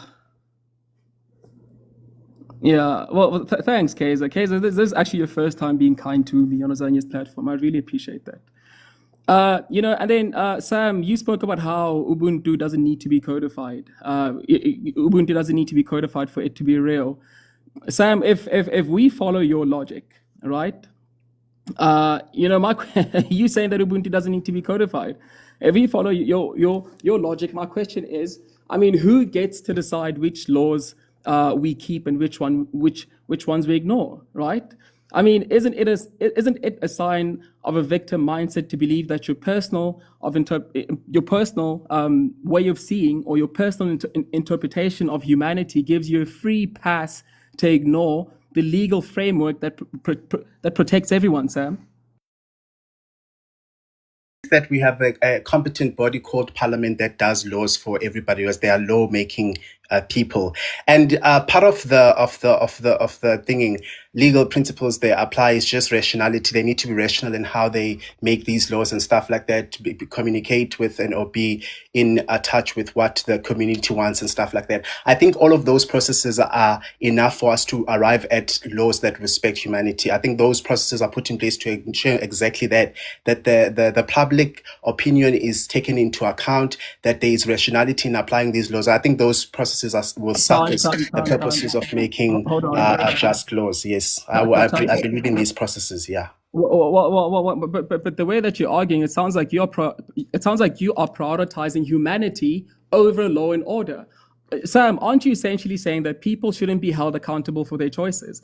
For example, if a person steals food from a shop, we can be humane and understand that they have nothing to eat, even though they stole, right? I mean, why is your position to protect those who ignore the system rather than empowering the citizens who actually follow it, Sam? Yeah, I think Red, that your time has expired, again, but Sam, you can answer the question.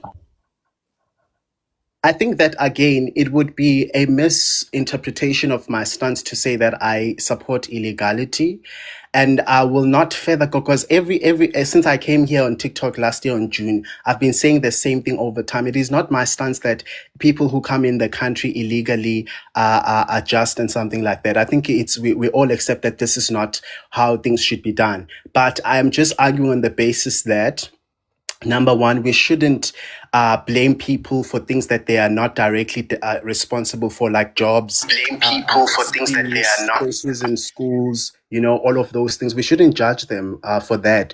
We should judge them for what they've done and stuff, and not that we don't have jobs and spaces and there are no spaces in clinics and that's their fault. I think that's not, instead of us judging the systems and the corruption and everything, we cannot then use these people as a scapegoat for our problems that we already have. And so that has always been my stance, but not to say I protest them. Okay, I think Sam was trying to say, guys, don't judge them. Don't judge them, guys. They're breaking the law. Your time has expired, Reds. They're coming in our school. Don't judge them, guys. T-Pain, when you debate... Thank you so much. No, Reds, wait. Reds, wait, man. Reds just want smoke with everyone. I'm upping the time, guys, by 1 minute extra because there isn't people requesting. So everyone's going to have 5 minutes. You are fully in charge of that 5 minutes. Still the same rules, even though the debate is not officially still on. We're just engaging at this point. But everyone's going to get 5 minutes to make a submission or whatever you want to do.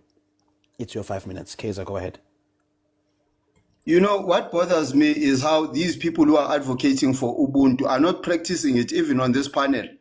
This boy, who's probably half my age, told me to shut up. And Gospel didn't object to say that's not Ubuntu.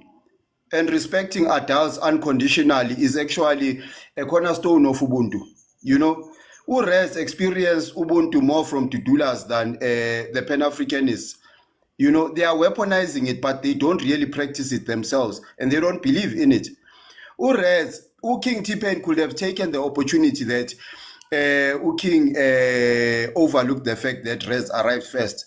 But King T said, let me do the right thing. Rez, go ahead. That is Ubuntu. Right now I said it's only fair because Rez's time was eaten up to give him an extra minute, and I genuinely don't like the guy. But Ubuntu dictates that we should do this, do the right thing. We are not doing it for him. We are doing it for the platform, So it just shows how these people are... Sorry, Kaiser, I'll give you time back. Kaiser, you just made Reds blush and then jiggy, I don't like the guy. Yeah. No, I was doing it because it's the right thing, Kaiser, when we debated, I'm sure there are a lot of people who don't like me. I mean, not liking someone is not an insult. I'm sure he doesn't Kaiser, like when me we either. debating, bro. Anytime. Azania, set it up.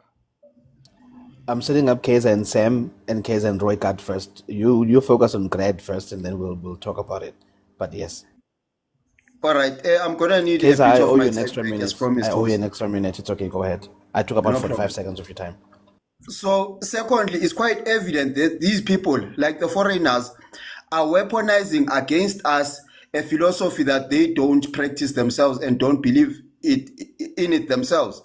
Now, Ubuntu is reciprocal. I don't know how many times you must say this. It literally says in the philosophy, I am because you are. It's reciprocal. It can never be one-sided to say, I must carry on practicing Ubuntu while the other side is simply practicing Ubulwani at will. You know, I am because you are. So for gospel to say our Ubuntu must not be taken away by the behavior of others is actually against the reciprocal and mutualistic definition of Ubuntu. You know, and I want to ask Sam a question. Ubuntu as a code of morals, is it deontological or utilitarian in your opinion? What does geological, what the word that you use means? I know what utilitarian means, but the other one you used the first word that Okay, you used. maybe I'm confusing you by saying deontological. Is it deontology or is it utilitarian? Say it's utilitarian, but the thing is now I don't know what even the other word means, so I will go with like something I understand, because then if you're giving me two choices and I don't understand the other exactly, No so that's problem. why I said explain. Firstly, I did anticipate that you wouldn't know these words, you know. It says nothing less about me, by the way. It just means I That's don't know okay. it. That's okay. Can I continue with my submission? Now, King Afifi, for somebody who bases his whole thesis on Ubuntu, you would expect him to know these intuitively, you know, like almost from the top of his head. Like he is an expert in moral philosophy, so much that he's even giving people moral lectures and even designating that this one is not moral, this one is moral, this one is almost there, this one, you know, you would expect him to be an expert in morality. Now, this is, I mean, it's superficial philosophy. It's the basic, you know. If I were talking in legal terms, it would be general principles, like basically study guide law, basically, when you talk about deontology versus utilitarian ethics. You know, he has no clue what I'm talking about. Even if I ask you, how is Ubuntu utilitarian, can you explain it to me?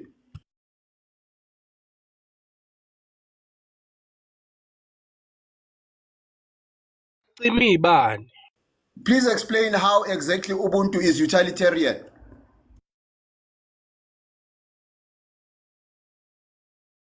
Tweet,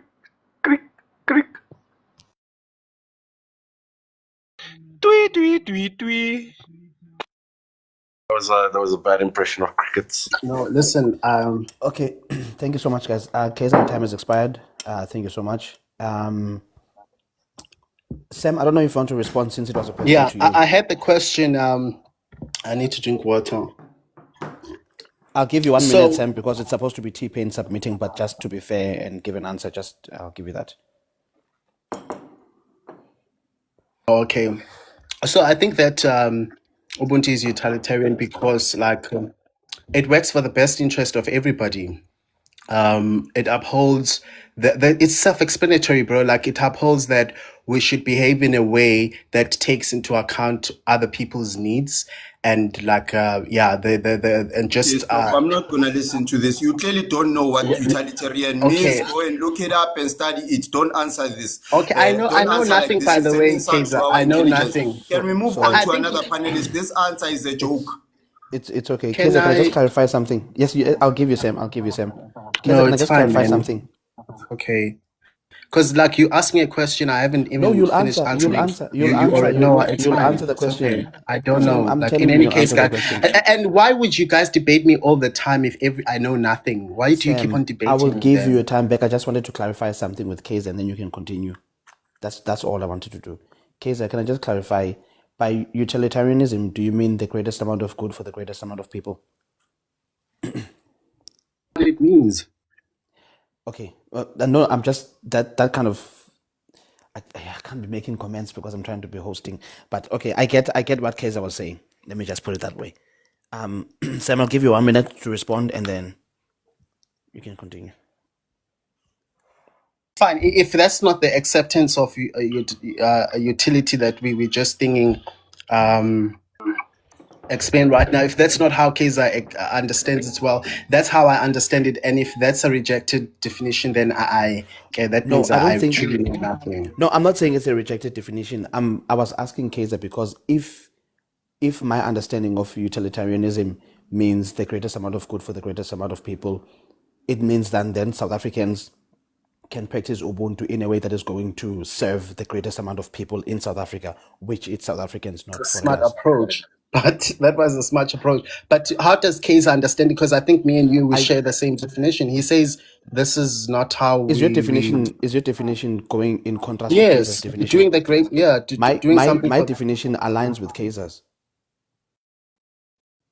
my definition as well is that. Hence, I said it's doing. Isn't it like doing something for the greater good? That's how I know it. No, it's the Doing greatest something. amount of good for the greatest amount of people.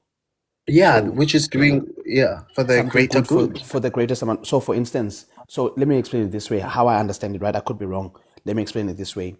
If a terrorist put tea in the Pharaoh, if a terrorist plants a kaboom in the Mall of Africa, and that kaboom is going to explode and unalive 50,000 people in the Mall of Africa, police officers see that terrorist going towards the detonator. They can't get to him physically, so they're going to pew him and unalive him. Utilitarianism says that's justifiable because by unaliving one person, only one family is going to cry. By allowing the bomb to explode, only to save one person, it means that more people are going to cry. So in the concept of That's Ubuntu, exactly how I understand yes, it as but well. then in the concept of Ubuntu, it means that South Africans are the most majority. They are the greatest amount of people in South Africa. So we Yeah. need to practice Ubuntu in a way that is going to serve them rather than serve the minority. So the greatest amount of good will be then for South Africans and not for Magwera. I think that's Yeah, the problem is what we are clearly we're not arguing what the word means. I think we all have the same understanding. But what we are arguing is whether what is that what's that deed that is for the great amount of good, right? And stuff. What can we do in order to do that? And that's what we're arguing to say by chasing foreign people away. This is not for the greater good, right? Because we do say that these people, for instance, are part and parcel of our history as South Africans as well. You know, we share a lot of languages and heritage and culture with these people. I hear you, but I think you are only limiting it. Hold on, Kesa, 1 second. 1 second, Kesa, my brother, please. I think, Sam, you are only limiting to the greatest amount of good, and then you leave it there. But also, it goes further to say the greatest amount of good for the greatest amount of people. And in South Africa, those are South Africans. That's how I understand utilitarianism. I'm happy to move on because other people are waiting. And then, in case when I'm Sam, you're gonna have your 5 minutes anyway. When you thank you, host. I just wanted to say one thing, just one thing, and then I will drop. Don't leave. No, you can't drop. I have 5 minutes. No, Kesa, don't go. Drop. Hold on, I don't Kesa. To have be fair time. to I you, have I to did. work. Kesa, I did take wanna make 45 one seconds from statement. you, so you can have a minute. But please try and stay, so that we can. Firstly, I think we can save this whole discussion about philosophy for our debate. I think it creates a framework of what we can debate around. I think that's the thing we can do. And secondly, Sam, I find it distasteful for you to try to steal Azania's idea on his platform. Because that's what you're doing when you say we can debate. Wait, I have time here. That's what you were doing when you were saying we can debate on my platform. You are literally undermining Azania's work. You are poaching, literally. You are poaching people from right inside his platform, and you want to talk about morality. You are stealing his idea on his platform. No, we can debate, but on my platform. Literally, like you don't know that Azania is doing something here. You people are really disgusting.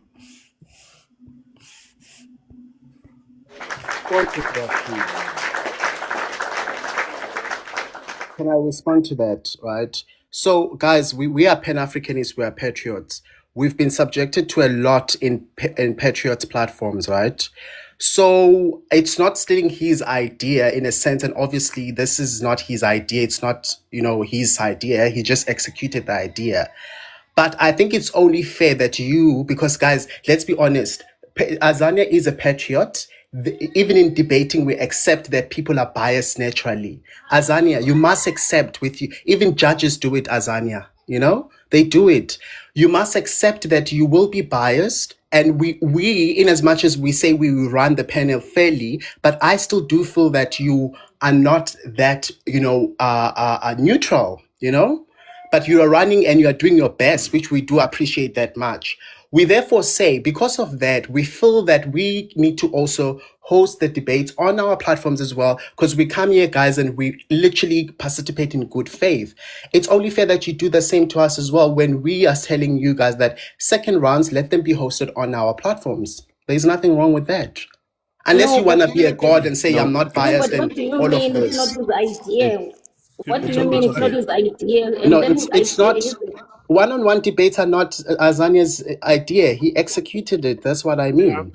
This is not his. Yeah, no, you know what, I can I host them as well, guys. you're Come just on. a pathetic, We're just saying shameless. that let's share Just say you want the views, platform, Samantha. Just say you want views. We'll give you the views, Samantha.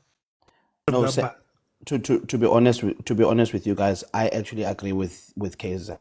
It doesn't matter that it's not my idea. The bottom line is that I'm the one who brought it here and I'm pioneering it. And for people to see that it works, it's because I started it. It's because I executed it in Sam's word. So I fully agree with Kaiser's submission there. That's why I clapped hands for him. Yeah, I mean, I can't gatekeep because technically, I don't have a patent on this. I've registered it, whatever the case may be, but people can still use it. You know what I mean? I can debate one-on-one. But the bottom line is that people saw it from this platform. That's why they are now seeking to duplicate it. Azania, we came here in good faith, bro. Like, let's be real now. We came That's here in okay. good faith. Organize I'm your not talking own about. topics. I'm not talking about that. I'm That talking about attitude the of Organize your idea. own organize your thinking, topics. guys. You wouldn't have Find your debated own. anyone if we didn't come here and debate you guys. You wouldn't have debated anyone. We could have said no, we don't want to debate y'all, but we said yes. No, Wait. Let me make a Are you a point. gang? Let me Are make a you a point, gang? Azania. Don't think I listened to you. Sam, Wait, no, can I make a you're being point? unfair. There's no need for us to ventilate this issue of you wanting to take the idea I executed to your own platform. You can do that if you want. I can't stop you. But the bottom line is that in principle, hold on, Rez. In principle, you know that it's wrong. That's No, the I whole bit. don't. In principle, I don't. you know It's that it's not wrong. wrong. It's no. Give It's me a okay. chance, Pelazania, to We are respond. convicted. We are convicted differently. Azania, My come on. conviction would If be you that. don't want to support us, how can you guys don't want to support our platforms as well? How can we constantly come here We can and support your debate on platforms your with your platforms all ideas. the We can time? support your platform with your ideas. But you can't expect, like, what do No, you expecting me to say? It's wrong, bruh. no, It's wrong. I no, can't it's stop you. not. I think I can't stop you, no. but it's wrong. Listen, But once again, our morals are different. I would never take your idea and make it mine and run with it, ever. I wouldn't do no, that. listen. It's not about stealing your me, guys. Let's talk. It's about you, Azania, giving us as well a chance to debate on our platforms because we come here to debate you guys. Sorry, guys. We come here to Sam, debate hold on, you. guys. No, So why can't you Hold on, come guys. on Let's our move on. platform? Guys, let's Find move your on. own Guys, audience. let's move Find Don't your do on. own depth. plagiarism. Find your Samantha, own don't do topics. plagiarism. Find your own topics, find your own show, find your own thingy. You can't bring debates again because Our King of 50 platforms. is Ex- bringing He ex- debate. Exactly. already had his show, No, but guys. Sam, that's He not what it's already was about, doing his Sam. own That's thing. not what it's No about. one It's No, not it told is him about about that. debating that. on whose Don't do platform. that, Samantha. No, hold on. You Hold had on, a It guys. is whole about time, that It's not. because why are you Samantha, to rejecting us prepare for hosting this thing. debates as It's well, not. guys? You No, had I a it's whole not don't about. time find to this. come Hold up on, with this Sam. debate, Samantha. Sam, I You just had said a to whole you. I time. just said to you. One second, bro. I just said to you, you can take the idea and run it in your platforms. That's fine. That's not the point.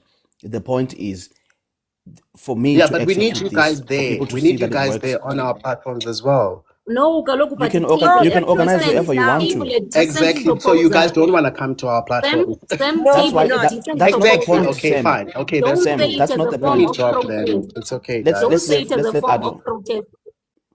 Ado, Yes, go I ahead. was saying Sam find I was saying Sam table a decent proposal.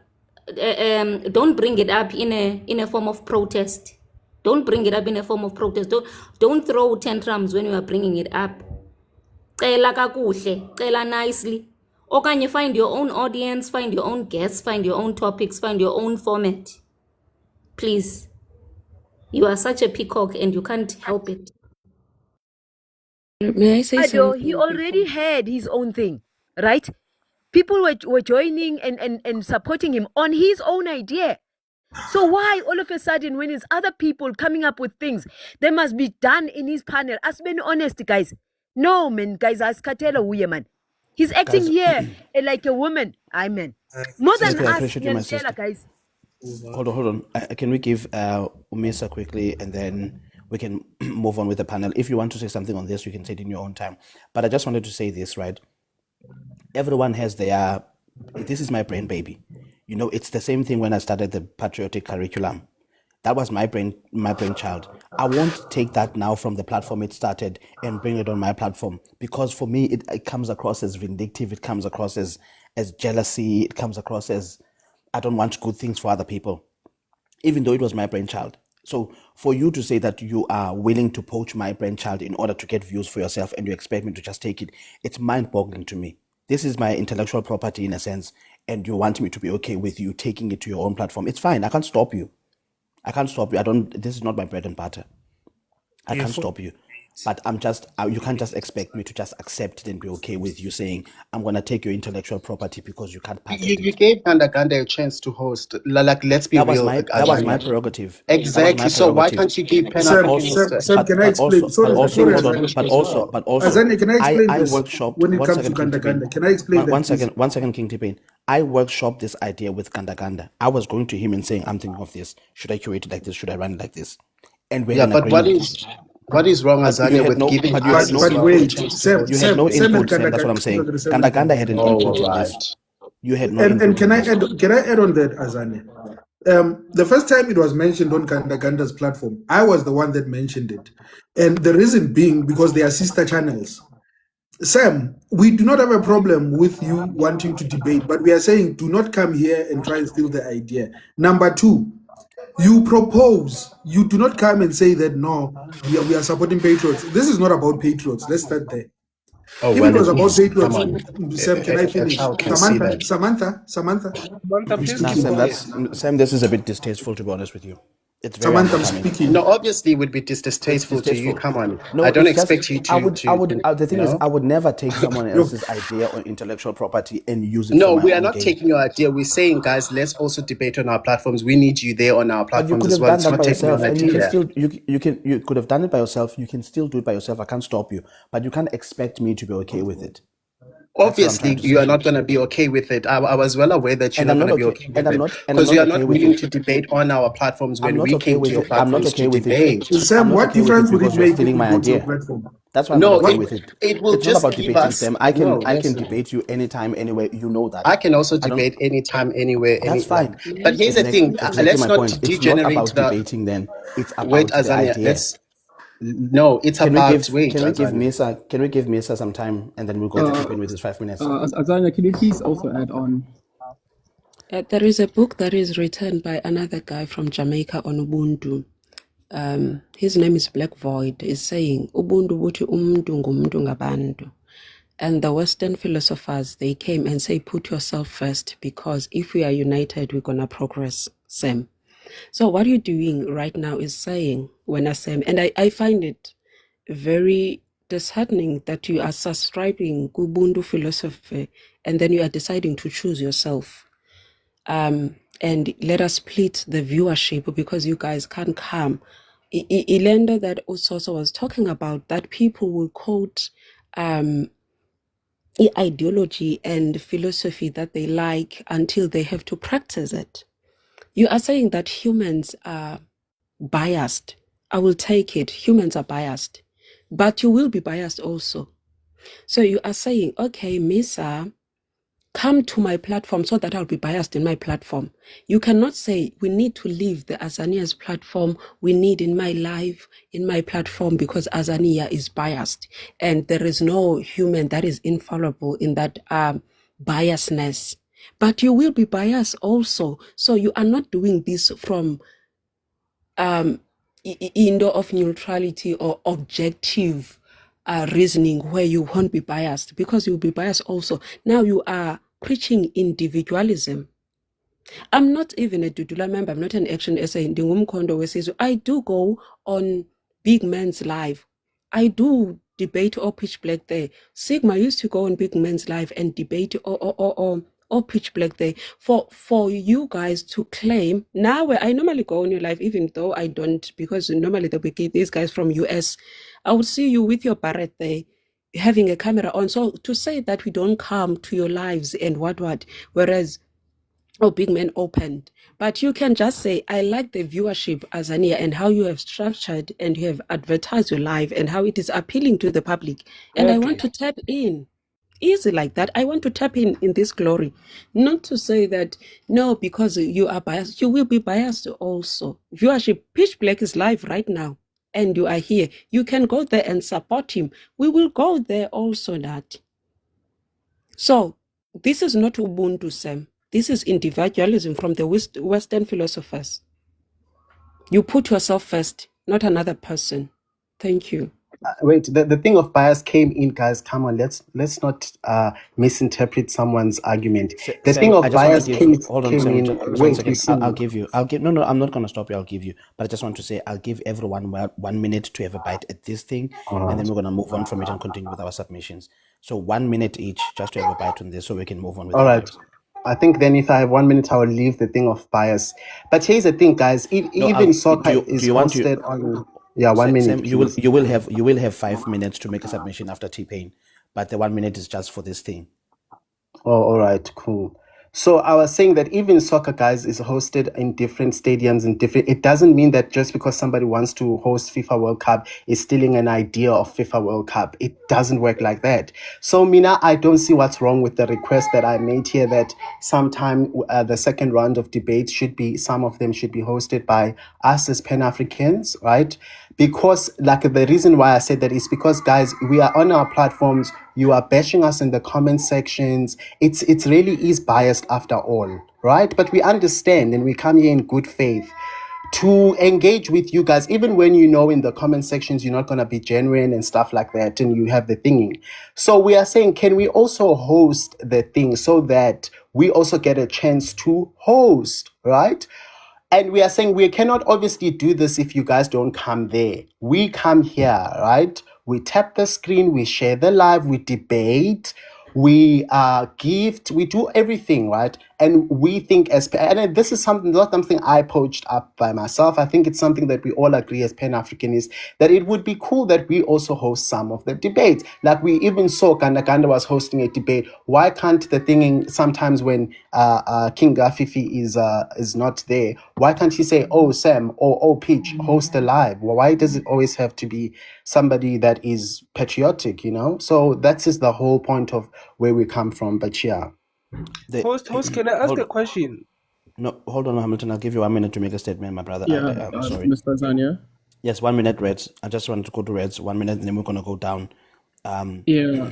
Guys, also, Yeah. I'm trying to build a brand here with integrity. I can't just keep dropping it at everyone's lap and compromise the integrity of the bullpen. You know what I mean? I can't. It has to be people I trust. That's why so far I've only asked Ukandaganda and 418. I can't just give it to everyone. Because when I create a poster, it's going to say bullpen. Who is known for starting bullpen? Me. I can't just drop it at everyone's lap. It can't happen like that. Start your own. Then It's why okay. must they host then? Then they shouldn't Because host either. Tanya, no, don't because worry. Just hold give us on. this 1 minute and then you will summarize. Okay, okay, thank you. Go ahead, Reds, and then we're gonna go to T-Pain, Ado, Hamilton, Lepi, and Lovely. Yeah, Azania, actually, I've been on Sam's platforms and I don't think a debate is something realistic, because he would interrupt you and speak all over you, and it's horrible to debate on his platform, right? But I must say that Sam, speaking a bit of truth, the biasness on this platform is out of control. I mean, if I went on my platform, on the Somanda Institute platform, and I called any one of you here, the people on that live would support me and my support for, support for the things that I believe in. The people on my platform would clearly say that I cooked Hamilton, but over here it seems like it's a different story. So this whole thing of biasness, I will unfortunately have to agree with Sam. And we're just asking, can we also have, because for me too, I'm always asking for people in your DMs. I'm not getting anyone to debate with. So I think it's only fair for you to give us the power to also have debates on our platforms, because honestly, I'm tired. I've been begging and crying for people to debate with, and it sounds like you're not giving me anyone. I mean, King T's here. Someone. I mean, King T's here, We and he already has a have lot grade to for you. say. Agreed for And next week. then give me King T. Give me. No, but we already Kaiser, have grade. We already have grade agreed for you for Yeah. next week. And grade is not a patriot; he's a fighter. He's gonna come here and debate you. Well, then thank you. But I'm just saying, please, just have like a rolling schedule. But I would love No, guys. To be honest with you, I'm not willing to take the bullpen brand and give it to anyone else. It's the people that I will choose. It's my prerogative. Let's move Okay. on. But Reds, you are up with grade next week. Yeah, agreed. Can We all King agreed on the. can King T Pain be next? Because I'd like to cook King too, Mr. Zania. Yeah, I'll talk about it. Yes, we'll chat about it. T-Pain, go ahead. 1 minute, bro, on this issue, and then we can move on. Okay. First of all, I want to applaud Reds. Reds has been consistent in coming to the platform. I haven't had any complaints. If he has a problem with someone, like we know he inboxed Hannibal exposed it would be there. On me debating him, we'll have to see. We'll have to check the topic. But, Azania, if there was someone that was supposed to be crying here, it would be me that I don't have more powers on these debates, the way I've been pushing them. But I understand the direction that you want to take with this whole thing, and I understand why you chose Uganda and 418.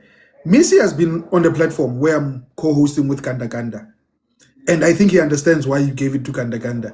We've been on 418's platform. There is no one that is biased there, Bafetu. The comments, yes, you can say the comments are biased. And you can say the people that come after to question you are biased. But you cannot say the host is biased. You cannot say that the moderators are biased. You understand? We come to question, we come to fight you on what you were saying. Thank you so And much. we are given equal time. So why are we saying that the host is biased and the host is biased? The host has never even interjected anyone during their submissions. Thank you, And host. I get a lot of smack myself. I get told off by people myself. Host do this, host do that. I get harassed in the comment section, even me, probably more than some of the debaters. Sam, I'll come back to you because you're gonna have your 5 minutes anyway. Ado, 1 minute on this, and then we'll. Ado, please. Did you see my DM? I think I responded. I can't respond. I haven't seen your DM back. Okay. Yeah. I'll respond later. Okay, thank you, host. I had a feeling that this will happen, Bangabuya Kumbula, when you were like back and forth, because I still remember when it was your first live and you were like trying to figure out unlocking the share buttons and the gift button, and then we were so excited. And then there were like other lives coming, because there were 3 30-minute lives, and then there were others coming, and you were brainstorming and throwing out their names.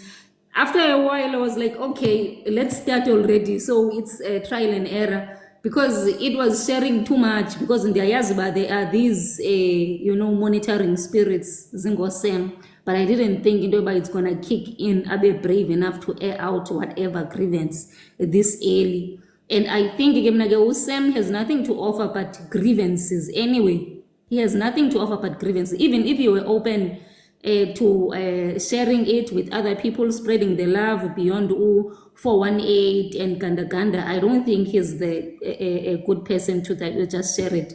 But I'm thinking that it's still your baby. We're still all excited about you going live and also realizing this vision that you have, So I don't think it's a good idea. And I think Sam is being very mischievous.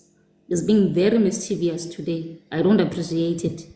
Like I I don't said, think if you like today. this idea enough, Thank you so much. join in and participate constructively, or can you do your own thing? Damn. Thank you so much.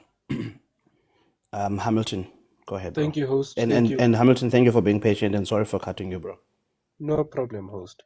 It's so unfair that when someone comes out with an idea and he decides to, put whoever he wants to put to hold that discussion, people will be coming and be like, if you're going to give Ganda a panel, why don't you give me? I am the one who came with the idea, for example, and I'm telling Ganda to host that thing. It's not wrong. Come up with your own creativity that then you can say, I'm extending my invite to you patriots to come to our panel. We are having something of this nature and we want you guys to come there. That is fine. The issue of just hijacking this thing is just like these opportunists hijacking the issue of pan-Africanism, right? They just want to take things and they want to benefit from those things because they see Uti, there's gifts, there's viewers, and overall, you are leveling up as a host. So come up with something that is creative, man. Don't just suck up people's ideas. And this thing is not even a money making racket, guys. Like, let me tell you how much money there is today in this thing. People think that we're making, it's not telling me how much money for today. It's telling me money for the week, but the money for the week is $11. $11. That's not money. So there's not like it's sometimes like 4 cents after a live, or you know what I mean? Okay, let's move on. Lepi, go ahead, 1 minute. Okay. Thank you, guys, host and everybody here. Yazi, Mina, I'm thinking, guys, I'm not attacking anybody. This is your thing. We yenza ukuthi ibe to this level. You worked hard ukuthi ifike la ifike khona. And when you are saying that it is you who will decide ukuthi uyibeka ezandleni zikabani, because it is very important ukuthi you watch and check ukuthi ubani omnikeza lento, because it might be ruined based on ukuthi uyiphe bani. Angatake anybody here. So angayenza into zakhe use njengoba bekayenza ayenze ngendlela yakhe, but not using the bullpen. Please, ungayenza ngendlela yakho, but not this one, because this one i-right ezandleni zomnikazi wayo. And can you learn to be yourself? You know, yes, guys, when we stay in our lanes, we succeed kanjalo. But when we want other people things, we ruin lezo zinto lezo, and nathi we're failing ourselves because we are failing to display our potential. Thank you. Thank you so much. And also, guys, just so you know, I have submitted to also have the name Bullpen, Proving Grounds, and Dragon's Den as my debating names for platforms. But I haven't used the other two. I don't know if I'll ever use them. But once again, they are my brainchild, so I thought I'll use them. Well, I'll register them anyway. I'm still waiting for the registration. It's like 870 something rands. Who's next? Lovely, go ahead. Auslepie Entleck has taken what I was gonna say. To be honest, you have to use what you have. Use your baby. Sam, you have been hosting forever, and King Kafifi has never been hosting. He's being on our platforms, on all these platforms running around. He's being on your platforms too. So, but you want to host what he's hosting. So you say to him, stop. That is not fair. It's very, very unfair of you.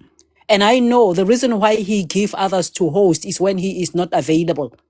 So he could have been hosting all these lives, but he knows who will be his assistants.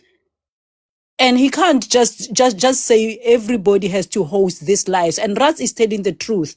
You are the one who's talking when people are on your lives. You just, sit down there and be on the whole camera, on the whole screen, and then be the one talking. And you expect people to come into your life and come and debate. No, ma'am. No. Yeah, just like the Simunye, oh, we are one. presenters just sitting there and talking, Sam. Thank you so much. Listen, Azani, we're I going to think talk about it in the DMs. I really do think I have a case on this, but it's something that we need to talk about as humans. Bro, you don't have a But case. I Let think me come in, Sam. it's When okay. We're gonna Azania, you give. don't have a case. We're No, not it's gonna okay. give It's okay, Sam. I really T-Pain, do I'm think gonna I have give you a case, and you have a right to reject the case or not. I also have a right to do whatever then I do with that decision. But I do have a case that I will propose, and there is nothing wrong with that. I do have a case. Yeah, That's okay. That's okay, Sam. You I the think stone you know. the stone is ovutwa Hold before on. the jealousy I think you know ivutwa. my sentiments on this, Sam. But it's okay. You can DM me. I'm not opposed to that. But you know my sentiments, and I don't think I'm gonna change. T-Pain, you've got 5 minutes, bro. Okay, if that's then your final judgment, so be well. Then we take that, and we will do whatever we're thinking with it. I But did yeah, say to you let in me the have my comments. And you should 5 have minutes been now. I did decent say to you enough. in the You comment should have been section. decent enough and did it on the DMs in the first place. You should have been decent It, enough it, to it, do it it on did the not my DMs. time.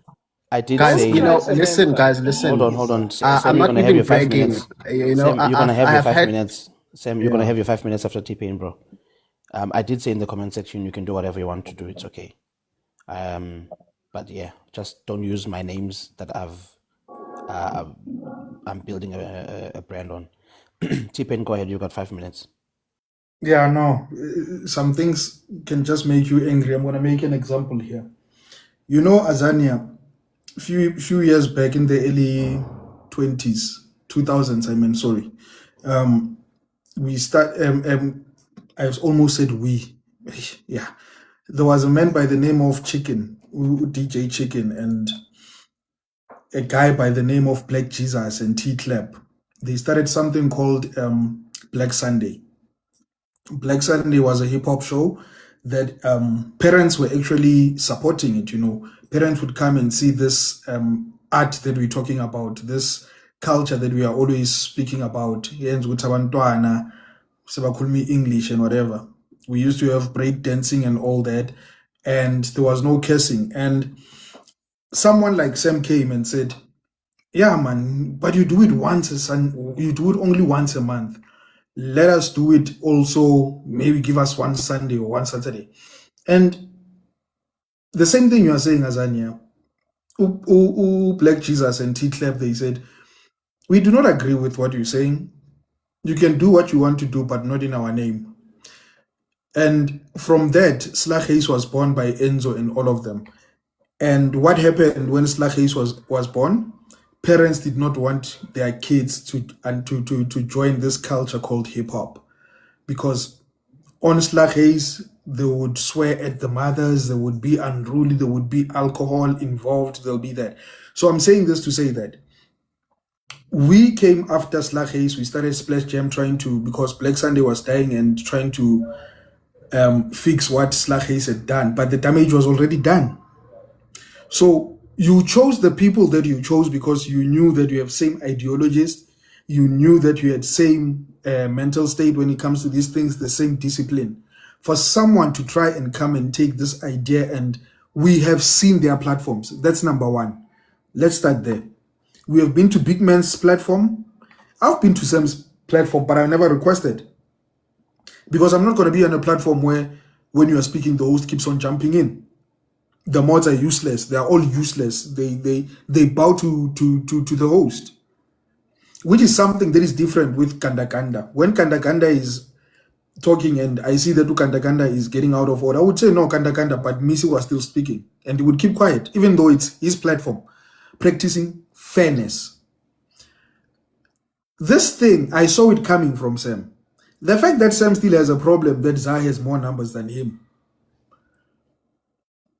The fact that he has a problem about numbers, it is not about education, it's about number. It's about the numbers. Superior than ZAR academically, monetary, in I'm terms of I'm speaking. followers. I'm really superior than that Yeah, guy. Samantha, I'm speaking. So come Stay out on. of your emotions. He's not a competition to me It's whatsoever. fine. I'm It's probably fine, gonna do Samantha. well better than Sam, him. you'll have your 5 minutes So now, yeah. bro. You'll have your 5 minutes now. Yeah. So the fact that it's like that, and to people that have been to ZAR, when we call ZAR into order, he listens. He's one of those again.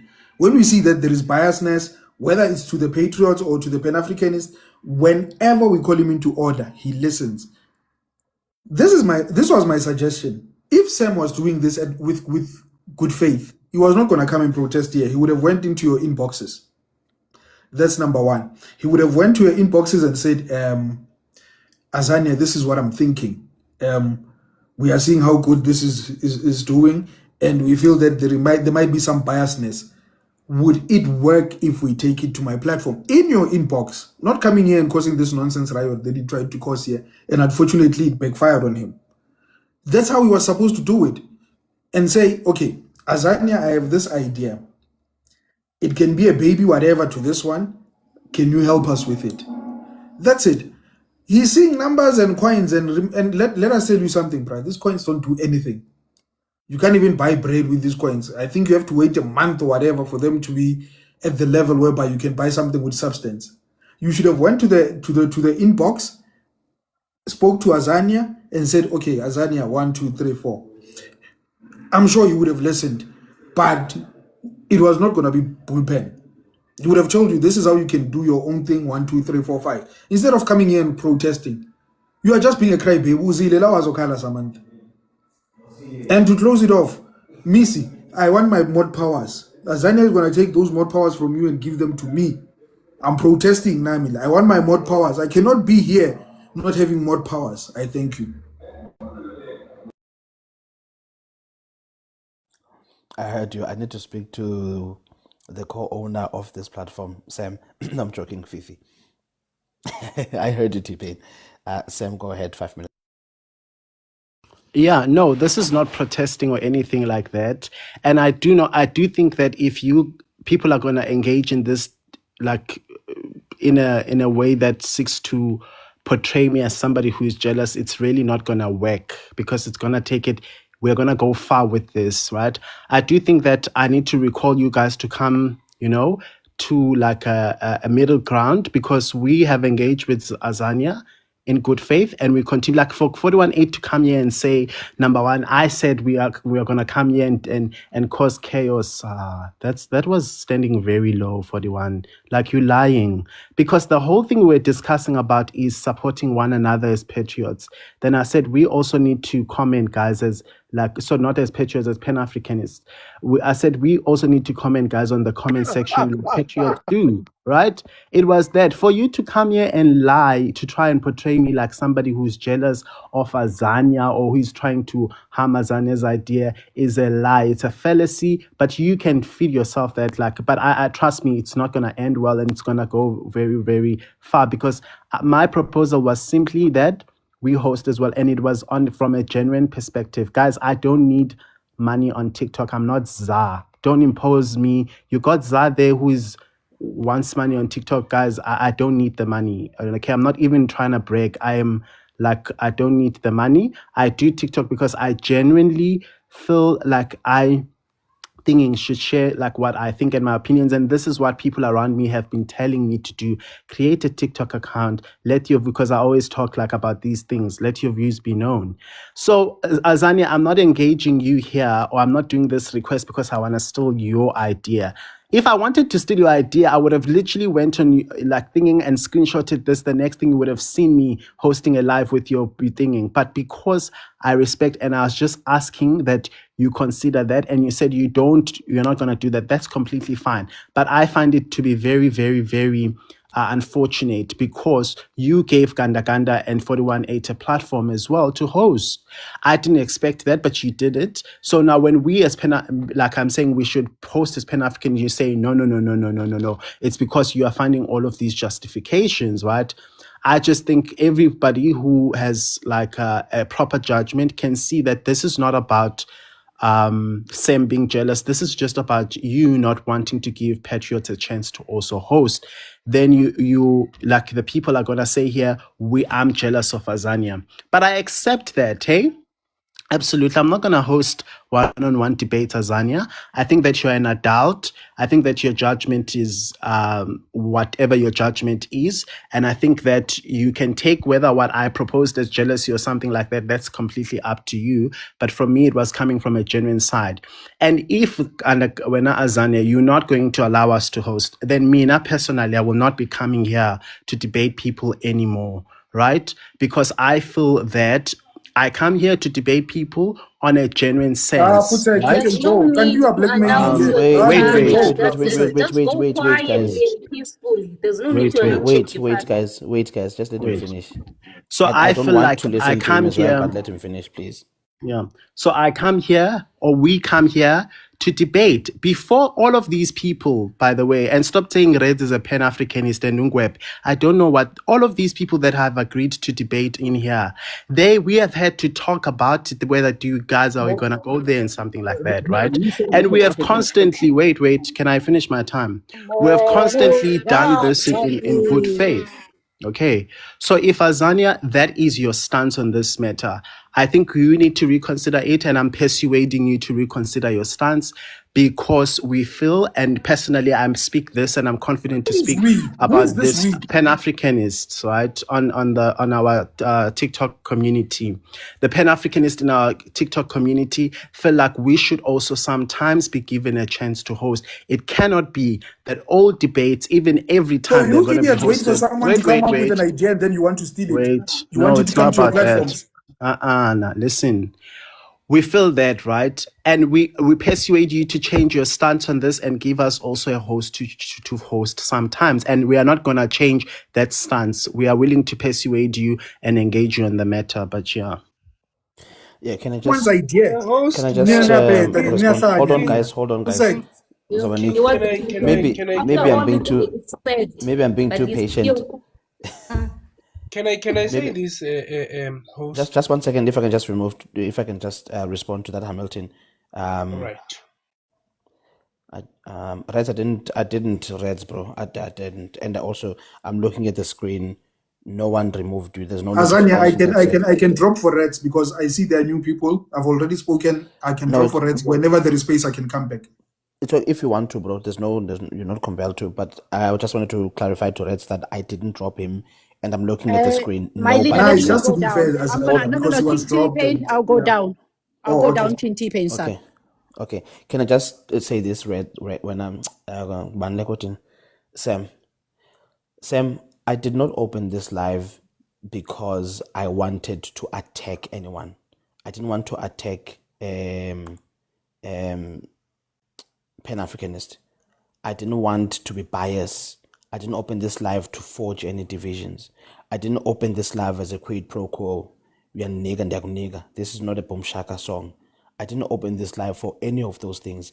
I opened this live and this idea to have a fair ground where people can contest their ideas.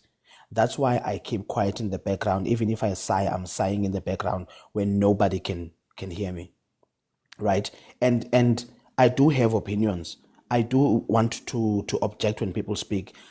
There's so many things I want to do, but I can't because the purpose of this live is not to bash or attack anyone. It's to create a fair place where people can come and contest their ideas. So this thing that you think that it's a give and take, it's a quid pro quo, it doesn't work like that. I didn't create it for that. So even the idea that you have in your head that, well, we come here to support you, so now we must get something in return, that was never the purpose of this live. So even if I was to give you to host, you are hosting from a wrong premise. You are hosting from a premise of I'm doing something for you, so you need to do something for me. And I explained to you why I gave Kanda Kanda and 41.8, and those are the only two people I've ever considered when it comes to this. Mind you, I shopped this thing here. Ado is correct. I was doing a market research and I was telling people, getting reaction from people, etc., etc. But one of the first people I approached with this idea to hear what they were going to think is Utisho Mkulu, Ukandaganda, Ukarol, and I think those were the only people that I approached with this idea. And I went with so many different names. What do you think of this name? What do you think of this logo? Should I run it like this? Up until at the last minute, in fact, Bullpen was a last minute decision. This was supposed to be head-on debates. Was supposed to be head-on debates with a logo that is like Vikings, as if they're going to war. Bullpen was a very last minute decision that I changed instantly. I'm sure they were shocked as well to see Bullpen. So even if I was to give you to host, you're already hosting it from a wrong premise. And also, I will never give my brainchild to somebody else that I don't trust or that I haven't tested. I've watched your lives. Don't trust us. You don't No, I'm not trust saying. us. No, hold on. I'm not saying I don't trust you. I don't trust you because I've watched your live and I've not seen an exemplary way of running a live in a proper way. I haven't. The thing is, I've seen you with FBAs and they just run that live and you just sit and you it's almost like you're defeated. I'm building a brand. I'm trying to build a brand. I can't compromise it. It's the same thing. I can take any shoe and paint red under it. It's not gonna be a Louboutin because it doesn't have the touch of the owner of Louis Vuitton or Louboutin, whatever it's called. I'm trying to create my own Louboutin here or Louis Vuitton. You can then take this Louis Vuitton and go paint your own red sole in your shoe. That's fine. But it's this idea. I'm being overly patient. But basically, the thing you are proposing to me, basic, and you're expecting me to tile and develop tool and ndingathethe niks because I'm trying to be patient and I'm trying to be impatient. Njalo ke. Yes. Njalo ke. Nanso. I've been an attack. Can I say this? That's where I have a problem. 1 second, Bulldog. That's why I have a problem with this thing, Sam. So I'm okay not speaking about this anymore with you, Sam. You can send me a DM if you want. You can not come to my panel if you want to. It's fine. I'll be fine. I'll find other people who want to debate. I think I'm not gonna come anymore. No, that's fine. That's fine, Sam. Please don't leave. Hold on. No, hold on. That's fine because Sam, this panel and this idea does not pivot around you and your emotions or what you want to do. Okay. I asked you to come. I'd never forced you to come here. I asked you to come here to engage in a debate. You agreed. I sent you a DM to thank you. You thanked me as well for being fair to you. So now all of a sudden, sorry, 1 second. Host, can I say this before you come in, Bulldog? Can we get our 5 minutes, please? Sorry, I had to do a puzzle. I had to do this puzzle thing. Now all of a sudden you are acting like I owe you something just because I asked you to come and debate here. I promise you, if you don't come to debate here again, Sam, the platform will continue. There's other people who have got objective ideas to patriotism. So asisuva ngawe and asimanga ngawe futhi. So uba ufuna ufutheka, it's fine. I'll be fine without you. Because I'm soft and I'm trying to be impartial. Whatever the case may be, it doesn't work like that. Listen, host, can I say this if you're done? Yeah, go ahead. And let's give Bulldog. You know.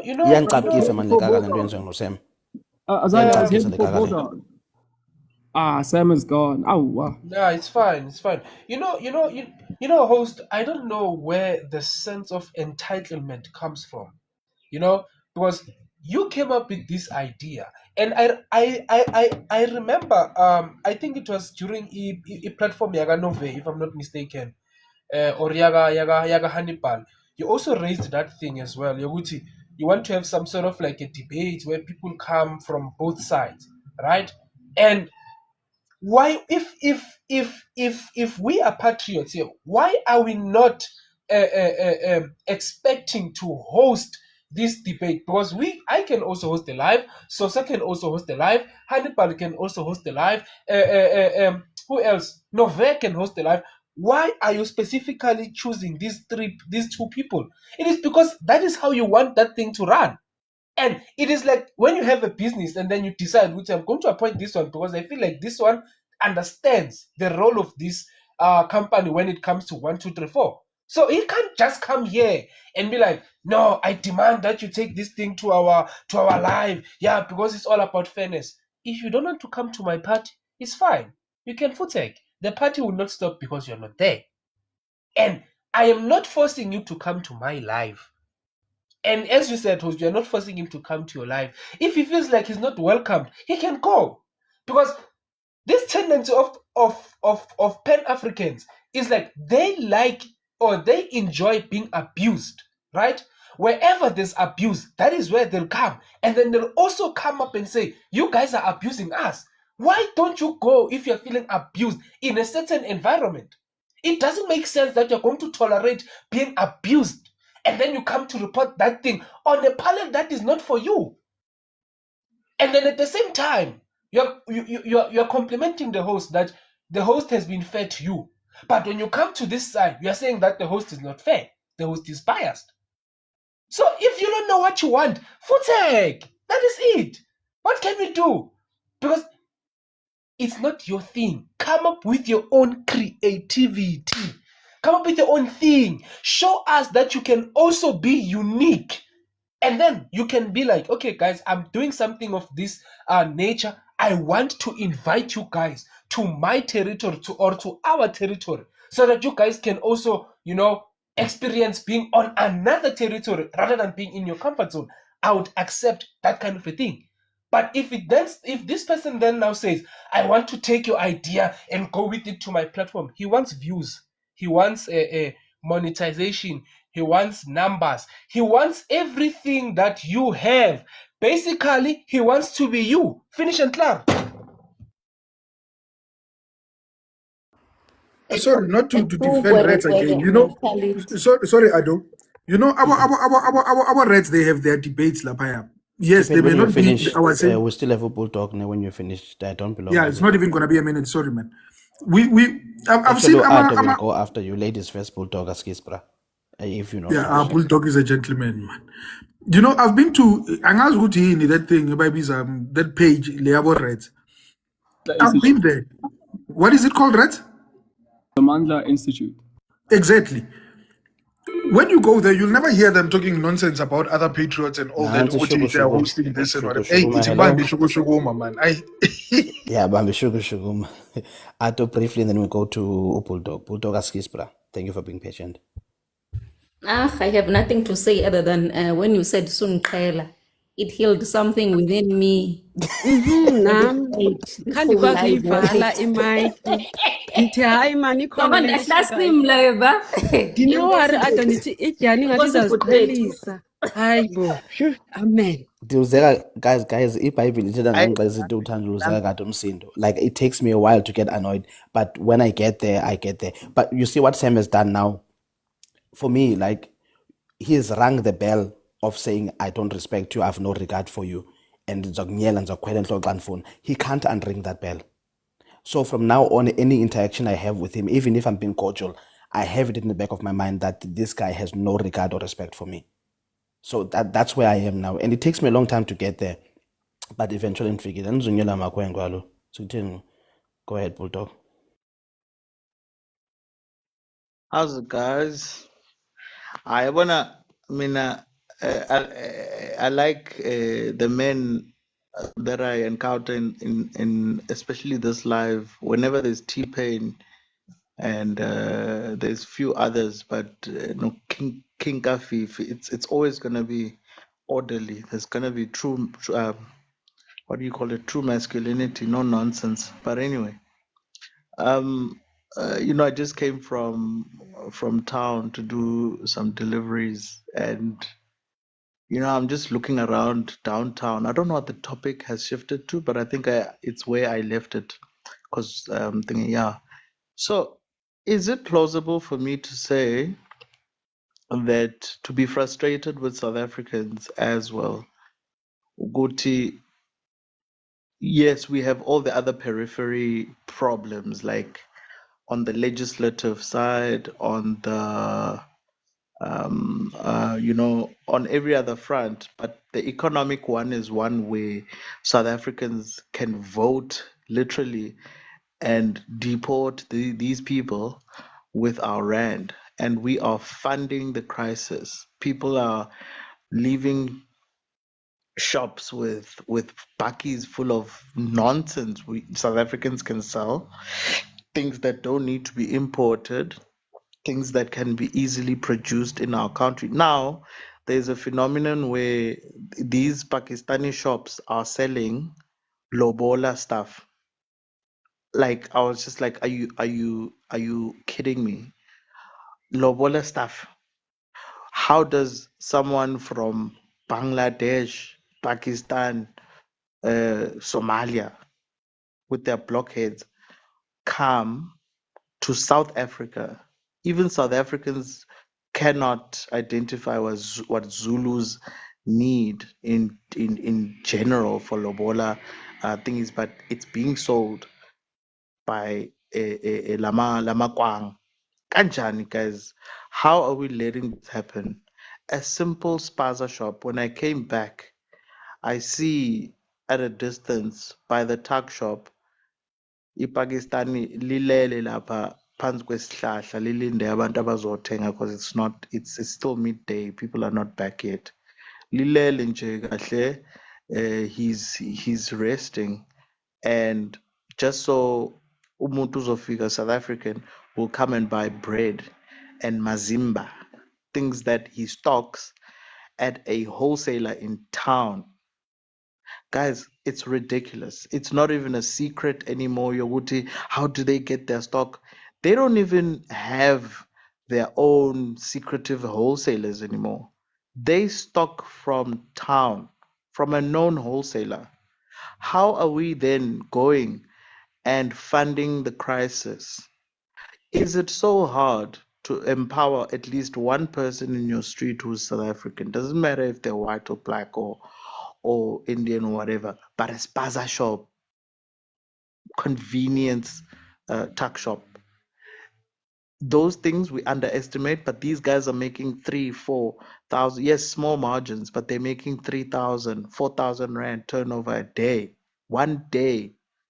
In the South African context, if a bank noticed that a South African is making 4,000 a day on their business account, you could get finance to scale that thing into a wholesaler. That's the one place where we don't need to strike. We just need to pull out our rand. That's it. So yeah, that's my submission.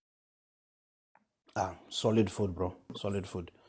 Red, sorry, before you come in, I think Umabosu just came in, and I think it's only fair we give him his 5 minutes before we move on with the panel. But host, he came here before I did. I've been here for a while. I know, but you've been here for a while and you've had multiple submissions, whereas he hasn't. So I'm just trying to prioritize the person that hasn't spoken yet, and then it's going to come to you with your 5 minutes, Rez. So Mandla Institute. Maboso, my leader, go ahead.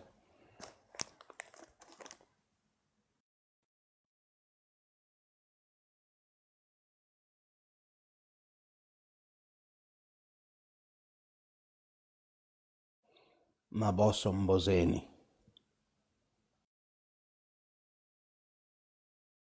Is he away from his phone? Probably is away from his phone or in issues. But Maboso, when you come back, I'll prioritize you. Reds, go ahead. Okay, thank you very much. Sam, before he left, I was fighting for him to stay because he said that apparently I'm a Pan-Africanist. People say things on TikTok and it's easy for you to say something on your phone. If I was near Sam right now and he said that I'm a Pan-Africanist, I would slap him across the face. I don't like Nigerians. I don't like Zimbabweans coming into my country. I utterly dislike that video that I saw on SABC of foreigners saying that they will never leave South Africa. This is their land and their kids are entitled to be in our public schools.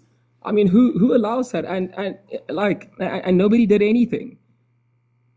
Are we that weak as a nation? And you calling me a Pan-Africanist? Sam's full of crap. I don't know where you get that from. I absolutely deny those accusations. Right? You might call me anything, but not a Pan-Africanist. I don't believe in that garbage. I believe that we as South Africans should protect our nation. But what I want to show you here is this interview with the great Honorable Dr. Peter Groenewald. And this is what he had to say. Let me show you something quickly. Hold on. Role, and we immediately had a court order for deportation to the countries of origin. So it can work. I know people say there's no use sending them back to their countries because in 2 or 3 days they are back in South Africa. We must not be sidelined by those sort of allegations. Can I say entry into South Africa is tightened by Home Affairs, the police services and other agencies. So I say at least we must try, because remember it is costing, as you've mentioned, 463 Rand per day per prisoner. So the foreigners in our facilities is costing the taxpayer more than 11 million Rand per day. So to summarize this video is like 21 minutes long. What the Honorable Dr. Peter Groenewald is doing is that he's actively pushing to deport foreign inmates to save South Africa 11 million Rand per day, right? 11 million Rand per day. So if he achieves this, let's take out a calculator and we say 11 million, right? Here it is. 11 million a day times 365, that's a year. This could potentially save South Africa 4 billion rand annually. 4 billion. Guys, isn't Dr. Peter Groenewald a blessing to South Africa? I mean, on top of all the other achievements, that he's had, and on top of reducing the cost of bread and all these other victories that he's had, reducing reliance on service providers, reliance on service providers. He's already saved us more than 80 million rand by reducing the number of service providers and doing everything in-house. Isn't this man a blessing to our nation? So I believe that we need to tighten our borders. I believe that people are hiding behind, people like Sam, they're hiding behind Ubuntu and this village philosophy, to try and give people an scapegoat for not following our laws. Our laws must be respected. Ubuntu is our culture. You don't just come here and use our culture against us, right? And get into buildings illegally while South Africans have to work hard, while South Africans have to work hard and pay rent, and sweat, and you just come here out of nowhere and hijack a building and you're expecting Ubuntu from us. And then Sam used some court case, some S Mukwana Mkweba or something, and he's trying to justify how Ubuntu and the law are intricately linked, right? As if the law promotes lawlessness, right? But the law does speak about Immigration Act. I think these people are trying to undermine our intelligence as South Africans. They're trying to, I think we South Africans are being taken for a ride. Just because we have the same skin color, same skin hair, same hair texture, just because some of us speak Setswana and there's a country called Botswana and there are Ndebelers in South Africa and there's also an Ndebele tribe in Zimbabwe, doesn't mean that you can just come and do as you wish. This is our house. This is South Africa, the most beautiful country in Africa, and we cannot just open it to everyone. And I always ask him this question: since you love being an African, why do you want to be an African in South Africa? Go be an African somewhere. There are countries in Africa that people don't talk about, like Gabon. When was the last time you heard, like Madagascar? Go be a proud African there. Why? I'm not a Pan-Africanist. Don't disrespect me like that. Thank you so much, Reds. Point made, my brother. Maboso. Hey, Patriots. No, I see you're building a good platform, brother, and I'll always be your stagey and stand in support. I'm always here when you need me, man. We came far, and I think the children of the lie, obviously, they're gonna be jealous because these people, their time is over. We gave them a decade Also, you of run. sound muffled, my brother. I don't know what's happening, but yeah. I'm outside, man. Let me just. He's outside in the wind, yeah. Oh, okay. Do you hear me well now? Yeah, Am I clear now? Thank you. Yeah, man, I'm saying, these people, we gave them a decade, a whole 10 years of running their propaganda freely with no patriots challenging them. They couldn't build shit because they're not innovators, as Reds said. Reds is confusing, of course, but Reds made a good point. He said this village ideology, they're not innovative. They are followers. That's why they're in a cult organization. Now, people like Azania is a very brilliant man, I must say. Comes with a lot of ideas. I'm in the background with him. I see him every day. Even this idea, he mentioned it. I think it's been a year now. It's been a year working on it. He prepared this thing long time ago. He spoke about it in the background. I saw the birth of it, and he runs with it. He runs with lots of ideas. He's a very brilliant guy. So patriots are just innovators by nature, and a lot of things are going to come. And this is just a sign to show you what the country needs, the kind of leadership you need. You need people who innovate, who think. Now you see the children of the lie, the so-called Pan-Africans. That's why what they do is to run propaganda and copy. That's why they can't build anything from the ground. They can't. That's why if they don't criticize the white man, if they don't talk about the white man, they are irrelevant. They don't have material. They don't have substance. Their substance is just based on lying, and that's why now they want to copy what the patriots do. And they're gonna try, as Azania said.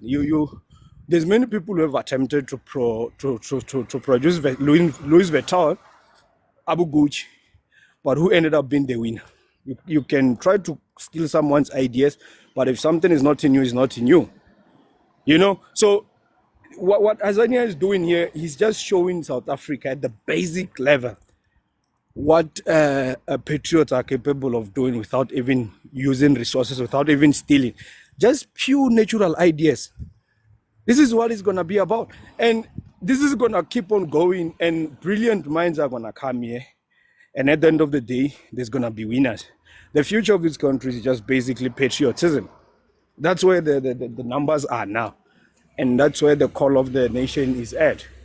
You know, people are done with this Pan-African concepts because it's not giving them the results. They had 10 years of running it. We didn't see anything. And that's because it's based on a lie. Now, the numbers are on the patriotism. Why should people entertain Sam?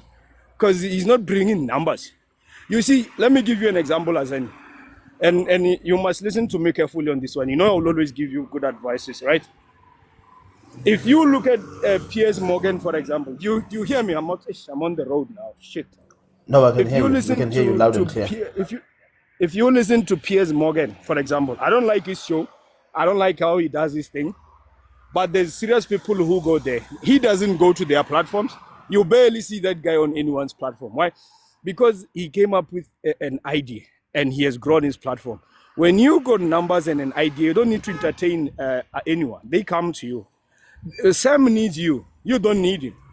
There's many people who are going to come on your platform, those who agree and those who disagree. Even among patriots, we have got different ideologies. It's not everything that we agree on.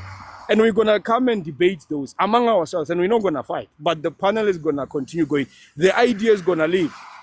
You know, so don't be blackmailed and be joining that degenerated group of people, that the so-called Pan-Africans. They should come to us.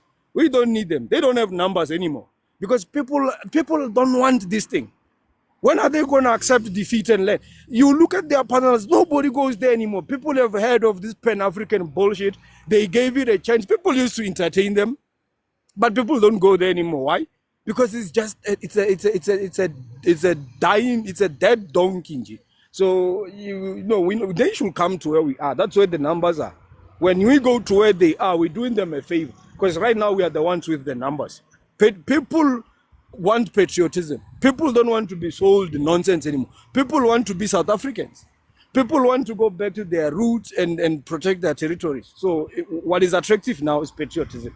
So we don't need to go there. They don't have numbers. They're not going to benefit us. They will be muting us. They will be doing the same bullshit that we know. They won't even be as neutral as you are on the panel, you know. So I'll carry it there, Azania. We don't go there. Patriots, we don't go there. They come to where we are. We've got numbers. They don't have numbers. Nobody wants to hear their bullshit anymore. So we don't go there. Yeah, thank you so much, my boss. You actually reminded me. Just 1 second, Red. You actually reminded me. I did ask you about. Well, I did shop this idea with you as well. Same as Ukolo. You know, I did go to a few people to shop this idea, to hear their opinions, for them to critique it, etc. So that when I bring a platform, I don't bring something that is so far from being functional. You know. So yes, you just reminded me of that. Yeah. Hold on, Reds. T-Pain got cut off. Okay. You asked a question, but I'm saying T-Pain got cut off, so we need to give him a chance as well. And also, I need to check with the only Rose on the panel amongst the Thorns, or Ado, if she wants to speak. If she does, she'll have priority, guys. Yeah, can I just ask you just one question? You just give me 1 minute. That's okay. Go ahead. Okay. I don't want to speak, but can someone else speak rather than Red? No, it's not your platform, Mr. Azania. Just 1 minute.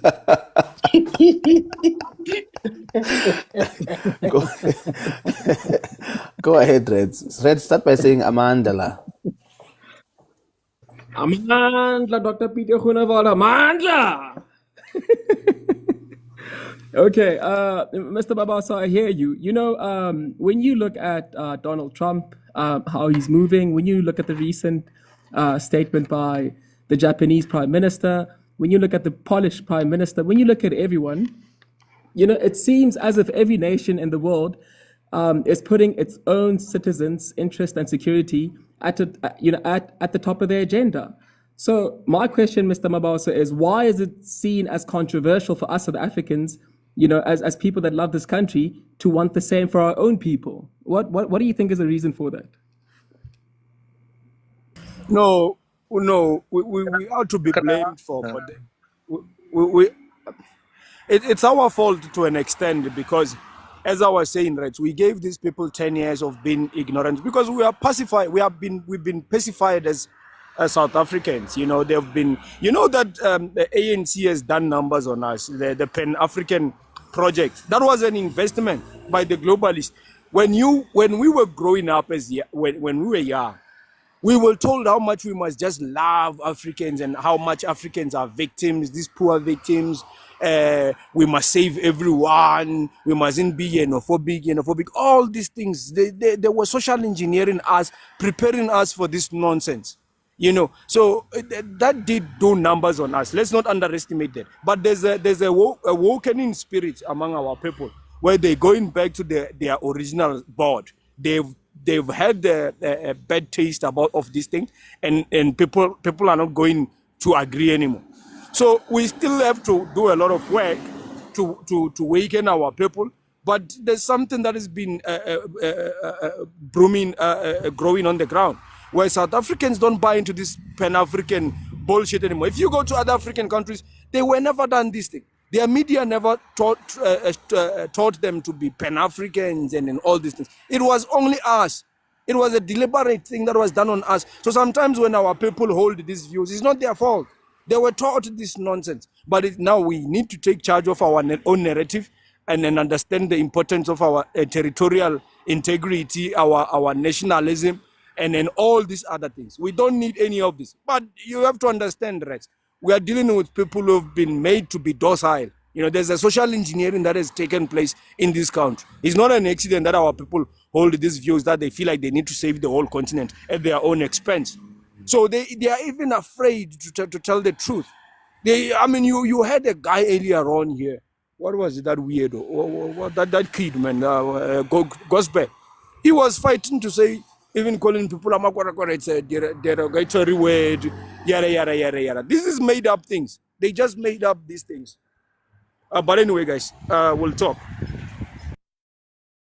Also, just to add on your point, you know, the likes of Abu Gospel will tell you, you must be a humanitarian, you must have humanity, but these are the very same people that stay on these 14-foot walls, you know, behind 14-foot walls with 30-foot gates, you know. That's just an exaggeration, though. You know, like they live in areas that are so closed off, that are so isolated from the people, that they wouldn't even compromise their houses to these people. They wouldn't open their windows, they wouldn't open their doors to these people that are vulnerable, as they say. They wouldn't allow these people to come into their houses and open the fridges, bump on their beds, you know, do whatever they want in their house, just like they want these people to come in our country and do as they please. So these are people who so made this point, right? These people are only humanitarians on TikTok. They push this humanity thing only on TikTok. You know, on the ground, they are very quiet. Where are they? Anyways, host. Exactly. Thank you. Can I just ask quickly? Hold on 1 second, Reds. Does anyone have any update on the pre-sentencing of Malema? Is it still ongoing? Or am I audible? Okay, so nobody knows yet. Okay, that's fine. Can we give Hannibal? Let's just give Hannibal, because he just came in, bro. Just a quick bite on Hannibal. Yeah, just on the sentencing, Mr. Azania. You know, just on the sentencing. I wanna Reds, you're a bully, as. No, I'm just saying. I'm joking. I'm joking. I asked the question, so go ahead. Okay.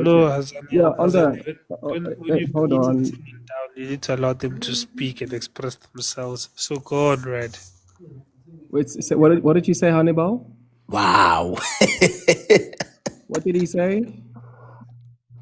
Yeah, but anyway, all I'm saying is that if Palema does go to jail, he shouldn't worry because the Honorable Dr. Peter Groenewald will take care of him as the Minister of Correctional Services.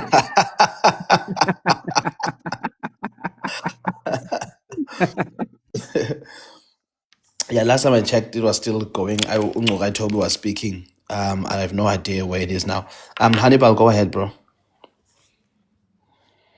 It's in Lalele because I'm still a bit busy here at work. But I'll be listening. I'll chime in there and I'll raise my hand. Okay, no, but is there any other patriot that's open? Oh, Nova's open. Yeah, okay. I'm thinking of closing soon. Azania, don't post this. Don't post this on YouTube. As you are going to see, or you're going to bring brain rot to the YouTubers with the likes of the debates that we had yesterday and the pseudoscientists. Don't post this. Don't post this. We have real doctors there on YouTube. TBP1, man. TBP1. Ngiyacela nje ungayiposti lento le, because some people are really going to be embarrassed. The things that they said. Azania post. But anyways, I was working yesterday. Post. I didn't see anything. Post. I'll post it really fast. Sorry, Hannibal. But this one, Azania, when you post it, make sure you cut it off when I think it's who was this? When ZAR left for the second time, because after that, it was Sam just bitching about it. I think I'll post the whole thing. I want to have a record of Sam's nonsense. True. Oh yeah, Usem basically. Like this thing of me sometimes it takes me a while to get pissed off, and it annoys me sometimes. Like I don't get pissed off very easily. And when I do get pissed off, I'm like, yeah, but this guy is like, he thinks I'm a pop, he takes me for a heart or something, But yeah, it is what it is. Go ahead, Hannibal. Sorry, bro. Reds. I want a second debate. Choose a topic, choose a date, choose a Absolutely. Choose a topic. Look, Hannibal, you think you won. Obviously, this is a biased platform. The people are supporting you. Guilty verdict. The court has confirmed. I mean, Hannibal. Guilty verdict. The court has confirmed. Miss Malone, please come up. Can I finish? Can I finish? So as I was saying, obviously this is a biased platform. If we debated my platform, the people would have agreed with me. Hannibal, you can't debate. Hannibal, you're a slow speaker. You didn't come on, bro. You didn't come with any article, any sort of any sort of media. Hannibal, you've been gassed up by Abu T Payne and Hamilton. Come on, bro. But I was not there during the debate. How can you say that? But you guys obviously were on a side before you even started. No. I didn't give a verdict until I went and listened to it on YouTube, bro. King T-Pain, a man who can't even Red was just dick riding on Mr. Groenewald. He was just dick riding on that thing. Because whatever you said, it didn't revolve around the topic. You were off topic every time. And actually, I wasn't off topic. You were off topic. We watched that thing. But just go to YouTube and rewatch it, and maybe you'll have a different view. That's what you're going to say. You're looking at it from your own biased view. And this is what Sam is saying. Sam is saying there's a lot of biasness here. And I agree with him. Imagine me losing the So you think rapping, so you think that coming here and rapping your words make you think that you are speaking facts? I'll never lose to If you are rapping, it doesn't mean that you're speaking facts. And if you're making noise, that doesn't mean that you're also speaking facts. Okay, Hannibal, how about this? Why don't you open your panel and this is not Hannibal. This is not Hannibal. This is Hamilton. Yeah, Patrick. Yeah, let's open a panel and let's debate each other right now. Hamilton. Patrick. Just so that you can make noise to me. Bro, you have many requests. You want to debate every one of us. Hannibal did a number on me, so you're trying to consolidate your feelings on me. Guys, don't let's do that. Don't clash that on me. Please, Reds, I honestly like the fact that you want smoke with everyone. But right now, I have you booked with Gred for the I'm gonna Orania, cook that boy. I'm gonna for cook the that boy. Orania, yeah, for Oh, the I'm gonna Brett, cook Orania, that am I boy. not fair, bruh? and Let then me Nah, and ask you're you, then not. Reds. No, bro. Obviously, you guys have a thing towards and speed. then I Whenever can book you. No, no, Reds. I'm Hold talking on, one about even second. on running platforms and all that. Am I never fair? I've never been on a platform, but I'm sure you are, Mr. T, Mr. T Pain. No, I was gonna No, say I'm saying Reds. even as a moderator, you've been to Oh, panels where I moderate. Haven't I been fair? no, you are being fair, but Hamilton, he's still a Reds, child. He mutes people and Reds, stuff. You know, he'll Reds. grow. Wait, guys, Azania, When guys, Reds, I'm you trying want to to have a speak. debate Aibo, with me, you're not going to get that. You want you want Buffett, you want man, to dig right yeah, on run me. away. It's okay. I'm Run not away. Buffett, It's against you, okay. bro. Buffett. You see Wait, where you I want to know. where you Buffett, want me to hold on. cross. Sorry, Buffett, I hold Reds. blame on. you, Azadi. I blame When you, Azadi. Reds, you've got grad next week, right? I'm gonna And cook then you, after baby. that, I can book another one for you and Hannibal, and we'll title it The Redemption. But first, yeah, the redemption of Reds. Let me show you. Let me show you. It Reds. I gave how into ay Oh bangumsindo my ofisini god. yabelungu ofisini yabelungu bangumsindo ofisini yabelungu ngaba ngumsindo ofisini yabelungu sokuxoshisa. Yeah, listen, Okay, So just in case Azania. you forgot, Azania, the next person I want is Kaiser. I want Kaiser. I want Ganda Ganda if it's up to it. I yeah, want we'll talk about it. We'll talk about it. yo, bro. I want them all. I want them all. You want to be Thanos? I want them all, bro. I want you know what, as a warm up, I want Hamilton, and then I get to the people I'm supposed to debate. How about Let's get through grad first, and then we'll talk about You the next want one. me?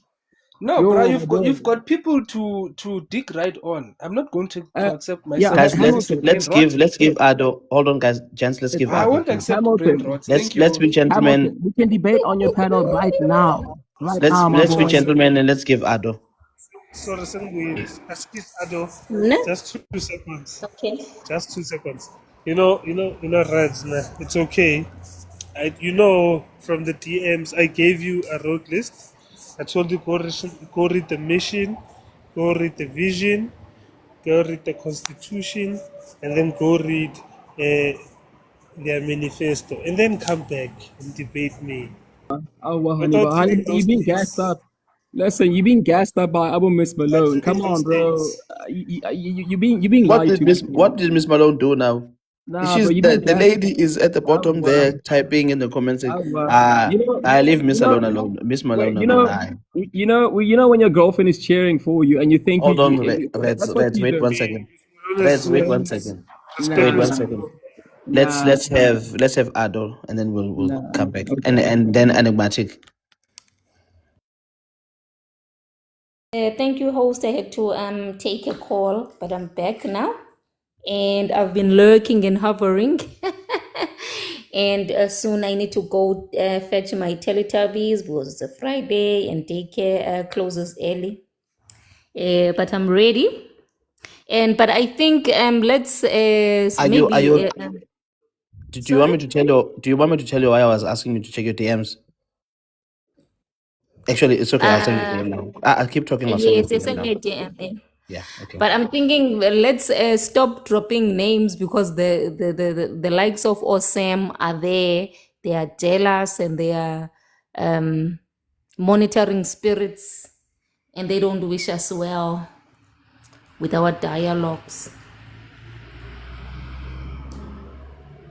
But host, you had requested that I come quickly to give a short synopsis of the white paper on immigration public meetings that the department is going around the provinces doing as per our legislation with public participation and democracy. Remember, we are not Congo or Zimbabwe or wherever. We are a consultative democracy and we consult before major changes in policy. And the government has been trying to make that happen. So there was one in the Eastern Cape a day before yesterday on the 21st, And today is actually Bloemfontein.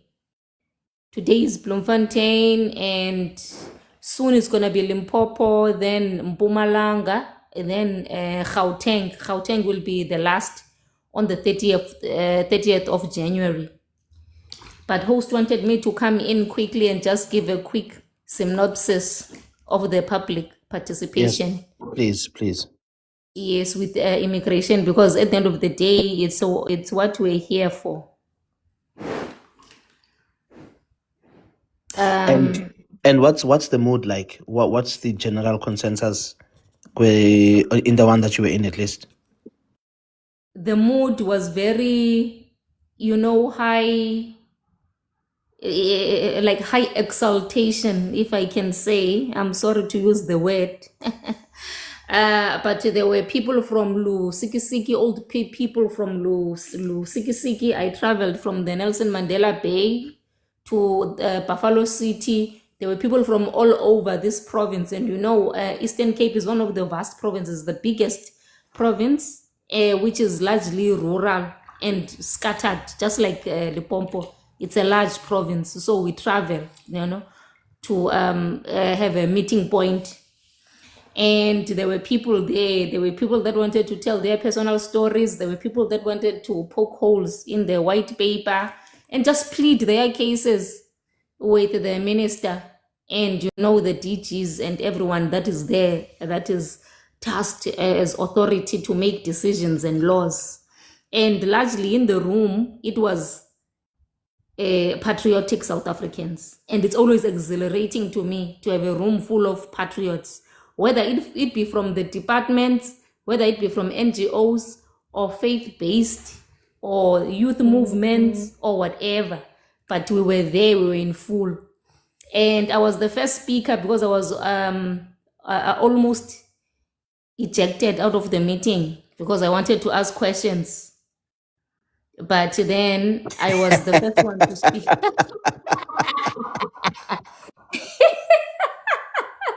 It was a hassle when I hosted, but then I was the first one to be allowed to speak. They said, okay, let's go per sitting, but please, let's start with this lady. And I pleaded, I actually said when I hosted that, please be patient with me. I worked for 5 days to get here. So I didn't have a time. That's a good one. So I didn't have a time to speak. I just spoke. I spoke from the heart. I was regal. I was very straightforward with them. And I told the minister to get his hands off the critical skills list and the critical skills act, because he's not the minister of labor. He's the minister of home affairs. He has his hands full with the border management authority and the population register. And he shouldn't, do overtime as a minister of labor and all other things. It was exhilarating, and you had decision makers there, from labor. And, I had like a blank check with regards to time. I spoke on the white paper, and I told them exactly why it's not worth shit, and they should hold on to the patriotic acts they have there. And, the managers of Home Affairs, we were standing in line for lunch together and they were laughing at it, but I think we made a difference in the Eastern Cape, and most we had said that we are patriotic and we bought into this democracy, so we should exploit all avenues to air out our grievances until we decide that, actually we're a rebel movement. We're gonna, take up arms. So I'm gonna plead with people to please work within the scope of these public participation meetings, and participate, and let's prove it that it's not working, but let's work with the law up until we prove it's not working, with these meetings. Yeah. So that Wow. was the meeting host, and I think we are winning for now. There was only one That's good. Kwara that spoke. There was only one Kwara that spoke, and the rest was patriots, and they were very clear. That's good. And so And please, how was the minister's please, response? with people from Limpopo, people from Mpumalanga will only have a virtual meeting on the 28th. It's only virtual. Just RSVP. They will send you a meeting list. Meeting link ka Teams. And with Gauteng, it's the 30th, and it's at Emperor's Palace. Yes, host, sorry. No, I was going to ask. Obviously, the minister. Well, I'm assuming the minister had a moment to respond. What was his response, or could you gauge from what he was saying of where he stands? No, actually, it was the DG that was there. I did say that the minister is being disrespectful because Aaron Mutwaledi, he came to these public meetings and he was sick. It was well documented in the news that he's sick, he's in this hospital and that hospital. But when it comes to the meetings, we saw him. I told him to tell. I told them to tell the minister he's being disrespectful to the Eastern Cape. So they have that message. So he wasn't there. It's the DGs that were there from the DG level. The deputy minister also, lo mfana we ANC Unzuza, wasn't there also. But we weren't pleased with them. But yeah, we had people that were recording there. And it DG, how was his response? Sorry, enigmatic. I'm gonna give you now, my sister. EDG, he was humbled, shame. He was humbled and he tried to, answer questions. I spoke for like more than 20 minutes or so. Other people got over 5 minutes because it was like people trying to agree with what has been previously said and maybe putting their own personal experiences on things. But EDG had a time to respond and he did amply respond, to questions. But if I can be frank, when a host, I would say that there is room for, into pushy, we must take up arms with these people. Yeah, because they act like they are so helpless with this constitution. No, I agree with you. Is about sitting, you mean? Exactly. Yeah, that's all I have to say, host. Yeah, it was nice. It was worth it. I had to travel almost 4 or 5 hours to get there, sleep overnight at the BNB by the beach, and then walk to the Premier Hotel ICC. Island.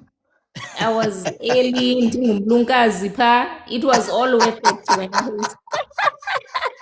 It was all worth it, yes, with the discussions. Yeah, no, I'm glad. I'm happy, man. Thank you so much for sharing. Thank you. Appreciate it. Enigmatic, how are you doing? Sharp. I don't know how long you've been here. I don't know what you want to contribute to, or you want to have a bite at everything you've heard. I have no idea. But go ahead, and then I'm gonna close after you. I don't know why everybody ran away. I'm very upset about that. I'm having imposter syndrome at the moment. Enigmatic, I don't know whether it's me, but it sounds very like staticky. It's almost like you're standing next to a speaker or something. No, it's because I'm using my headphones. Let me switch them. Yeah, but when you use Is that better? Is that better now? From Abdul, that's what happened. Much better, sis. Yes. As Kisine, I was using the headphones. Yeah, my imposter syndrome buying headphones is from Abdul.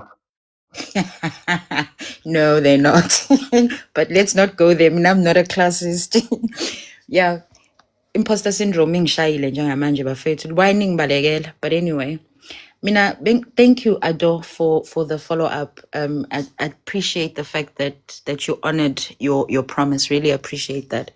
Mina bengizothi kahle kahle bengifuna ukukhuluma no Reds ukuthi nalaba bathi I platform yakho when you are doing the bullpen biased.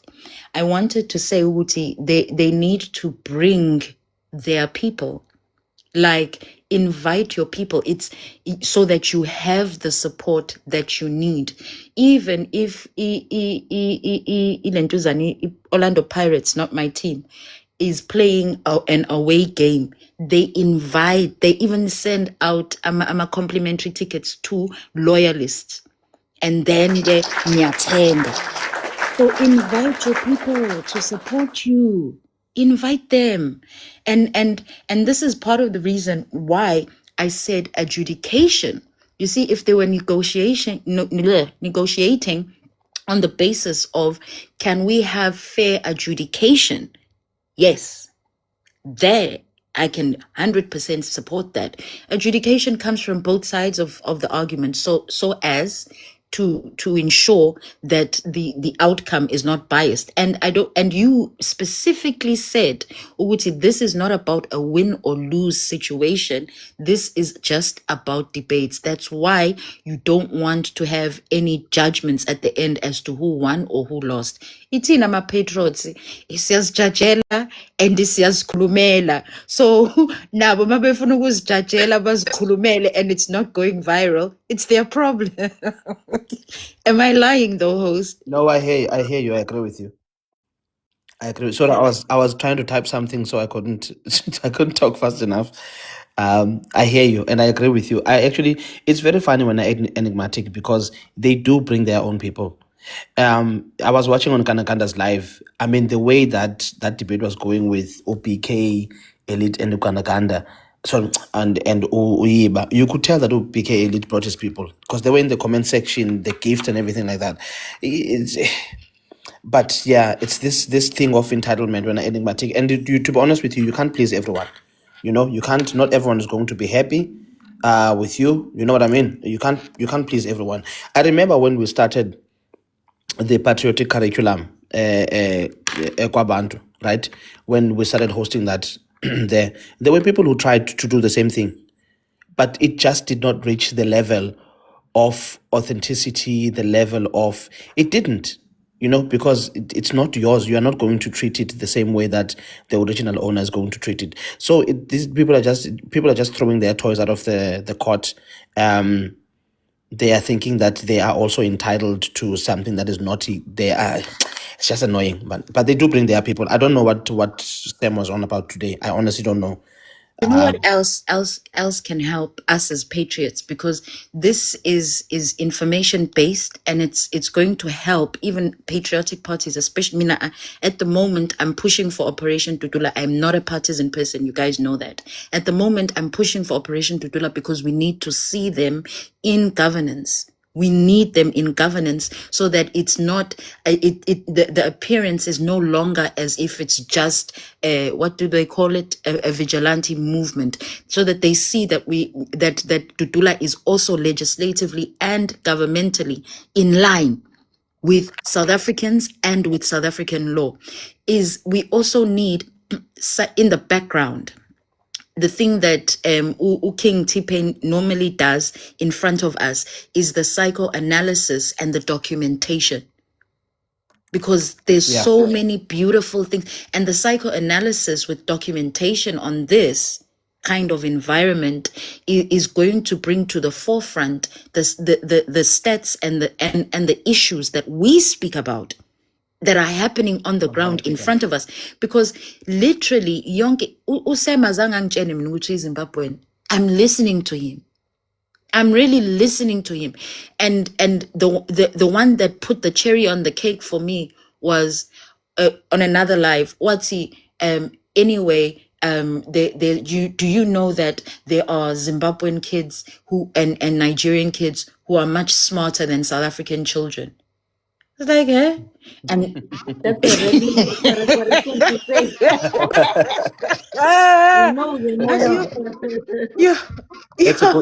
It's a good thing we just had matric results released and we saw the wonders of South African kids. 41, I wanted to ask you, I know Miss Malone says obviously that the conviction has been confirmed. Any update on the sentencing? That's if you have your pulse. Oh, no. So today's actually only pre-sentencing. Yes, pre-sentencing, yes. Yeah, so I believe that it is the argument from both sides as with regards to punishment. So I don't think we're going to have an outcome today. I haven't seen any outcome of an actual sentence being handed down. I think they are still busy. It's a bit chaotic because so this court, the judge that is giving the sentence, this is not actually her court. For some reason, they moved her to this court, and this is where she needs to give the sentencing. So there was the whole thing about her not having all the documentation from the court case, and you know how our justice system works. It's A lot always of admin, a lot of admin. Yeah, and being from the Eastern Cape, I'm torn in it. I love to hate Malema. But knowing the justice system here, and then also having listened to the press conference Malema and trying to plead his case with the public opinion, I think he has a case if he was being truthful in the account of what happened. And then also knowing that our courts ain't shit in the Eastern Cape. Yeah, so I don't think we're gonna get an answer today. I haven't looked in in a while, but I don't think they're even busy anymore. I think they've probably knocked off for the day. So we'll probably only have like a sentence next week. So today was only pre. Sorry for the 41 1-8. sorry Sorry for the 1-8. I just came in to say this, man. Sorry. You know what? Azania, I'm sorry I'm gonna use these words. Bruh, fuck your Pan-Africanist friends. Fuck Sam, fuck Pitch Black. I'm just from Pitch Black's life. Fuck those guys, bruh. They are now saying that if you are not agreeing to host your debates on their lives, Pitch Black is not gonna battle Sigma. Fuck them. Who said we need these people? They are busy insulting me, Sangale. Fuck Yeah, them. no, they Fuck can them. go. Fuck They them. can go to hell. It's okay. I don't mind. If he Yeah, doesn't let want me to go come, and and get my. it's fine. But I I can't don't go care. on dinner. Let me go and buy a bottle of whiskey or cognac. ngoba umzalwane baba wenzani No, man. No, nabazalwane siyakwata, man. Siyakwata nabazalwane. Oh. Uzodelela kwa Amen. ilima nje zabafana. Nah, Ilima. Inkwenkwe. I'm okay. Yeah. I'm okay with that. I'm okay with that. I'm okay with that. I'm. If he Thanks. doesn't I'll want to take the debate, if he bottle doesn't want to food. debate Sigma, it's fine. I don't care. But thank you for No, telling me what, to pay. do Is you know what I Misa there? wanted to say? Sorry, Misa I is just there. wanted to say. Misa is there cooking them. Bamthuga. Babis bamthuga. Yeah. Let's. Then support her Yeah, I'm now. gonna go. I'm gonna close and go and support Misa. But before you Yeah, close, I let's just want go. to speak to what 41.8 said. For 41, it's not a conspiracy theory. You just need to prove it with time. This was always Malema's plan because the EFF was never his baby, and hence why, like intellectual property, like the bullpen, we need to protect it with our lives. Because this is exactly what happens when our intellectual property is infiltrated. The original person who started the AFF was unalived a long time ago, and that's how he rose to where he is. And it's Thank not you, a man. conspiracy theory. Thank you, Puti. Let's go and support Misa. Yeah, I'm gonna go and support Thank Misa as well. you. They All right can't. then. Ninja one, ninja war, guys, and ninja two one is a ninja Yeah. two. Masiye, bye bye.